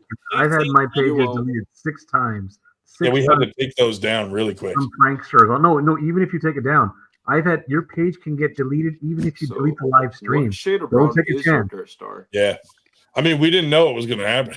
Yeah, I know. But from now on, like, even you took a chance with me to come on, which is nice of you. But if I were you, man, whenever you take a caller, change your screen so they can't see the caller's profile avatar because you're taking a chance then. Gotcha. Yeah. I'm not going to do anything bad. I'm just saying other people might do something. You know? I was watching with my with some of my boys that I play video games with. I was streaming it to my Discord, and about 5 dudes saw this dude's tank, and they're just like, "Is this what arm wrestling somehow?" Eric, this is the people you hang out with? Yeah. Like, no, not that guy. He's crazy. Yeah, not that guy. I think Ian's going to come on. He's the one that arm wrestled Shaq first. Yeah. There he is. Fucking hey. Hold on. $20 super chat from Diabolical Billy. You hear about Uncle John? Bloke wakes up after that bicep bash, piss up in Vegas, eyes bloodshot, smelling like regret. Turns out he got married by Elvis. So some bloody kangaroo. Then realizes it's the Aussie arm wrestler. Thank you, Diabolical Billy. That guy fancies himself a comedian, I guess, eh? He's definitely a big fan of yours right now. Well, who the fuck isn't? I mean, we're doing amazing things, right? So you want to know how you influenced our decision to do what we're doing? We would love to know. Yeah, you would. Okay, so I love the 98 concept. I think it's great because, you know, elitism. Well, not everybody's elite, right? Like, and we want to be inclusive. And Mac's mission statement is that essentially, like, we want everybody. That's why we're trying to create our own sport. Like Mac arm wrestling is like not political. That's why we don't give a fuck about. Yeah. You know, we don't answer to nobody. We're just doing our own thing. If you're IFA, you're whatever, you know, come and you'll have to deal with the ramifications on your own. But like, we're not. I don't. You know what I'm saying? I'm not fucking playing games. Like, if you want to come, come on, I'll come. So the problem is on a pay-per-view thing, we only have so much spots. You get what I mean? Yeah. And then for us to sell a pay-per-view, we have to be heavy in elite arm wrestlers or top pros, right? I understand the business side of it, but I actually don't like it. Yeah. Do you get what I'm saying? Totally. I mean, I want guys like about this on the phone last time. Yeah, man. Yeah. Oh, okay. Yeah. Like, I really want the guys that are up and coming, those upper level amateurs that are kind of cusping that pro, but aren't going to get the shots, right? Nobody's going to invest in them because they haven't proven enough. So instead of me having a tournament, right? Where it's just faces getting called up, and I'm sitting there trying to do a reconnaissance on talent. Right. And then the class goes by or whatever. My memory's like a gerbil. How about this? How about I say 50 super matches? You call out a guy, and the reason I say you be your own promoter, be a part of your own progression of your own career. Get somebody that you think is going to be a banging match, right? And that way, when we edit our film, I'm going to be there live with the panel, JJ, Matthias, everybody that's involved with Mac, even the Table Monkeys guys. We'll have an opportunity to see you on stage, right? Dressed in professional, see how you adjust, see how you react to lights, camera, action. Do you see? And if you kick ass, we can edit it, we can throw it online, you can use it to promote yourself as a brand. And everybody, it's a win for everybody. It's a win because we get more content to put on our YouTube page. We also win because now we have an actual something that is relevant to us, which is super matches, right? I can't. You show me a bunch of tournament wins. I that doesn't really tell me how you'll react in the best 3 out of 5. You get what I mean? I need to know. And I don't care what your level is. Like, I mean, as long as it's not novice, because we want you to have kind of a schmick of what's going on, And right? you're pulling basically from the 98% pool of people. Exactly. Right. 100%. I mean, if one of these guys, like if somebody, because we're also going to do a grudge match series, but that's down the road.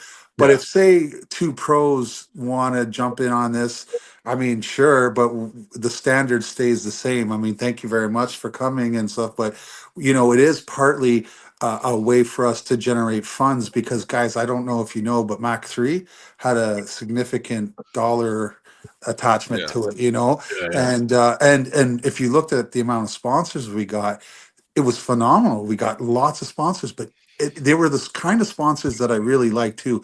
It was community based, mostly clubs, right? We had Gym Max and we had other World Gym and Nat Fit, and then we had some companies that sponsors. But you're doing something right when arm wrestlers get together as a group and say, let's send them $500. You know what I mean?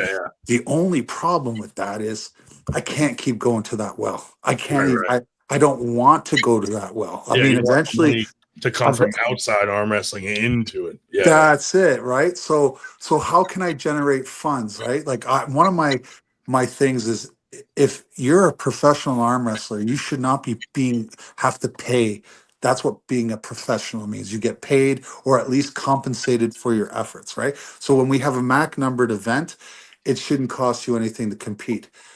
But the road up to there, I paid my dues. I did 15 years of paying fucking entry fees, guys. Like let's pump the brakes. I actually saw somebody be like, they took a screenshot of a conversation because the guy was calling out the other guy, and he's like, "Bro, I'm not paying $60 for a match." I'm like, bro, some people pay $40 to $80. They get nothing. We're giving you a fucking t-shirt. We're giving you a t-shirt so you look professional. And a huge platform. A massive platform. You get what I'm saying? And it's like, what are you fucking talking about? So I'm like out to that guy. Look, we don't want you if you don't want to be a part. That's fine. We don't give a flying fuck. And I agree. Like some of these guys, they want everything, but they won't even like share a fucking flyer of their own fucking match. Well, I mean, that's ridiculous, right? That's completely ridiculous. And the thing is they think everything should be. Where do you think us promoters get our money from? You think I'm fucking money bags here? I hear you. I'm a regular dude, just like all of you guys, and JJ and Matthias. But we are grinding, just like you, just like Steve Fernandez. Like we're all trying our best to get the sport to the next level. And I don't just mean for the elite. We have to so we have a standard. It's stupid. It's super match format, right? We also, with the Table Monkeys, we do collabs with the Tough. I don't know if you guys saw that. We're revising it, and that's going to be mega. I promise you. wait till you see Jason's new fucking thing that he's coming up with. Like, he's really brilliant. Anyway, He's got it's something gonna in be. November, right? I think so, Yeah. and it's always gonna be on Mac tables and Mac rules, which is why we're supporting him so much. Because right now, as it stands, I've got like 3 leagues that want to convert completely to Mac. Not like how do I put this? Not like they're Mac related. I mean, they're going to be their own league. It's just they're using Mac tables and Mac.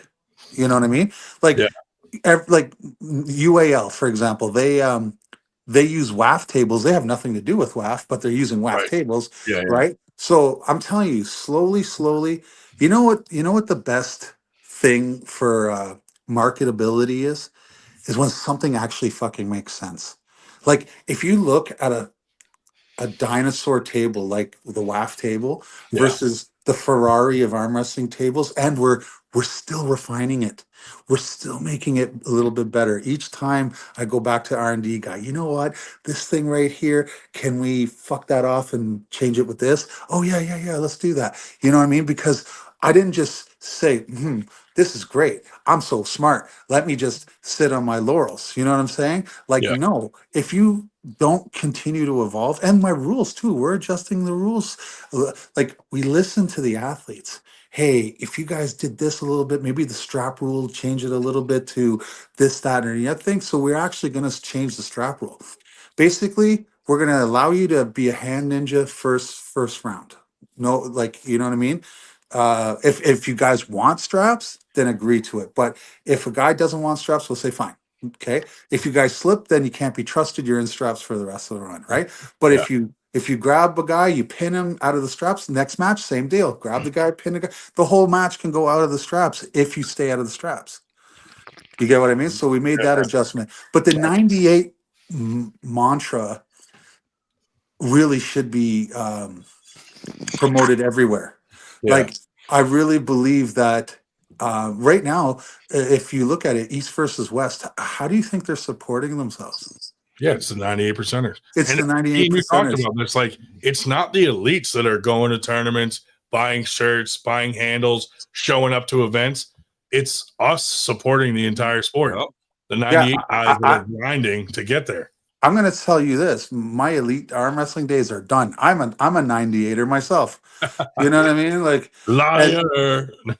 You know, so that's it, bro. Like I look at it, and you know still what? got it. You still got it. For 15 years, guys, I grinded. I really didn't get into it until maybe 15 years is a little exaggeration, but let's say my first 12 years was a grind, and then I got into Arm Wars, which was my introduction to pro arm wrestling, and then obviously the WAL. But since then, I've been a bum, like competing wise, and I'm okay with that because I want all of you. I want Big Rig. I feel like I discovered Big Rig. You know, not only did I not only did I discover Big Rig, but I gave him his nickname. Oh, right there. I came across his OnlyFans page first. Yeah. I saw the entry fees for the 98, and I had to open one. Yeah, and then obviously, like, ours are lower. Everybody else in America for some reason is doing $50. We are still doing 40 at our biggest tournament, and the rest of ours are all 30, 35 top. That's it. Yeah. We're 35. Yeah. Am I right on that? Or I think we're 35 Canadian or 40 Canadian, 35 American. Yeah, we've not gone up to that 50 yet because No. I see a lot of people doing 50 and they get a lot of complaints. Well, let me ask you this: what if you're coming from way out of town? Yeah. It becomes an expensive fucking. Oh yeah. Thing. Do you know what I mean? Like with us, this whole like we're trying to be fair to everybody. Like we need to find a way to generate funds. You guys need to get a platform. The 98 guys want work with me then. You want to be a 98 guy that wants to maybe move up to the elite echelon? I have to discover you. I have to see you come. It's like Field of Dreams. We'll build it. They will come. Okay. So pay the $60. It's not like you're not getting anything. You physically get a Mac t-shirt and then or a jersey, whatever we decide, and then you get an opportunity to become a pro for the day. You know what I'm saying? With everything, the banners, the setup, the lights, camera, action. You show us if you're actually ready for that next step. Hey, man, you might be on 3 of these before you get a real shot at even a prelim, but there's hundreds. I would dare do I say thousands of arm wrestlers. My inbox. I had to do it this way, guys. I had to. My inbox, like, I feel like a dick. No, man, I don't know if I can get you on that. I mean, do you know I already have like 50 matches potentially for Mac 4? Yeah. And I have to whittle it down, right? Oh yeah. And then people get butt hurt and Of course, right? So at the same time, it is a business, and but I do recognize that I have to build a grassroots thing, right? Because Mac is so different that how do I get that next generation of guy to come up? I am very much interested in the next up. I might even do a podcast about next up and just speak on people that aren't known.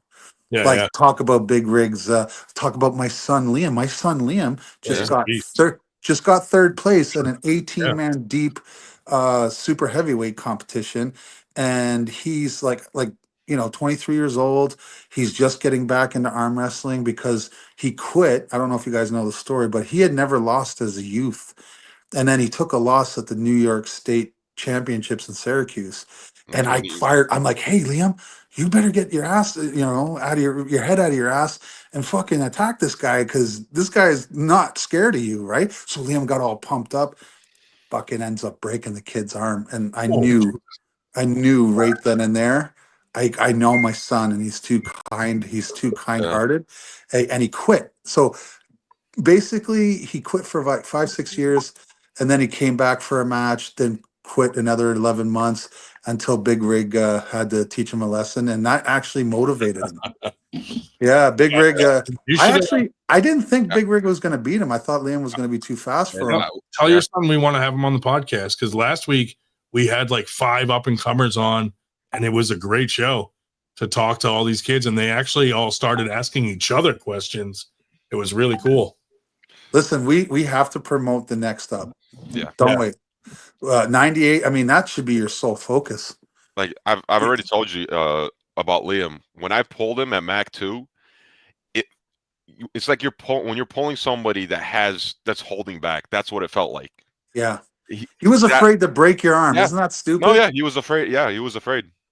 Like there's only 2 people that Liam really attacks. It's me, because I've been pulling him with him since he was 12, and Devin. Everybody else, he leaves something in the tank, because he's got that weird, I'm like, that's why I picked you, Big Rig, because you're enormous. I'm like, he probably won't hesitate to. Yeah. Do you get what I mean? Because you're so big and strong. So I was like, hey, but I don't know. There's something in the back of his mind, but he's getting better. He's getting better. But honestly, Ryan, your mission statement should be promoting the 98, but you should be helping them to leave it. Do you get what I mean? Yeah. Well, that's kind of like our whole goal is to get the next guys that become that 2%. That's it. And the 2% should really embrace you guys, like Robert Baxter. I wish they would. Like, those guys could be using our 98% model. Every promoter could be using our 98% as like a pool of people to pull from.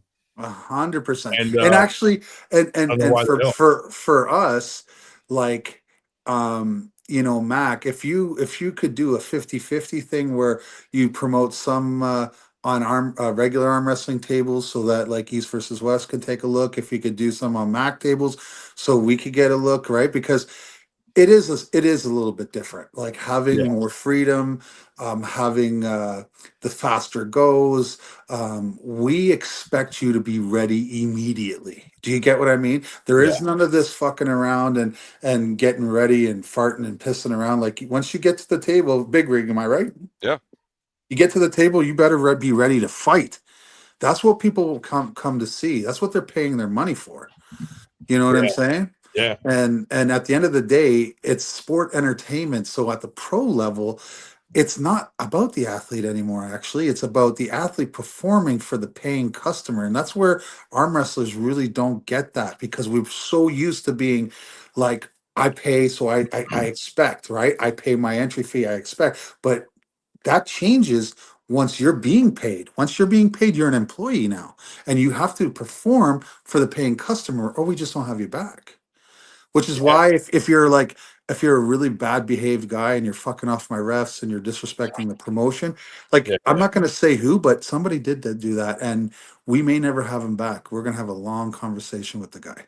Yeah. So because we're not interested in having, like, we want good vibes. We want good vibes all across the, and like, Mac for 3. example, we had that guy Nanya pull Paul Italian. The dude fucking pulled the fire alarm at Winter Blast the 1 year to like delay the match. I'm like, what the fuck?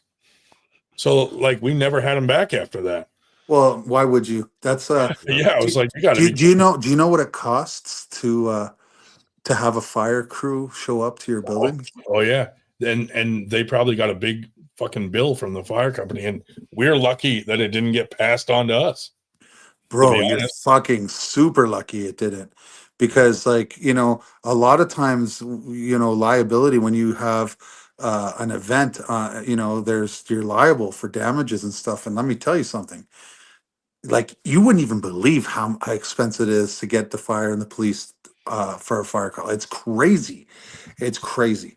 But anyway, guys, like, I know I hijacked the show and I apologize. No, but, you're fine. but like, hijacked all night actually by some Michael Jordan hater or something. How can you hate Michael Jordan? This guy came on saying that. No, he did. He didn't hate Michael Jordan. He hated Michael Jordan fans. Yeah. He said. Why? Because you shouldn't want to strive for excellence and be the greatest that ever existed. Like, you have that's a right outlook on that. Some Michael Jordan fans will, like, if you bring up like the LeBron argument, they'll just glaze the shit out of Michael Jordan without giving any props to LeBron being, how good he is in this area. So okay, so having lived through both eras, the eye test tells you that Michael's better. Like, I don't know how to explain it. I mean, I like LeBron. I think LeBron had potential to be better in terms of his physicality, his size, and everything else.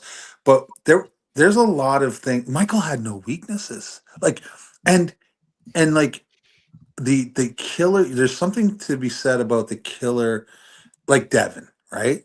Yeah. Devin is a Michael Jordan type personality. He's doing everything to dismember you. Is LeVon? No. LeVon is like, he may have it, but it seems like he's just so super gifted, right? But now that Devin's getting bigger, 300-pound, once that strength level closes, who do you think's going to win a close war?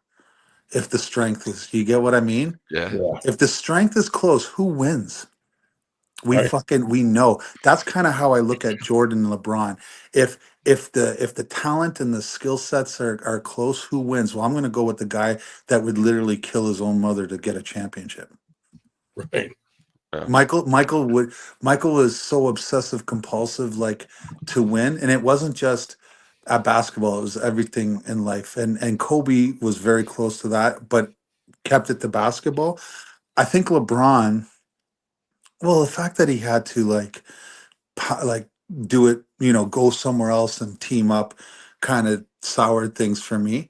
And the era, think about, people say, oh, there's so much more skill today. That's true. But they're allowed to be more skilled today because you can't hand check. Do you understand? In Jordan's era, when you were dribbling, the defender could fucking nail you. Like, you take his hand and push you in the side. And like, if you look at every time Jordan would go to the hoop, he looked like a fucking pinata.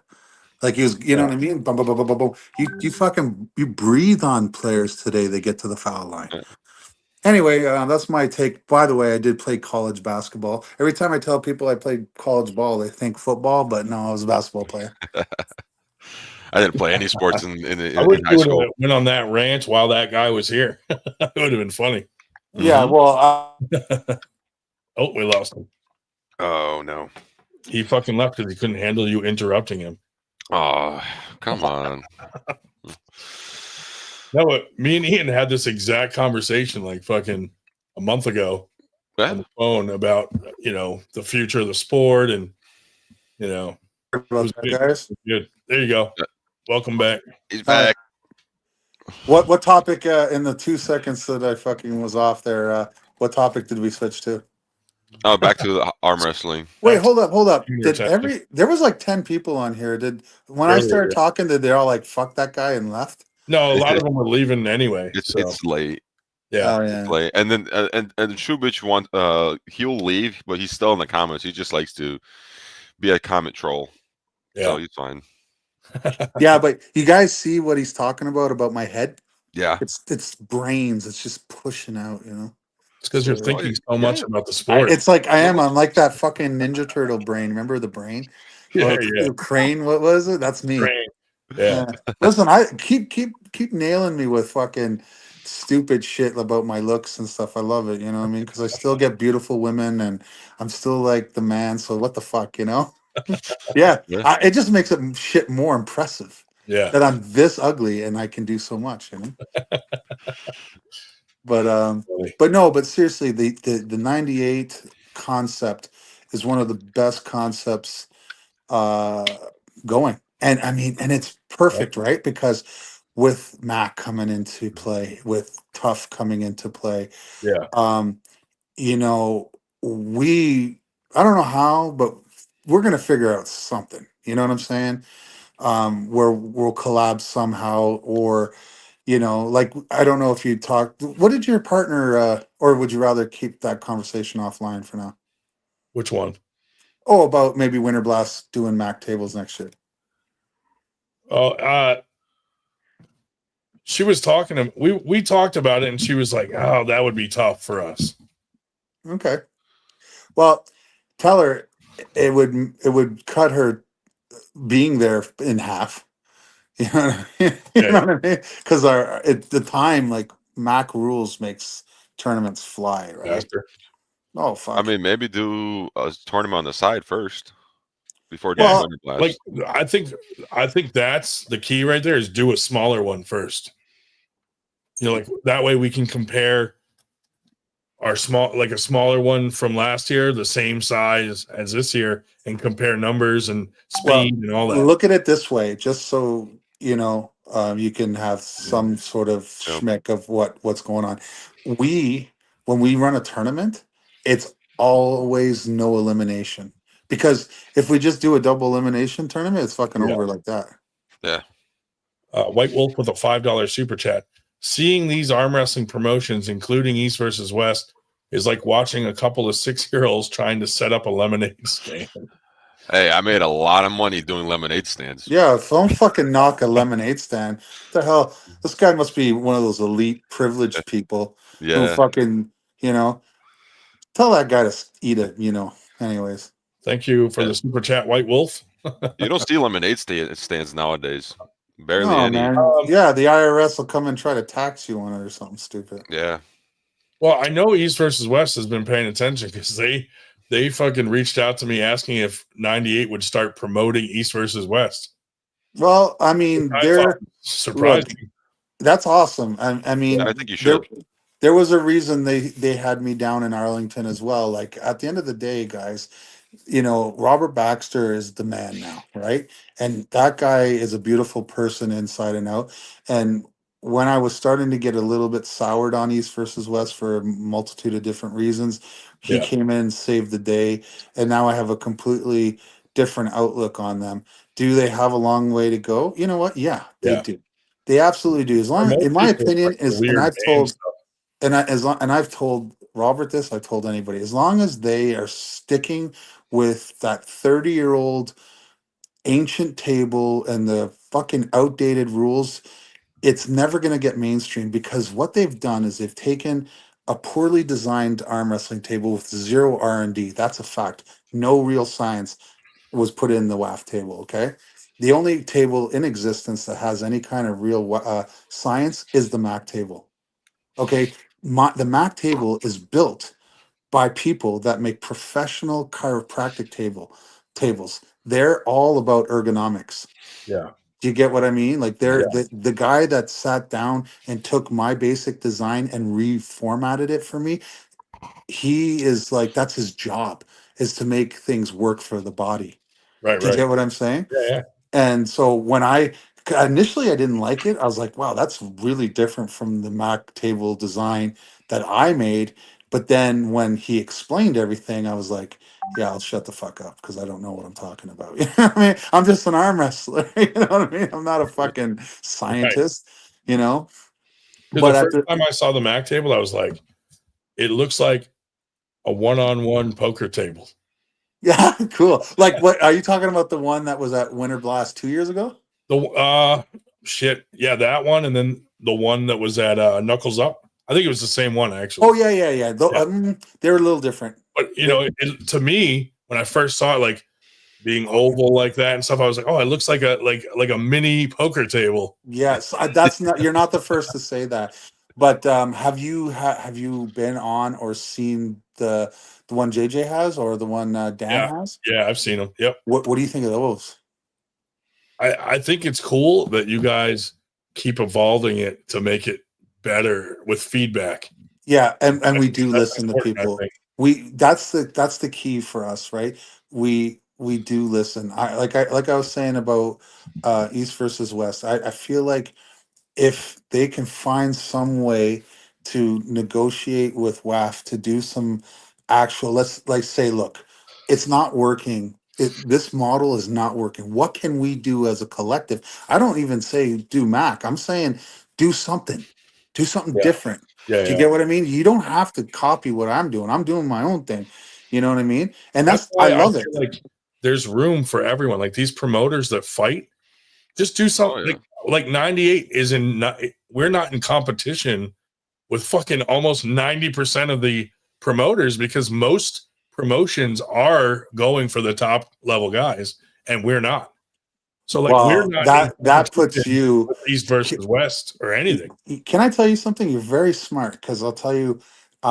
Look at it this way: who do you think's what's a because we have different name brands for Yeah. materials up here and stuff. What's a really prestigious toilet paper name down in the States? Probably like Scott. Scott. Okay, the owner of Scott and the owner of Ferrari. Who do you think makes more money?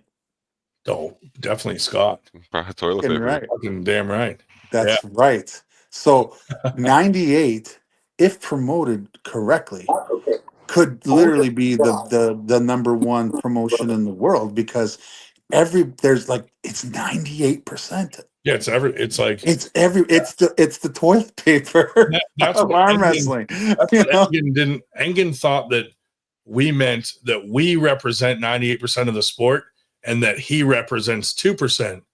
That's and I was like, no, that's not what we mean. We mean that you mainly cater to the 2% that are the elites, like Devin, and the rest of us in the world that arm wrestle are the 98% that are trying to get to that. Does he get that now? I think Bob Brown and Robert Baxter explained it to him, so he kind of calmed down some. Okay, because at the end of the day, like I don't know, Engen does, and I love Engen. I mean, he was really really nice to me, but at the same time, he has to learn that not everything is about him. Like not everything is a shot at him either. Right? I mean, were you even thinking about East versus West? Like 98% had nothing. Like me explaining the concept had nothing to do with East versus West whatsoever. Right, exactly, right? So he thinks that he's taking a shot.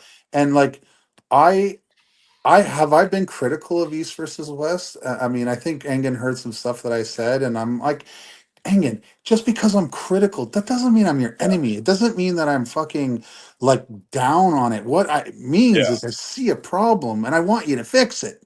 Yeah. I want WAF to fix it. I mean, listen, 30 to 40% of WAF matches across the board end in disqualification. That's a fucking 5-minute conversation with investors.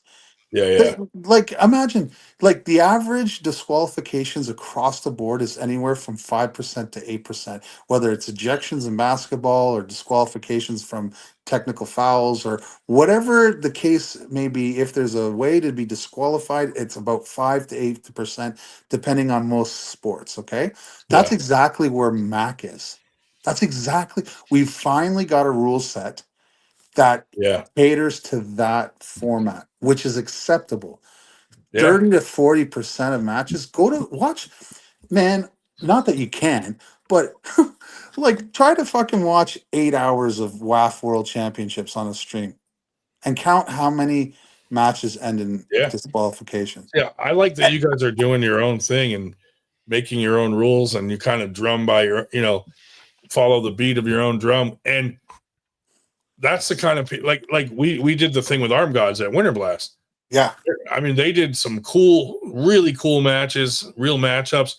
The event went really smooth. It went really fast. And those guys also What are they doing? What are they doing new to things? what are they doing to make their, how are they speeding it up using the WAF format though? How are they doing it? You got me. Well, you were there. You didn't see it? Dude, You know what I think? You know what I running think? around doing all kinds of shit. I didn't even get to watch one match. Do you know what I think? I think what they've done is just, they literally just use common sense. They probably cut out a lot of bullshit. Do you get what I Yeah. mean? If Yeah, an elbow pops this fucking high and nothing happens, you let it go. I don't care. WAF won't do it, but just fucking let be it go. slightly less strict. Just Yeah. less anal retentive. Right. You're shooting yourself in the foot. And so when we decided to do this, I was like, you know what? For me to start a league based off of everything that I've seen in the last 20 years, watching major promotion after major promotion go the way of the dodo bird, it would be crazy for me to start something with that table and that rule set. So I said, fuck it. We're going to move right out of the sport. Everyone's fighting for a little piece of the pie. I'm like, you know what? I'm going to build an oven and I'm going to bake my own pie. And that's it. And not Good. fucking worry about Good anybody analogy. else. Yeah. And that's it. And like, if you really want to know if you think it's going to be successful, Ryan, ask anyone who's ever pulled at a Mac event what they think. Eric's on here all the time talking you up big time. Well, and again, JJ's been on. He's talked highly of it. I know he's like a partner with you on yeah. that. There's three partners, right? There's myself, JJ, and Matthias Bedard, and a lot of people don't know this, but we're actually an American LLC. Gotcha. They think two of us are Canadian, but let's be real. Like, I mean, my government is the fucking worst government in the history of governments, and I wouldn't invest a fucking cent until they get that fucking retard out of office and a conservative government. I'm not investing a cent here. Yeah. You know what I mean? Because they just want to give all their money to Ukraine and transgendered people and like, people are starving, can't pay their bills, can't afford a home, can't put gas in their car, and we're worried about all the shit that don't fucking matter. Yeah. You get what I'm saying? And so JJ's like, hey, why don't we just make it an American company? And Trump's in. I said, sure, let's do it. And it makes things easier, to be honest with you. We're gonna be coming to the States. We're gonna be like, like how the Matrix said that humans were a disease, and like, we just spread and multiply and we just move somewhere else and grow. That's Mac. That's Mac. That's what's guess what? And we're doing it to Europe. We have a guy in Denmark that wants the Mac table. And I said, there's the seed. It's gonna get planted over in the fucking mothership in Europe where they make a, you watch. Mac tournaments in Denmark will be banned. They'll be like, if you go to this tournament, you will be banned. You watch. The axe is pretty good. Just like Greg Sharp did to us. Oh man, listen, yeah. Hey, Come on down. can I listen? Don't drag me down. I don't want to get political, but I will. I'll make one political statement, and that's it. If you're banned, come to Mac. We'll unban you. Yeah. Well, if 98 gets banned from WAF, come bring all of 98. We Band love you. We love you. Bring all your 98 people. You can. We'll do collab 98 Mac shirts. We'll make a Mac 98 shirt for you. We're definitely banned from everything. Yeah, banned from Greg Sharp's events. No, not really. We're like East versus West. I've had some conversations with Baxter and Bob Brown, and they talked to Engen and tried to ease him from the cliff, so to speak. Well, he's a very paranoid guy. He's a very paranoid guy, and he thinks that people are out to get them. And honestly, nobody is. Well, nobody's out to get him. We just want him to just ease up a bit. Like his mantra or his mission statement when he started this was to grow the sport. He's like, come on, be a part of it, grow the sport. Dude, I was there from day one. Like, I was donating money to East versus West 1 and 2. I swear to God. I swear to God, he was like, because East versus West, it took a while to get going, right? But I believed in what he was doing. And he kind of inspired me to do what I am doing. He's like, you know what? Fuck this. Like, he's like early Engen was amazing, right? Like, COVID's happening. Fuck it. My country is open. Let's come on over. You know what I mean? Everybody. So I was like, yeah, fuck the man. Here you go. Here's $50. Whatever. I'll buy the pay-per-view too, and I'll buy a deck of cards, and I'll buy whatever it was. I supported it, right? And to be fair, it also helped motivate me. You know what? I'm going to take it one step further. Fuck all this bullshit and all these politics and everything else, because it's all stupid. None of us are rich enough to dictate anything. Who the fuck are you to tell me I can't pull somewhere? Yeah. Do you pay my bills? Yeah. No, fuck you. Remember in COVID when you couldn't have an arm wrestling tournament because of the gathering rule here? Well, that's it. But that's why that's why it worked, right? Because they didn't give a fuck. We threw a tournament and we called it the 98% protest, and we threw it as a protest and they couldn't shut us down. Really? So we threw it at a police motorcycle club in Philly. So when the guys from the city came to shut it down, the police were like, I don't think so. It's a protest. It's a protest. And there's nothing they could do about it. Fucking gangster. There should be a goddamn documentary about that right there. That's awesome. No, I'm not joking. Listen, you guys should do tournaments where the protest series. You know what, Ryan? You should everything you do, no matter what, you should have cameras rolling. And then just sit at home when you're doing nothing and just edit shit and just keep throwing it on your socials, Like the way I see it, and that's what we're doing. The way I see it, if it didn't get recorded, it didn't happen. And that's the unfortunate thing, right? So everything that Mac does from now on is getting recorded, and we're gonna put it up because you know what? You can say what you want, but if it's on video, what can you say? Yeah. Like, you get what I mean? When I told people, I said, Mac, we run through events like fucking we could have a 30 match super match or on a Mac show and have it done in 3 hours. People are like, no, that's impossible. Bro, we can beat it. We beat it. Yeah. You know what I mean? We beat that time, and we had a downtime, so we beat it with some technical difficulties. The reason that the last Mac was a bit long is because we had the tough format, which was an event. We had 3 events in one. We had the tough Mac super matches, and then we had the no elimination tournament. Did the no elimination tournament make TV? I don't know. No, it was no, it didn't. Okay. So whatever. I was foobarred by that time anyway. I couldn't feel my feet. They were really rushing us because they started it late. They could have started the tournament a lot earlier, but we couldn't. We didn't anticipate the tough event going so long. Yeah. It's because the tough event, and that's why we're refining it.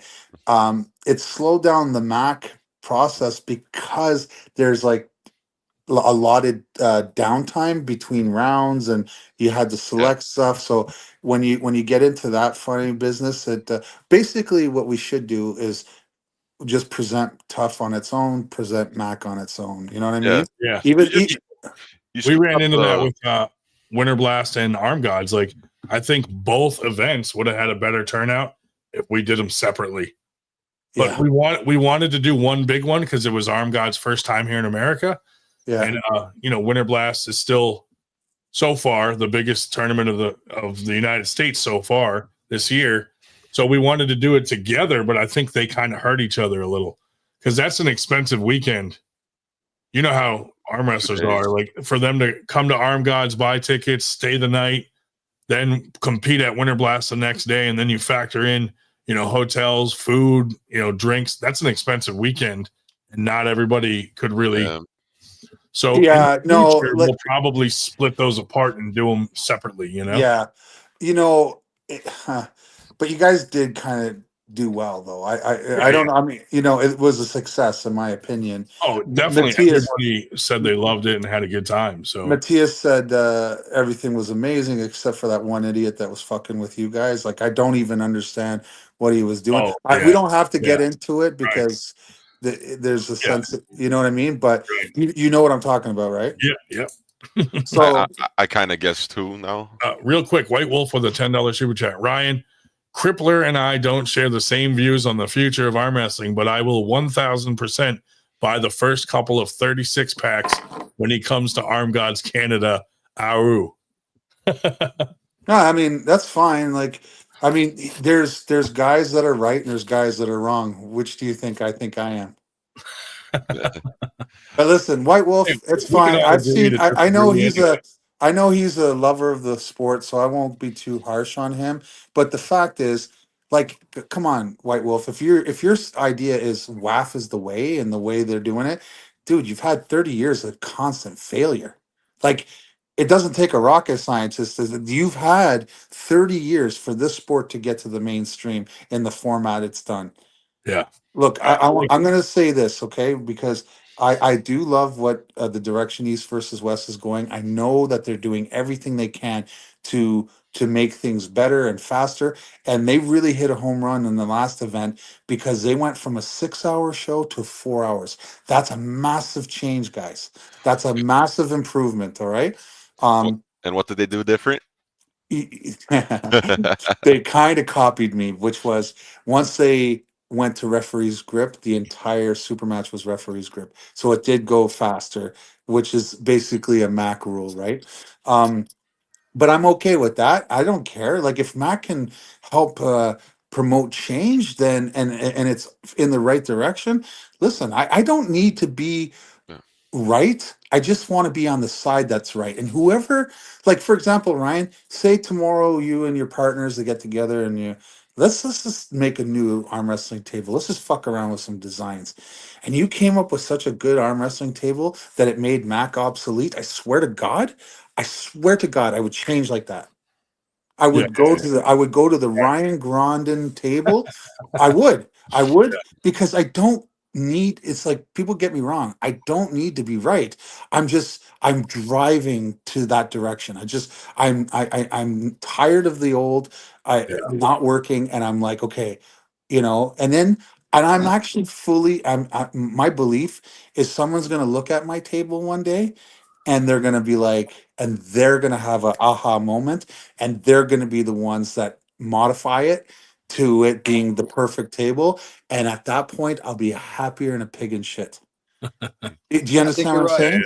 I mean, not only that, but like you said about the sport being the same for 30 years, like you look at some of these people that have been doing tournaments for 30 years, and I'm not going to say names, but it looks like someone calling out names in a bingo hall and no excitement whatsoever. And I'm like, why is this the same? Well, it's been for when I got years? in the sport, this is the big change that WAF. You guys, fucking drum roll, please. So when I got in, they had pin lines and the pads were straight across from each other. Then for whatever fucking reason, they decided to do these canted pads and change the angle of the changing of the angle of the pin line. Maybe a little bit good for the referees because they can choose a side to look. But the canted pads, but forcing them to have the exact same setup never made any sense to me. And it didn't help at all with break arms. Look, in 2 years' time, when Mac becomes 2 years old, I'm going to show statistics on how many injuries we've had and how many matches we've had.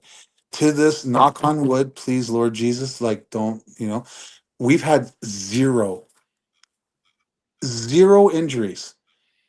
Okay. The size of our fucking pad makes a difference.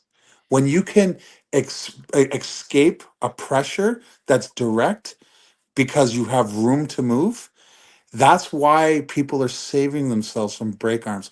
Our pin pads are an inch higher. All right. That saves bicep tendons from guys trying to do King's move and getting pressed on because they get pinned right before their fucking bicep tendon lets go. Yeah. Okay. So in 2 years' time, I'm going to go to every federation and ask them not to convert to Mac tables, to ask them why they haven't.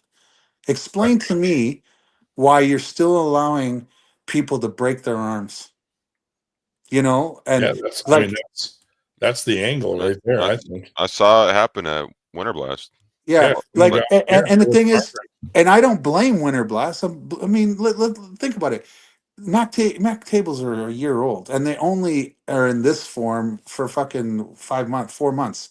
Like, it takes time to disseminate these things, And like your partner, she's like on the fence about it. That's fine. Eventually, like if she's logical, there'll be no fence. Like eventually she'll see it for herself and she'll be like, you know what?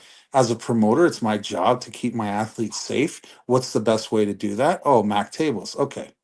Do you get what I mean? Eventually, common sense, if you have a common sense partner, they're going to start to let go of their biasness and start to embrace things that just make sense. That's all. That's why I'm not worried. I'm not really concerned about trying to push it to these other leagues right now. They're coming to me. Do you get what I'm saying? I said I talked to you, Ryan, because I'm trying to figure out like how we can do stuff together. You get what I mean? But if there has to be an angle for Mac, Right. Do you get what I mean? And if the tables, like I said, like if you don't mind me discussing, I said to them, guys, we don't even want a cent. Like I would not even dream of trying to take any of your profits from Winter Blast. But how does it benefit me? Your entry level is what? How many entries did you have? Oh, I guess it wasn't This as year, big this year. 497. Okay, but last year was more, right? 585 last year. So 585. So imagine I get 500 plus arms on a Mac table with logical thinking human beings that can assess something for themselves. You get what I'm saying? That is the value that you would provide for me. I don't need your money. You know what I mean? I mean, I'm not rich, but you get what I'm saying. And I'll tell you, I bet you anything you make it a Mac event, I bet you, or a Mac table event, I bet you anything that those registration fees numbers go up. Yeah. Dude, did you see Mac? Did you see Mac 3, like our venue? We were so far over capacity, we're not even allowed to tell you what the numbers are. That's No, fine. we will not say it because the thing is you could get the venue in trouble, right? That's exactly it from the fire marshal. Yeah. And Another $20 super chat from White Wolf. Ian obviously does not know my view on arm wrestling, target marketing. To get arm wrestling mainstream, we can't be targeting arm wrestlers. Us fuckers will come no matter what. Get the general public involved. Fuck the arm wrestling community. Followed by a $2 super chat that says, P.S. I fucking hate WAF. Well, we're saying the same thing. Like right now, our mission statement is trying to get. So basically, you say we're trying to bring arm wrestling to a position and a status that we haven't even thought of yet. So people say mainstream. I'm saying beyond mainstream because, for example, what if TV is the dinosaur? Right? What if TV and like TSN or ESPN or Fox, what if that isn't the way to go? What if it's something internet based? What if it's YouTube? What if you get what I'm saying? What if it's something else? So I'm not even going to limit myself to mainstream. I'm going to say, what is the thing that's going to get the most eyes? Because you know what? Mainstream loves their little bubble, right? They love the control. They love They love how, hey, you want some, you bow down to us and you conform to us. What if there's something like out there that's like, dude, if it makes sense, it makes dollars, come on my platform, do whatever the fuck you want, and let the masses come. That's what I'm interested in. Yeah. Allowing myself to do max creative control, you know what I mean, and just say whatever, like what's the next big thing, you get what I mean? And because mainstream, what else does mainstream do? They fit you in a box, right? So mainstream is a 2-hour basketball game, a 2-hour hockey game, you know, that's kind of what they want. So then you're limited and you end up forcing things and you start cutting things, you know what I mean? So, you know, if we go mainstream, then we have to bend the knee to the king and do that. Well, maybe we will do that, but Right. not without me ever thinking, is there something greater? And Yeah. would I make it sure that in a contract clause that I can get the fuck out once the better platform comes up? Of course I would. Yeah. Do you get what I'm saying? Yeah. And that's the thing. And then we get guys like you who will have a foothold in every state and then province in North America. You know, 98. We'll embrace you guys. You guys come over to us. You know, like 98 guys. Like we'll even, like I said, if you want, we could collab on shirts. Maybe, you know what I mean. Have like a double logo kind of thing, and that way you get representation and I get representation, and we'll even allow them to compete like that. You get what I'm saying? Yeah. And then that way when you watch when a 98er who's loyal to you is gonna buy a Mac pay-per-view, that he sees his own representation on television as well, Yeah. because we're like-minded. And that's the thing that most promoters don't understand is 98% is for everyone. It's not like 98 percenters support every promotion, because we're not like a specific group or anything. Like, it's just a term for everyone that's not elite. So why wouldn't you embrace that term and use it to draw in the masses that view themselves now as a 98 percenter? Like, that term's being used all the time now. And I would say, I'm not gonna try to like tell you how to suck eggs or anything, but as long as you, like, everything is about growth, right? Like, you start here and then you come here and you come here. And for the 98% of us, we're not making that 2%.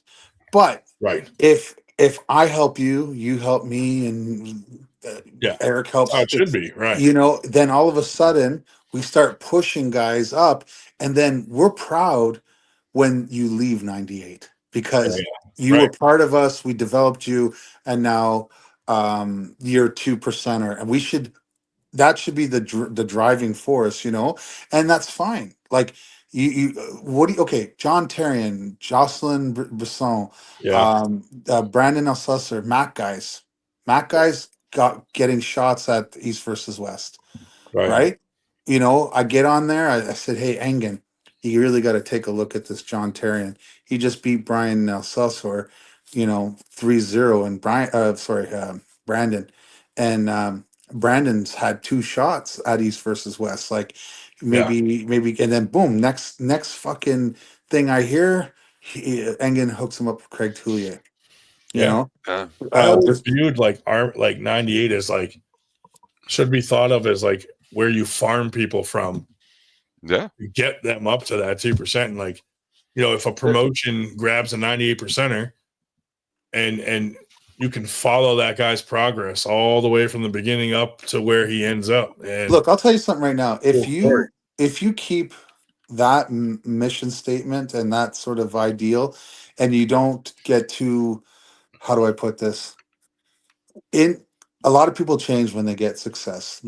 A lot of people look at the dollars. Oh, look at all the money I'm making, you know, and then they start becoming elite in their own thinking. Okay, yeah. What if you can stay humble and keep pushing the youth and the new guys up, and, you know, no matter how much money you're making, you never lose focus of that.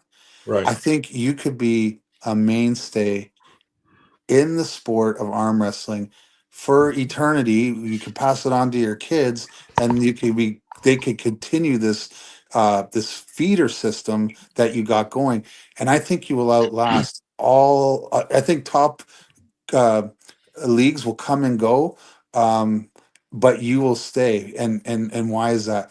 Because you aren't trying to cater to the competition that the top leagues are fucking cutting each other's throats and all that stuff, right? You're just worried about getting these guys and moving them up, right? And that elevator movement, ha, there's a never-ending quantity of that. It's the Yeah. toilet paper, like I And explained. we It's not also, the Ferrari. when we you- thought this up, the main thing was we're not going to be a target because we're not anyone's competition, really. Like well, we're not until really until you start doing things where it puts the antennas of the other elite well, yeah. I promotions. mean, obviously, you've seen we have been targeted, but not for the reasons I thought we would be. You know what I mean?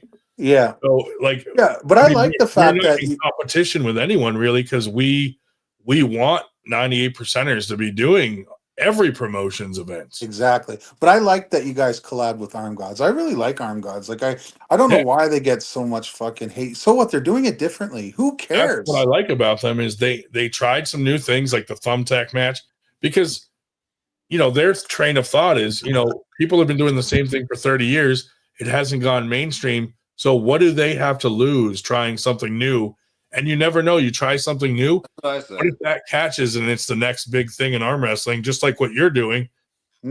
Well, you know what? See Ironically, a what lot works. of the things that they're doing, I wanted to do, but I decided not to because I didn't want to come off as copying them. Because, like, if you guys really know my background, I grew up around WWF wrestlers. Like, Yeah. that was my life. I enter sports entertainment. You know what? I never heard my mom and my uncles and my cousin talk about how keeping the sport like super integrated. It was Yeah. always how do we fucking get asses in seats and eyes on Yeah. TVs? Right. That's not my line. Asses in seats, eyes on TVs. That's my family's line. Yeah. That they were promoters too, like AWA and early WWF. Like my uncle Paul was the guy that brought the Giant from France to North America. A lot of people don't know that. My uncle Paul's the first person to body slam the Giant too. By the way, I have it on video. Not Hogan. awesome. Just so you know. Impressive. Anyways, but the point, what I'm trying to say is that it's the consumer in professional sport. It's the Yeah. consumer that matters. You must dictate you have to give them a product they want to purchase. Yeah. And what I see from WAF is like, no. We're going to do it our way and they're going to conform to us. Well, okay. Yeah. That works for maybe the arm wrestlers, but you know what Right. doesn't work? Jack and Jill and Bobby and Sue Yeah. that watch, they're like, oh, arm wrestling, this is cool. Yeah. And then, So then there's they're, 50 fucking fouls and they don't know what's going on. or it takes 20 minutes to set up a first match. Yeah. And it's just like, Yep. they're like, what in the fuck am I watching here? Right. Do you Yeah. know what I'm saying? Even So- arm wrestlers don't like to fucking see that. Exactly, and like Yeah. from my understanding, Arm Gods really had a good flow to it, and it was exciting. The matches were great, and so I'm a big fan of what they're doing. I really don't like that. Honestly, I get random messages like from people they don't know that say shit like, Yeah. "Oh, I love what you guys are doing. Don't ever go the way of Arm Gods." And I literally would say, "Why? Like, why? Yeah, they have no answer. Why are you telling me this? Like, I'm certainly not about pushing someone down to promote myself up. Like, that's not what I'm about. And why would I knock any single promotion? You know who I haven't even said nothing about Knuckles Up. Yeah. I haven't. I won't because at the end of the day, as long they're gonna sort their shit out, hopefully, and when they do, that's another promotion that's promoting arm wrestling, and I'm good with that. Every single arm wrestling promotion out there. If you like me, you want to be friends, you want to work with me, I'm happy with it because you clearly have the same goals, and that is to get arm wrestling out there, and have mass consumption of our sport. It's the only way to grow. Yeah. White Wolf with another $10 super chat. This guy's gonna go broke, man. Dude, every week he does this on our show. He's such a great Well, guy. he's got supporter of is White Wolf Marcus? No. Okay. No. White Wolf is he's a big Arm Gods fan though, big supporter. Okay. 98 supporter. We Because love I'm wondering because the only Arm guy Gods. I know that could afford that would be Marcus. We are an equal opportunity hater. Come to Arm Gods. We abuse everyone, including the elite pullers. No one is safe. Ow, ow, ow. Thank you. Is he calling me a hater? No. No. He's just saying. This is just a general comment, I think, in general. But yeah, he's a huge Arm God supporter, and he's supported 98 since the beginning also, and he comes on and does these super chats, which we appreciate big time. Yeah. And listen, let's be real. Arm Gods has something. There is certainly a niche, and if they can get more exposure, I actually think they could steal a lot of fans from the WWE. Right?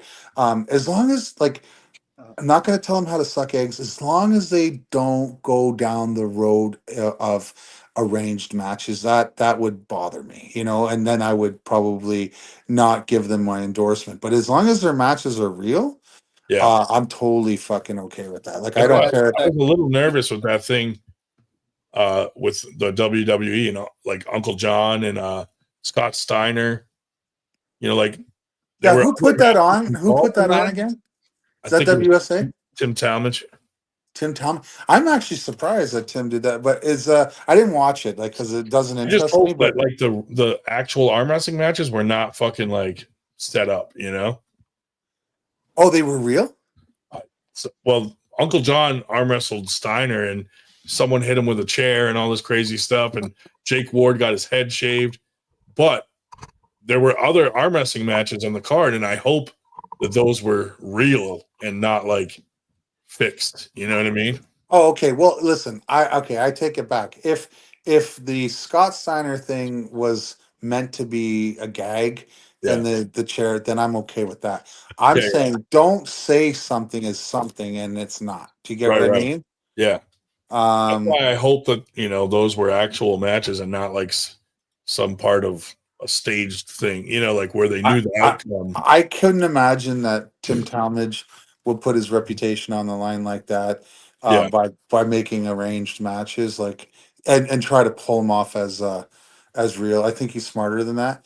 I mean, Tim's been he's been around a long fucking time, and I know a lot of people have their ideas, and I'm trying to be politically correct here.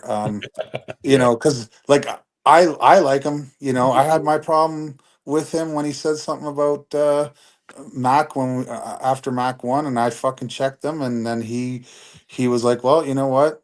You're right. I didn't see everything, and I should have been." So he apologized to me, and we've been cool since. You know what I'm saying? Because at the end of the day, I'm like I don't go after. I go after the system. I don't go after a promotion. The system that is the WAF rule set on the WAF tables. I've been bitching about this almost my entire career. Listen, the original Mac table, that design is 12 years old. I just didn't have the balls to fucking make it. Because back then there was this thing they kept saying, "Oh, arm wrestling has to standardize, everything has to standardize." And I kind of bought into it too. I'm like, yeah, okay, let's all get together and standardize this. But the problem was they took an inferior product, an inferior rule set, and they said, let's standardize this. Right. It's like, and that's what I failed to. But you know what? Everything happens for a reason. Maybe 12 years ago, no one would have been ready for that. And one of the reasons, and I love the guy, Devin Larrett, I asked him, I said, hey, what do you think of this table design? He's like, it's really cool. He's like, but the future of arm wrestling is no pads. Remember, he was trying to push freedom? Freedom, yeah. So that was about 12 years ago, right? So I just put my design on the shelf until I couldn't take it anymore. And I was like, fuck this, I'm doing it. You know what I mean?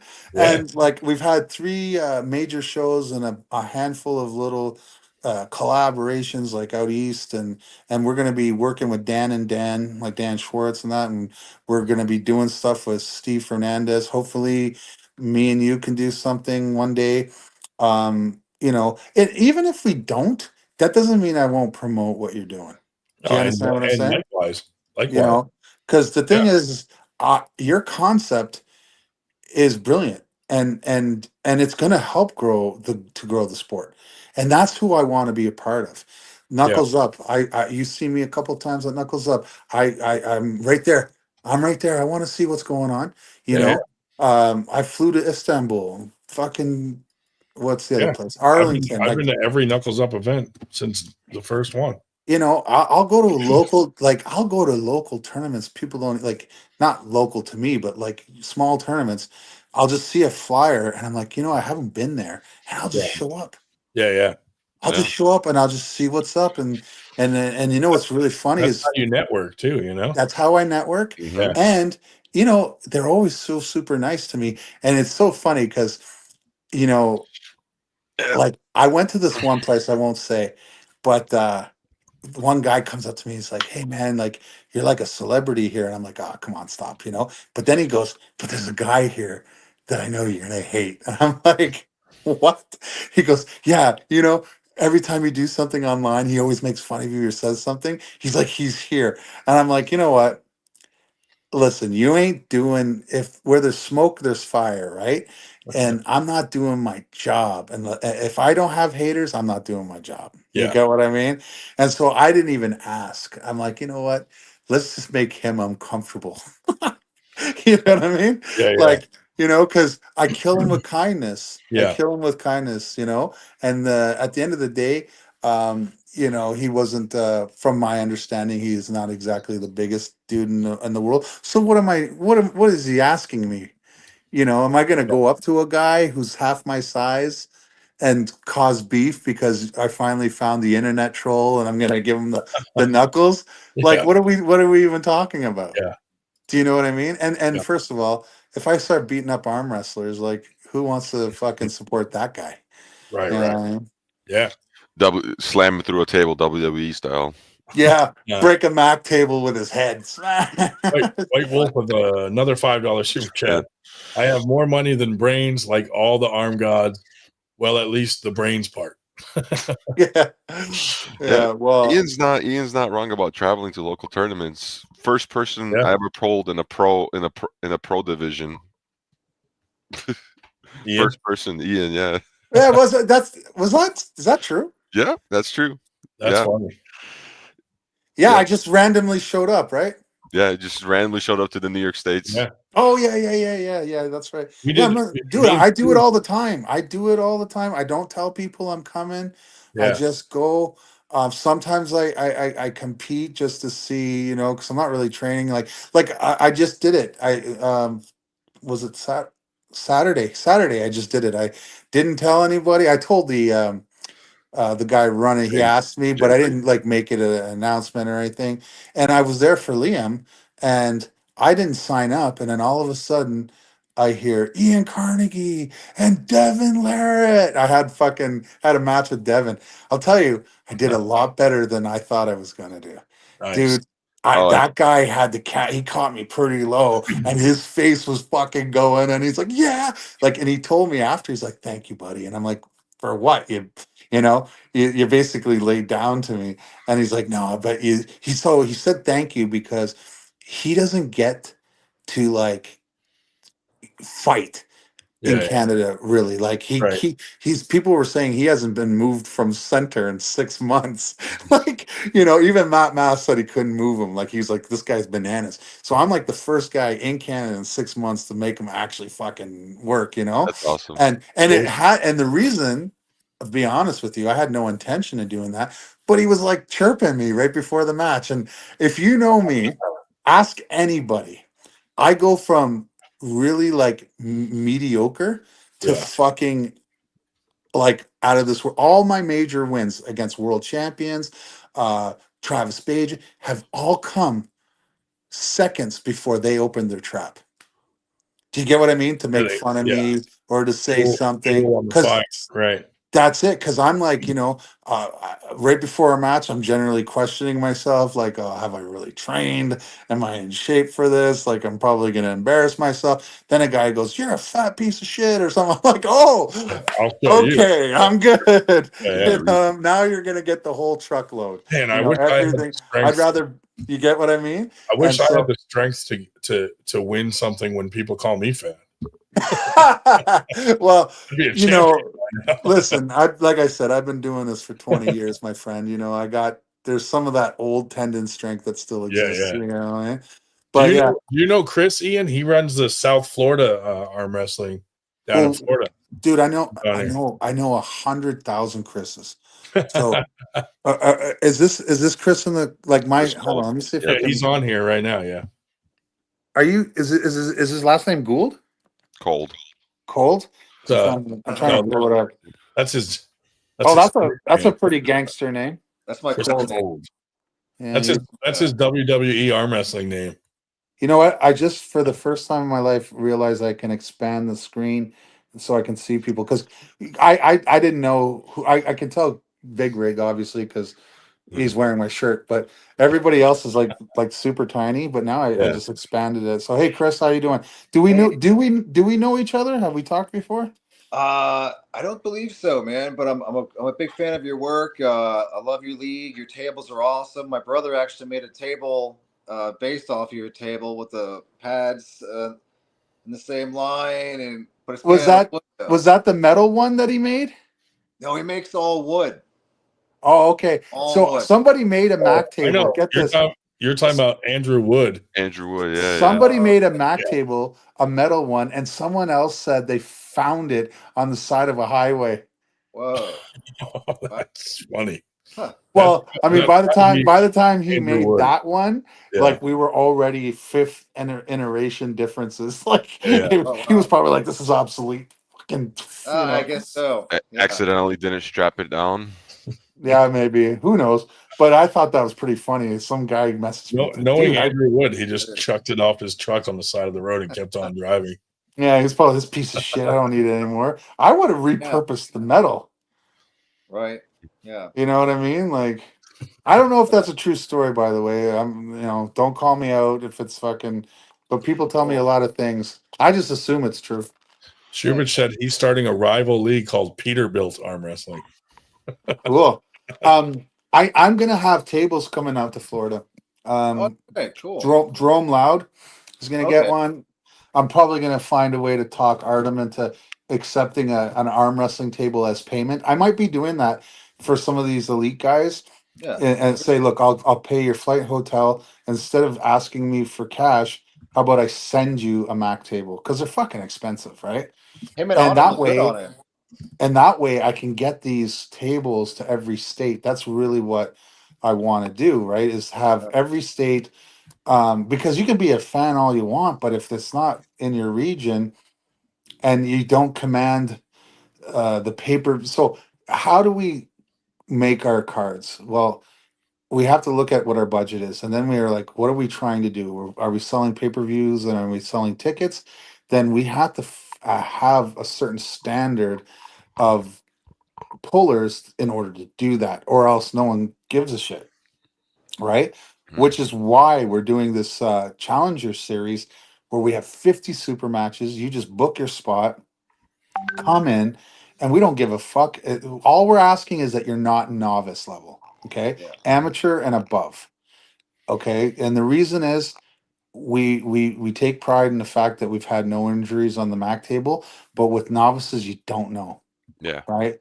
You at least train to the point where you can protect yourself and allow the rules set in the table to help. I think a year of experiences would be a good starting point. This guy said, I found an Ezreal table in a parking lot in Bakersfield, California. I was on my bike at the time. So did you put the fucking table over your head and like bike off with it, or Dude, that would. I would have tore it down, taped it up. Yeah. Somehow got it home. I saw a trailer with some on the side of the highway that was abandoned because it blew a tire, and I was looking at the back of the stuff, and I was like, "Fuck, there's TVs and refrigerators." I was contemplating fucking fixing it and taking it off. I was like, "Nah, that's." Is it really getting that desperate up in Canada right now? Oh, buddy, we're fucking damn near communists. Like, I'm telling you, if we go another 4 years of liberals, I'm half American, right? So I'm gonna go move to JJ. As a bird flies, Yeah. I'm like 40 minutes from JJ. But because Lake Ontario's in the way, I have to go all the way up to That sucks. fucking Thousand Islands and then come Yeah. down, right? But as a bird fly, you know where Watertown, New York is? Have you heard of it? Yeah. I'm pretty close. I'm only an hour away from there, For real? or an hour and a half, I would say. Okay, well, I mean, you know what? We should, if that's the case, like it's only an hour drive for me to get to Watertown. We should set up a practice in Watertown this summer. Ooh, I would go. I would definitely go. Yeah, yeah, yeah. Picton- Yeah, I'll bring Liam and a bunch of guys from Kingston and Ottawa, and I'm sure we can get guys from Syracuse and Rochester to come up, and we'll meet in Watertown. Picton. Where are you, Ryan? I'm just south of Philadelphia, but You're south of originally I'm from New Hampshire. Get out, really? My whole family was born in Canada, actually. Is that right? Yeah, in Quebec. Whereabouts? In Quebec, right? Yeah, in Sherbrooke. Est-ce que tu parles français? Oh, Sherbrooke is pretty English, though. I understand French perfectly. Ah. Yeah. I can speak it a little bit if I need to get by, but like when I was little, my grandparents would make me speak French. So, yeah. Ryan, viens ici, mets ça dans la poubelle. Yeah, all day long. Chores. Yeah, I'm in the same boat. My mom's French. Yeah. My mom is French Canadian, and that's how she was raised. But Yeah. she was born in Newport, Vermont. Gotcha. So it doesn't matter.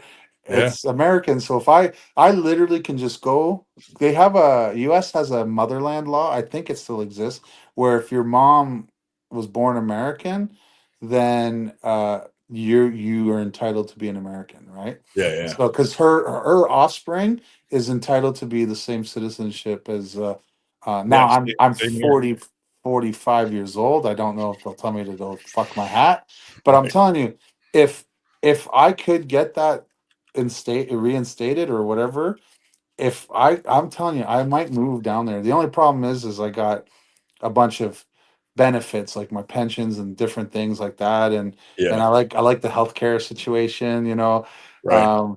But like I can't live in this fucking environment anymore where, you know, like everything but what matters is a priority. Do you get what I mean? Like everything that doesn't fucking matter, that you don't wake up in the morning giving a shit about, that's the priority. But feeding yourself, clothing yourself, housing yourself, getting a good education, you know, protecting yourself. My fucking vehicle in Toronto was stolen the day of Mach 3. Yeah. Yeah. That's like, crazy. And you know what? I know, and I tell the police, we all know where it's going. It's going to a shipping yard in Montreal, drove it into a sea container, and they stole my vehicle because it has a sunroof. That's how they get out, right? They open the sunroof, they get out, and they run out the back because you can't open the doors on an SUV in a fucking sea container, right? So I got the exact same vehicle, only black, because the other one was Battleship Gray, and I got it with the not the option of no sunroof, right? No sunroof. And I drive with a club, you know, those fucking steering wheel clubs. Yeah. So if I'm in Toronto, I park it. If I'm gone for more than a half an hour, I fucking throw that sumbitch on. Fucking right. Now you know you have to. God damn. Wow. This guy goes, Ian, I'm older than you. What the fuck? Impressive. You don't look a day older than 49, and I'm 45. Fuck you. That's a good burn. Though. Yeah, that's funny. That's crazy. I'll burn you harder. Oh, MG in the house. Oh, well, you want to burn me too? What's going on here? What have I ever done to you? Nothing. I think you're adorable. Thank you. She's not even an arm wrestler. No, I got roped in by some piece of shit, but Someone sent her here to our show once, thinking, and she thought it was like some kind of interview situation, and it wasn't. Have you been converted to like fandom, or is that Now she comes on all the time? Yeah. I'm actually very, very interested, actually, and I'm paying attention. I'm always paying attention. It's good. Yeah, Do you hope every to Friday night. do you hope to have some kind of role in the sport, or is that something that you could foresee yourself No, in? I just want to send money, lots of money. Wow, When that's you get it. amazing. When I get it, oh, Mac, I'm from Mac, it. Mac is looking for sponsors. If you're ever interested, There you go, MG. Copy. Thank you. Copy. MG has actually helped us find sponsors. Really? Yeah. Copy. What do you do for work, MG? Hard to explain. Okay. Well, she used to work doing ticket sales, if I'm not mistaken, right? or you were part of like a big Ticketmaster kind of company. She was like one of the I don't know, higher ups in a ticket sale company. She looks like she's dying. I think she drank something and went up the wrong hole or nose or wrong pipe or something. Yeah. That's right. the worst feeling, that burning sensation. That's Oh, dude, when you take too big a sip and it stretches out your esophagus. Oh. You know what the worst is when you have ever make heartburn. choke like that again, I'll kill you. Jesus. Ever get heartburn from water, too much water, and then you think you need to drink water to get rid of it? Oh, that sounds awful. Yeah, that's what I do all the time. I'm like, oh man, why do I have this heartburn continue? Okay. Sorry. No, I was a. Oh my fucking god. Let me mute myself for just a minute. Oh Yeah, my you god. do. You go take care of yourself. Yeah. Also, yeah. Hey, Big Rig, do you have work in the morning or what's going on? No, Saturday tomorrow. Hey, my kid works tomorrow. My kid works tomorrow. Yeah, Eric, stop being lazy, dude. Well, actually, I am unemployed right now. I don't work at my gym. No. What do you mean? No. Is it your choice? I'm changing professions. Oh, good for you. Are you transitioning into the truck driving? Yeah. Good man. Good for you. And now his nickname's really gonna work. Yeah. Big Rig. Because whenever he pisses me off, I'll say like gear down there, Big Rig. Gear down. Yeah. Oh, fuck. I love the nickname. It's caught on. Like I don't even. Oh, it's perfect for you. It's perfect. I was actually gonna give it to Liam, but then I was like, yeah, you know what? Liam's 6 feet. You're 6'6". Probably goes better with you. Nobody even knows his name's Eric anymore. We just call him Big Rig. Big Rig. That's you know what? You're gonna fucking in 10 years, you're gonna say thank you very much because that's it's like Madonna, right? It's like everybody knows who Madonna is. When they say Big Rig, boom. In the sport of arm wrestling, everyone's gonna know. You know? That's the yeah. I've given a lot of people nicknames. I gave Milo and Auden their nicknames. Nicola Gazzetto, Alan Ford. What's Milo's nickname? Beyond the Limits. Oh, Beyond Limits. No, he's Limitless. He's Limitless. I forgot. Yeah, and Auden is Beyond Limits. I was there. I was. My phone died. Mac rules. Talk to you guys soon. Thank you. I'm gonna actually Chris Damiani. He runs the Southern Florida arm wrestling promotion. Well, man, if ever look, if he's ever interested and we can make it work and I can get a couple tables down there, I'll fly out to him and we can do a collab. Look, again, and I'm not interested in taking from people, right? I want to give. Yeah.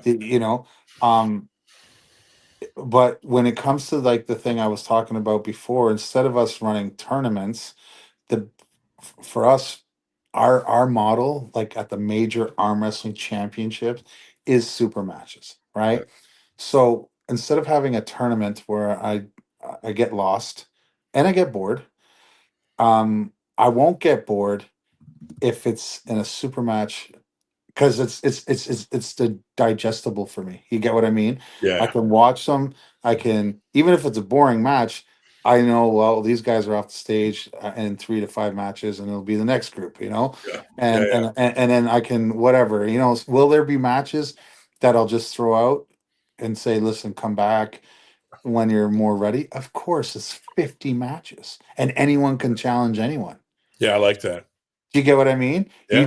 You pay your fee and you get a spot. And we'll live stream it. And if it takes fucking if we say 50, but if 60 matches show up, so what? 60 matches. Right. Just add a It's few not more. pay-per-view, right? It's not Yeah. pay-per-view. We'll just live stream it. Guys can see what's going on. They can tune in at 8 o'clock, or I think we're gonna start 10, 11 in the morning, finish whenever.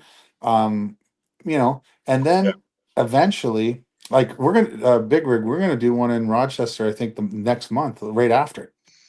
Nice. Oh, well, Dude, Ryan. everyone, this era of arm wrestlers is all about the live stream.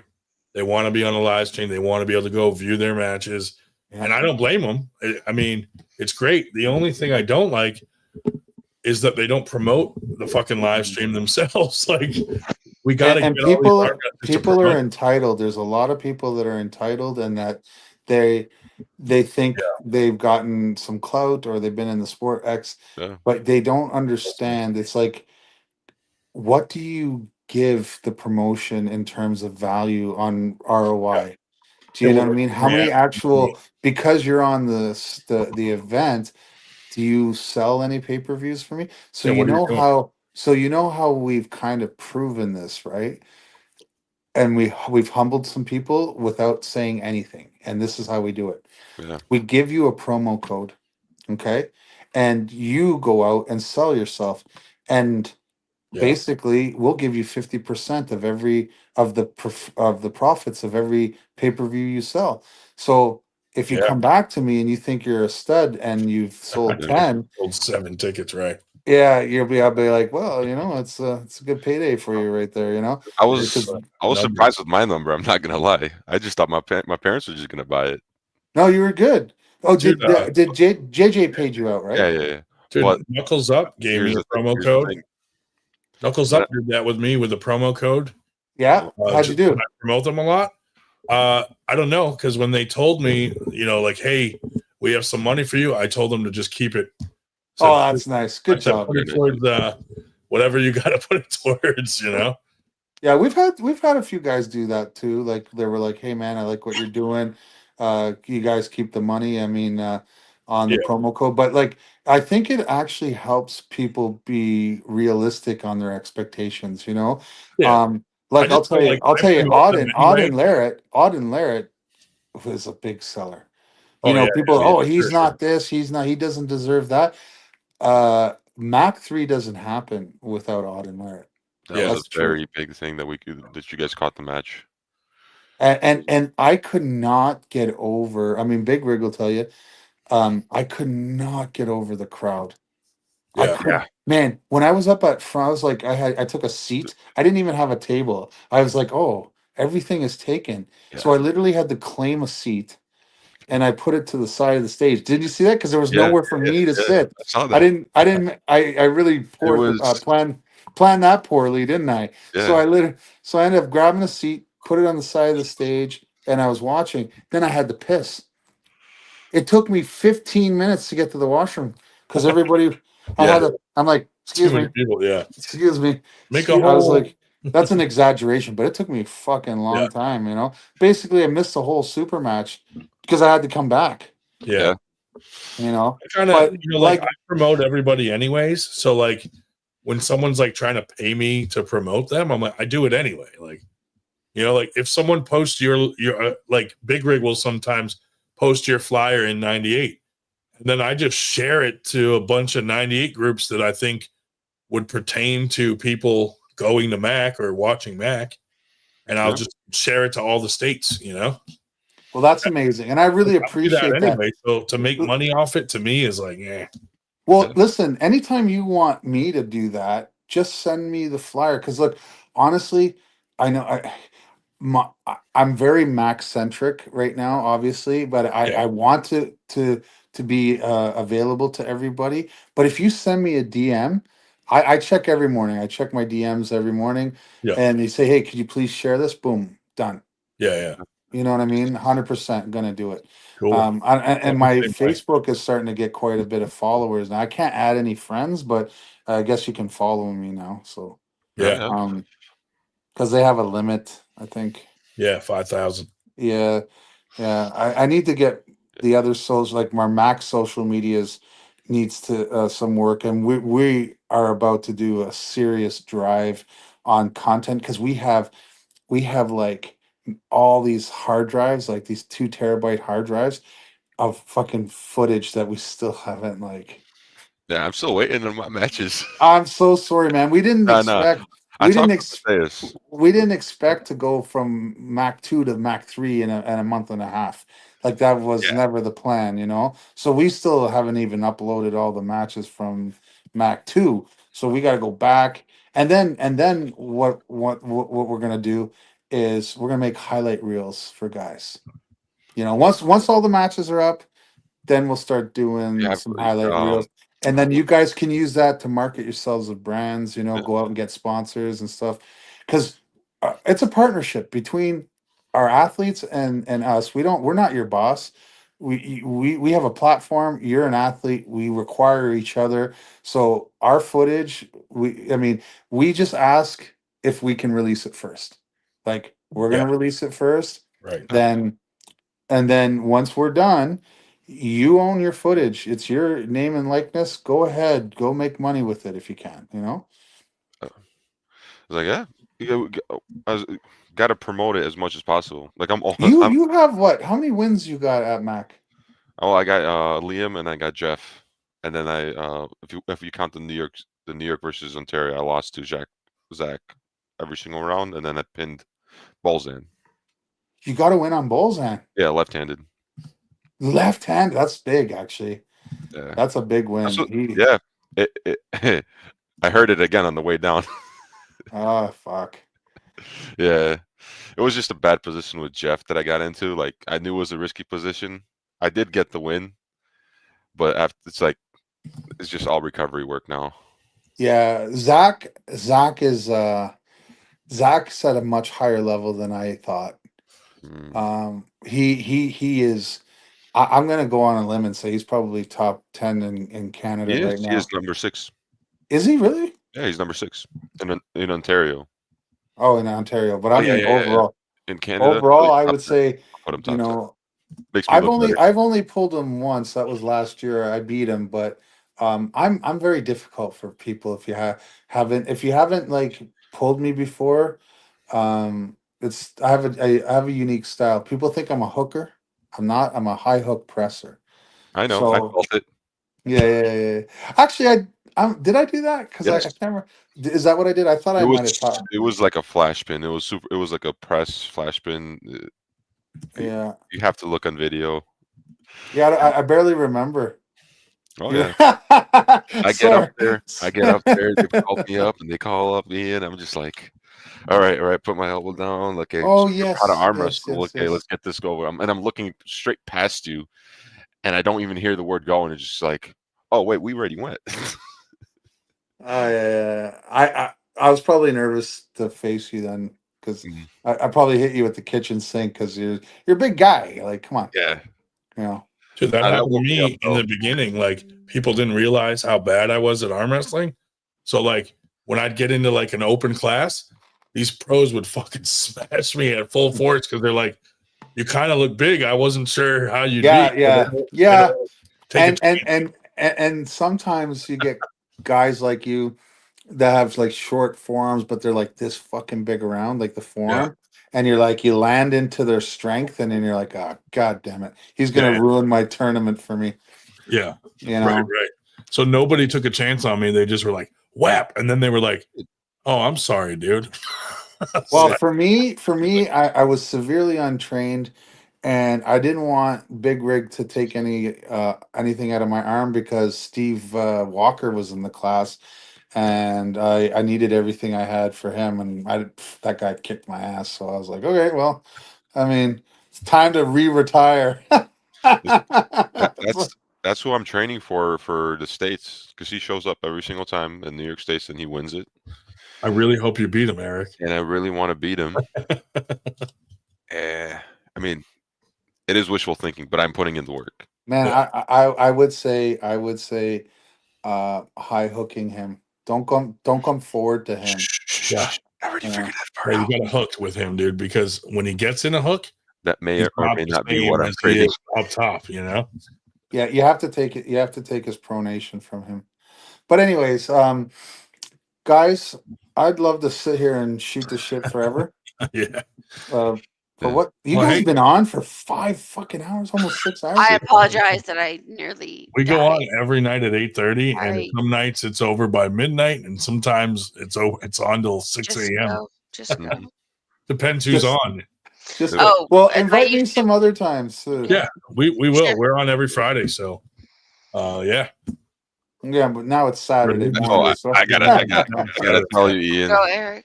Go. We went to a hockey game with my buddies today. Yeah. Went on the jumbotron 3 times with this shirt on.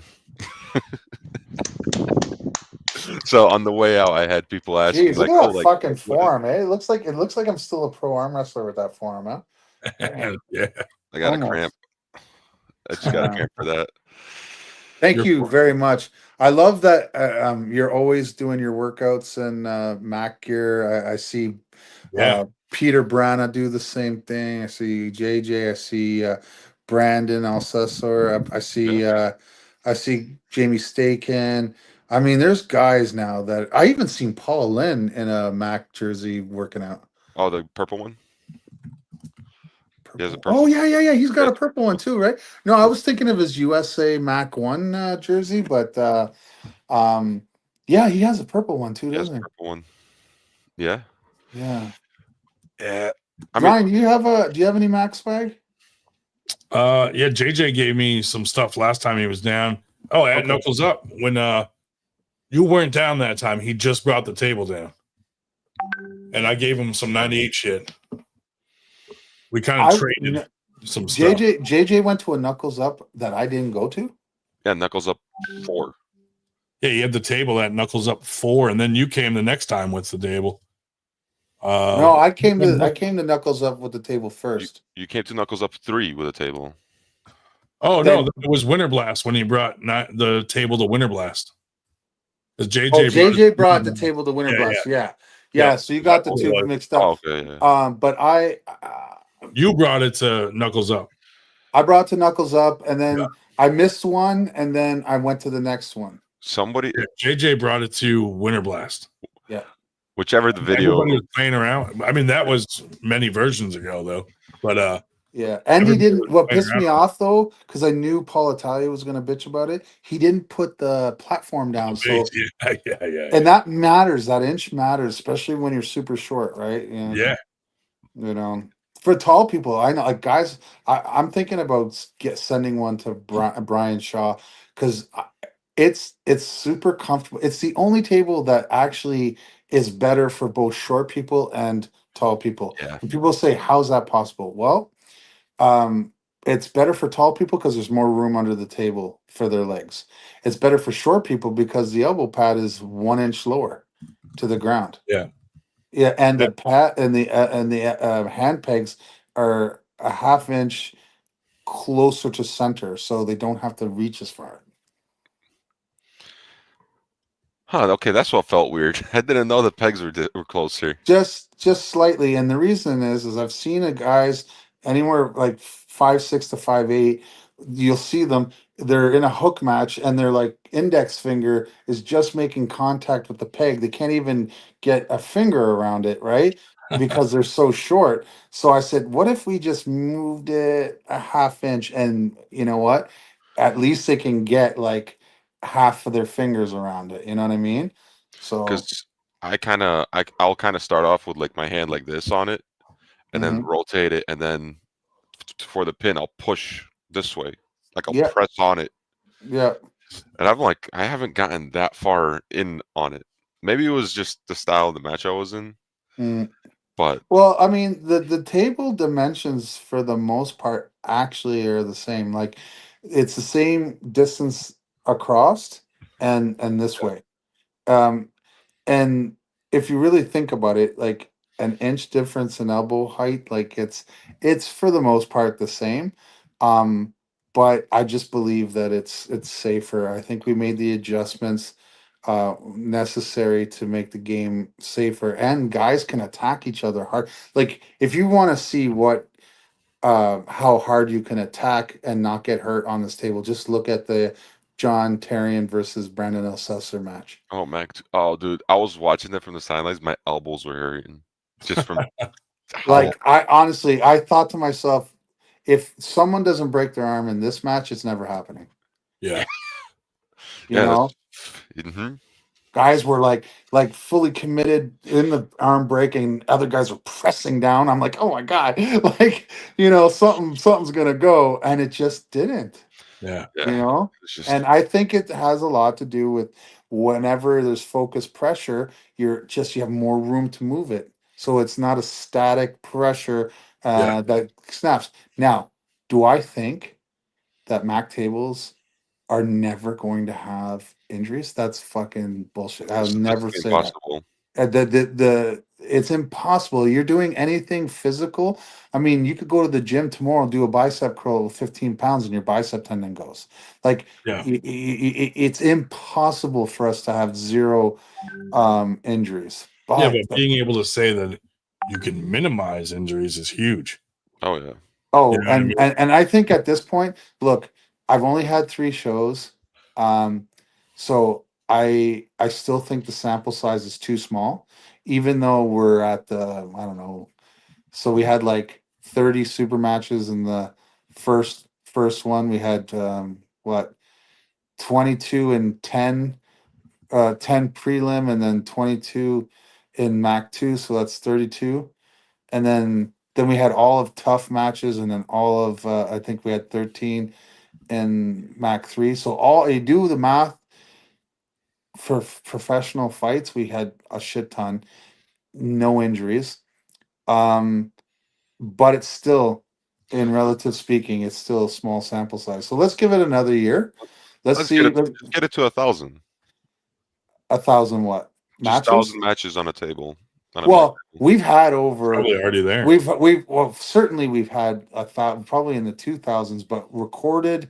Like, remember I was telling you before, like, if it's not on film, it didn't happen. Yeah. I can only speak on facts that I can show somebody. You get what I mean? And that's the data that I'm going to present to WAF, IFA, whoever is out there. Like, dude, why would you continue going this route if it's hurting your athletes? I mean, I'm not saying stick with Mac tables forever. If something else comes and it's better and it's proven to protect your guys, then go with that too. Yeah. But right now, WAF tables hurt people. They just do. Yeah. There's no arguing this point.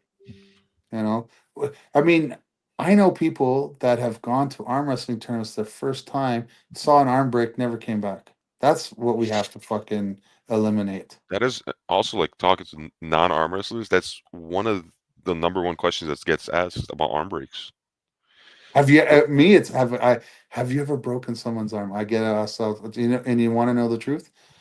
0. I don't know why. I'm very, very happy. I also think that I'm a lot like my kid. Like, I would take, if I hurt someone in that manner, it would really bother me. I've ripped my friend's forearm clean off. Oof. Yeah. So Some friend you are. Well, it was the story. It was his early birthday present from me. Jesus. Are these noises you get in super chats, or is that what's up? I get messages all through the podcast, dude. It's crazy. Are they all like telling you to shut the fuck up and go to bed? Is that what it is? Not all of them. Just most of them. So I just not many people are up this late with us. Yeah. What time is it? 2:30 here. Almost 2:30. Oh, dude, listen, I gotta go to bed. Honestly. All right, gentlemen, thank you very much. Good night, and we'll talk soon. We'll talk soon. Bye bye. Yes, sir. See ya. Yeah. But back to my story, pretty much. I just started arm wrestling, and I was always down to pull on like a kitchen table. So I'm holding guys that don't know how to arm wrestle. So I'm just holding them, letting them do whatever, because you can't really hurt yourself that way.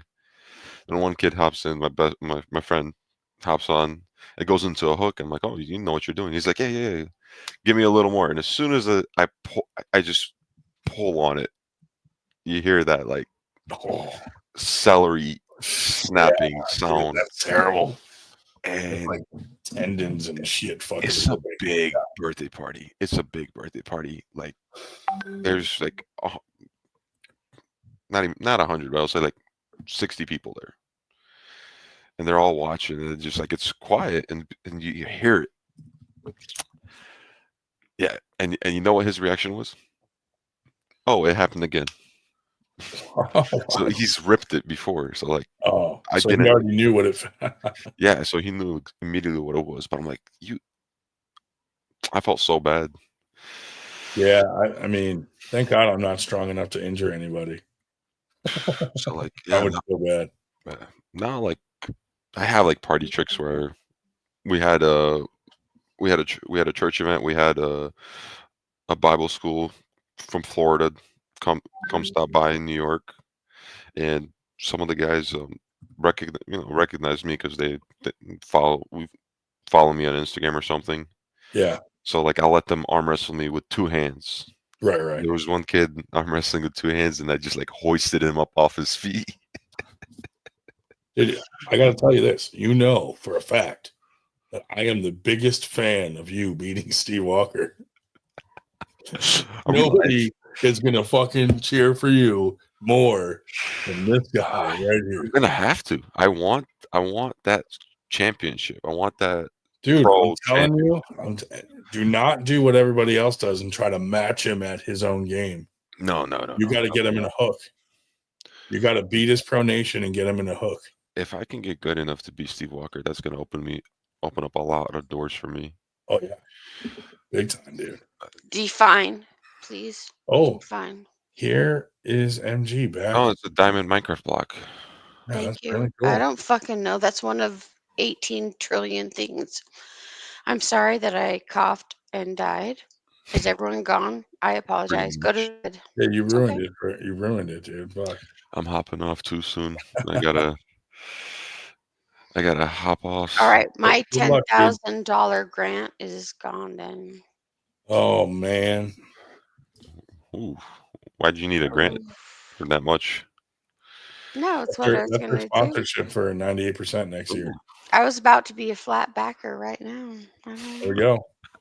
MG is the 98% backer. All right, I don't like this thing. It makes my bicep look small. Oh No, you're a babe. You're a total babe, sweetheart. You are a babe, sweetie. I'm gonna sleep nice and tight right now. Good night, guys. See you, buddy. So, fuck that guy. No, he's wonderful. I love it. That's just what we say here. That's what we do. And I apologize. I know how late it is. Oh my God, nothing good happens past 2 a.m. What the fuck? Oh, So, fuck. MG, have you been drinking tonight? Yes. I can tell. Way. I can tell, and I'm ashamed.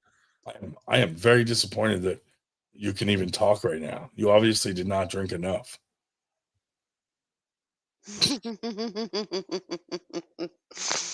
Careful. Anyway, yeah, we don't want a repeat of the last time you got drunk on here. No, we do not. Goddamn, That's some bad things happen. 3-inch areolas being slung around like nilly willy. I know. I wasn't even here for that. I left Dave Shell in charge, and he let that happen. Unreal. He provoked it. No. exactly what Evoke that from. Oh my god, I can't even talk about it. I'm sorry. Lo siento, mírame. I'm so sorry. Shit, my computer froze up. It's sweetheart. It's like 2:30. You should go to bed, I darling. don't sleep, dude. Are you kidding me?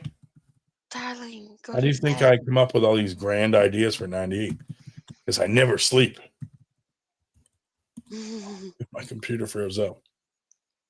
Wow, I you're literally weird. watch an old rave song all the time, Insomniac.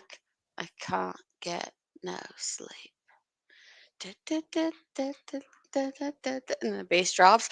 Bam! What the fuck drugs are you on right now? Nothing! I'm on nothing! Come I on. don't take anything. Anything! I did drink. I did drink. I did drink. You definitely drank. I did drink. I think my mouse died. Huh. Guess I can't close the show down tonight. My mouse Shut fucking it down. Huh. I'll send you all the private photos that you've wanted forever. Yeah, right. Okay, everyone listening, if there is anyone listening, he has never asked for anything. This is just me being Sounds funny. good. This is just me Sorry, being we funny. can start. Hey, we can start rumors. Ooh, That's what we do here. Oh, what? Suicide Girl? Oh, that's so weird. Was she? Yeah. Oh, that's so weird. Was she? Trying to. Yeah, dude, my mouse died. I can't even shut the show down. That's hilarious. Shut it down and then find me. I wonder. David Marr, find me. Oh, David Marr. I'm gonna have to go find a battery. I'm sorry. I need is another that? drink. I literally need another drink, and then I'm gonna kill myself. Yeah, and maybe there's then one in here. Oh no, it's the wrong kind of battery. God damn. What are you gonna do? damn, god damn. Bloody Look, heck. look. Oh, Let me bloody tell you why I couldn't make it to fucking stupid. Winter Blast. Okay, so as you know, DH, dear husband, whatever, works in mysterious ways, and I had to hold down the fort. So I did. And Hey, I you gotta do what you couldn't gotta do, dude. make it. And he's going to be out again for most of June and July. Yeah. And that's just how life is. I hear dude, priorities, man. People, life. It's okay. The show must go on. Loyal. You know what I mean? I know exactly what you mean. It's very rare. I know Well, exactly. we had a good turnout. Arm Gods was badass the night before. Everything I went well. should have been there. I should have been there. My boys are almost 18. As soon as they are, Hell yeah. I'm out. Bring those boys. I'm out. Bring them with you. They can come have fun. You know? They're gonna be wearing like weird fucking regalia garb of some sort of military branch that I don't believe in and stuff. I don't fucking know. You know me, liberal mayor, married to a whatever person, and Yeah. I hear you. oh, your wife's lib too. She's a teacher, so most likely. Yeah. Well, this guy We try is. not to talk about that shit because whenever a topic comes up, we start arguing. So Guess we what? just don't- I've we just never don't raised. talk I about have it. never raised my voice. I have never. This is Shares Mormon it. code. I have never raised my voice. Who said share the referral link? I've never raised. Is anybody even talking in the chat? I don't even know. I don't know. Close it down. Kill me. I can't close it down. I'm gonna have to fucking go and find a battery. I mean, I could just shut off the computer. You know? Weird. Yeah, my mouse just died. My fucking. I can't click on anything. I have a chop shop in my whole house. Ridiculous. I know I look like trash, but I've been crying. Oh, yeah, my uncle died. So that's cool. So I got to go to a funeral, and that's going to be rad. Sorry to hear that. It doesn't matter. Yeah. I don't care when people die because I'm like, I'm going to die eventually. So we'll all die. We're all dying. I feel bad for my From mom. the moment you're born, you're slowly dying. Mm-hmm. You know what? Let's. Nope. I'm going to use my Microsoft keyboard. I thought maybe there was something I could just press and it would force quit. Oh, I can force quit some shit. Hold on.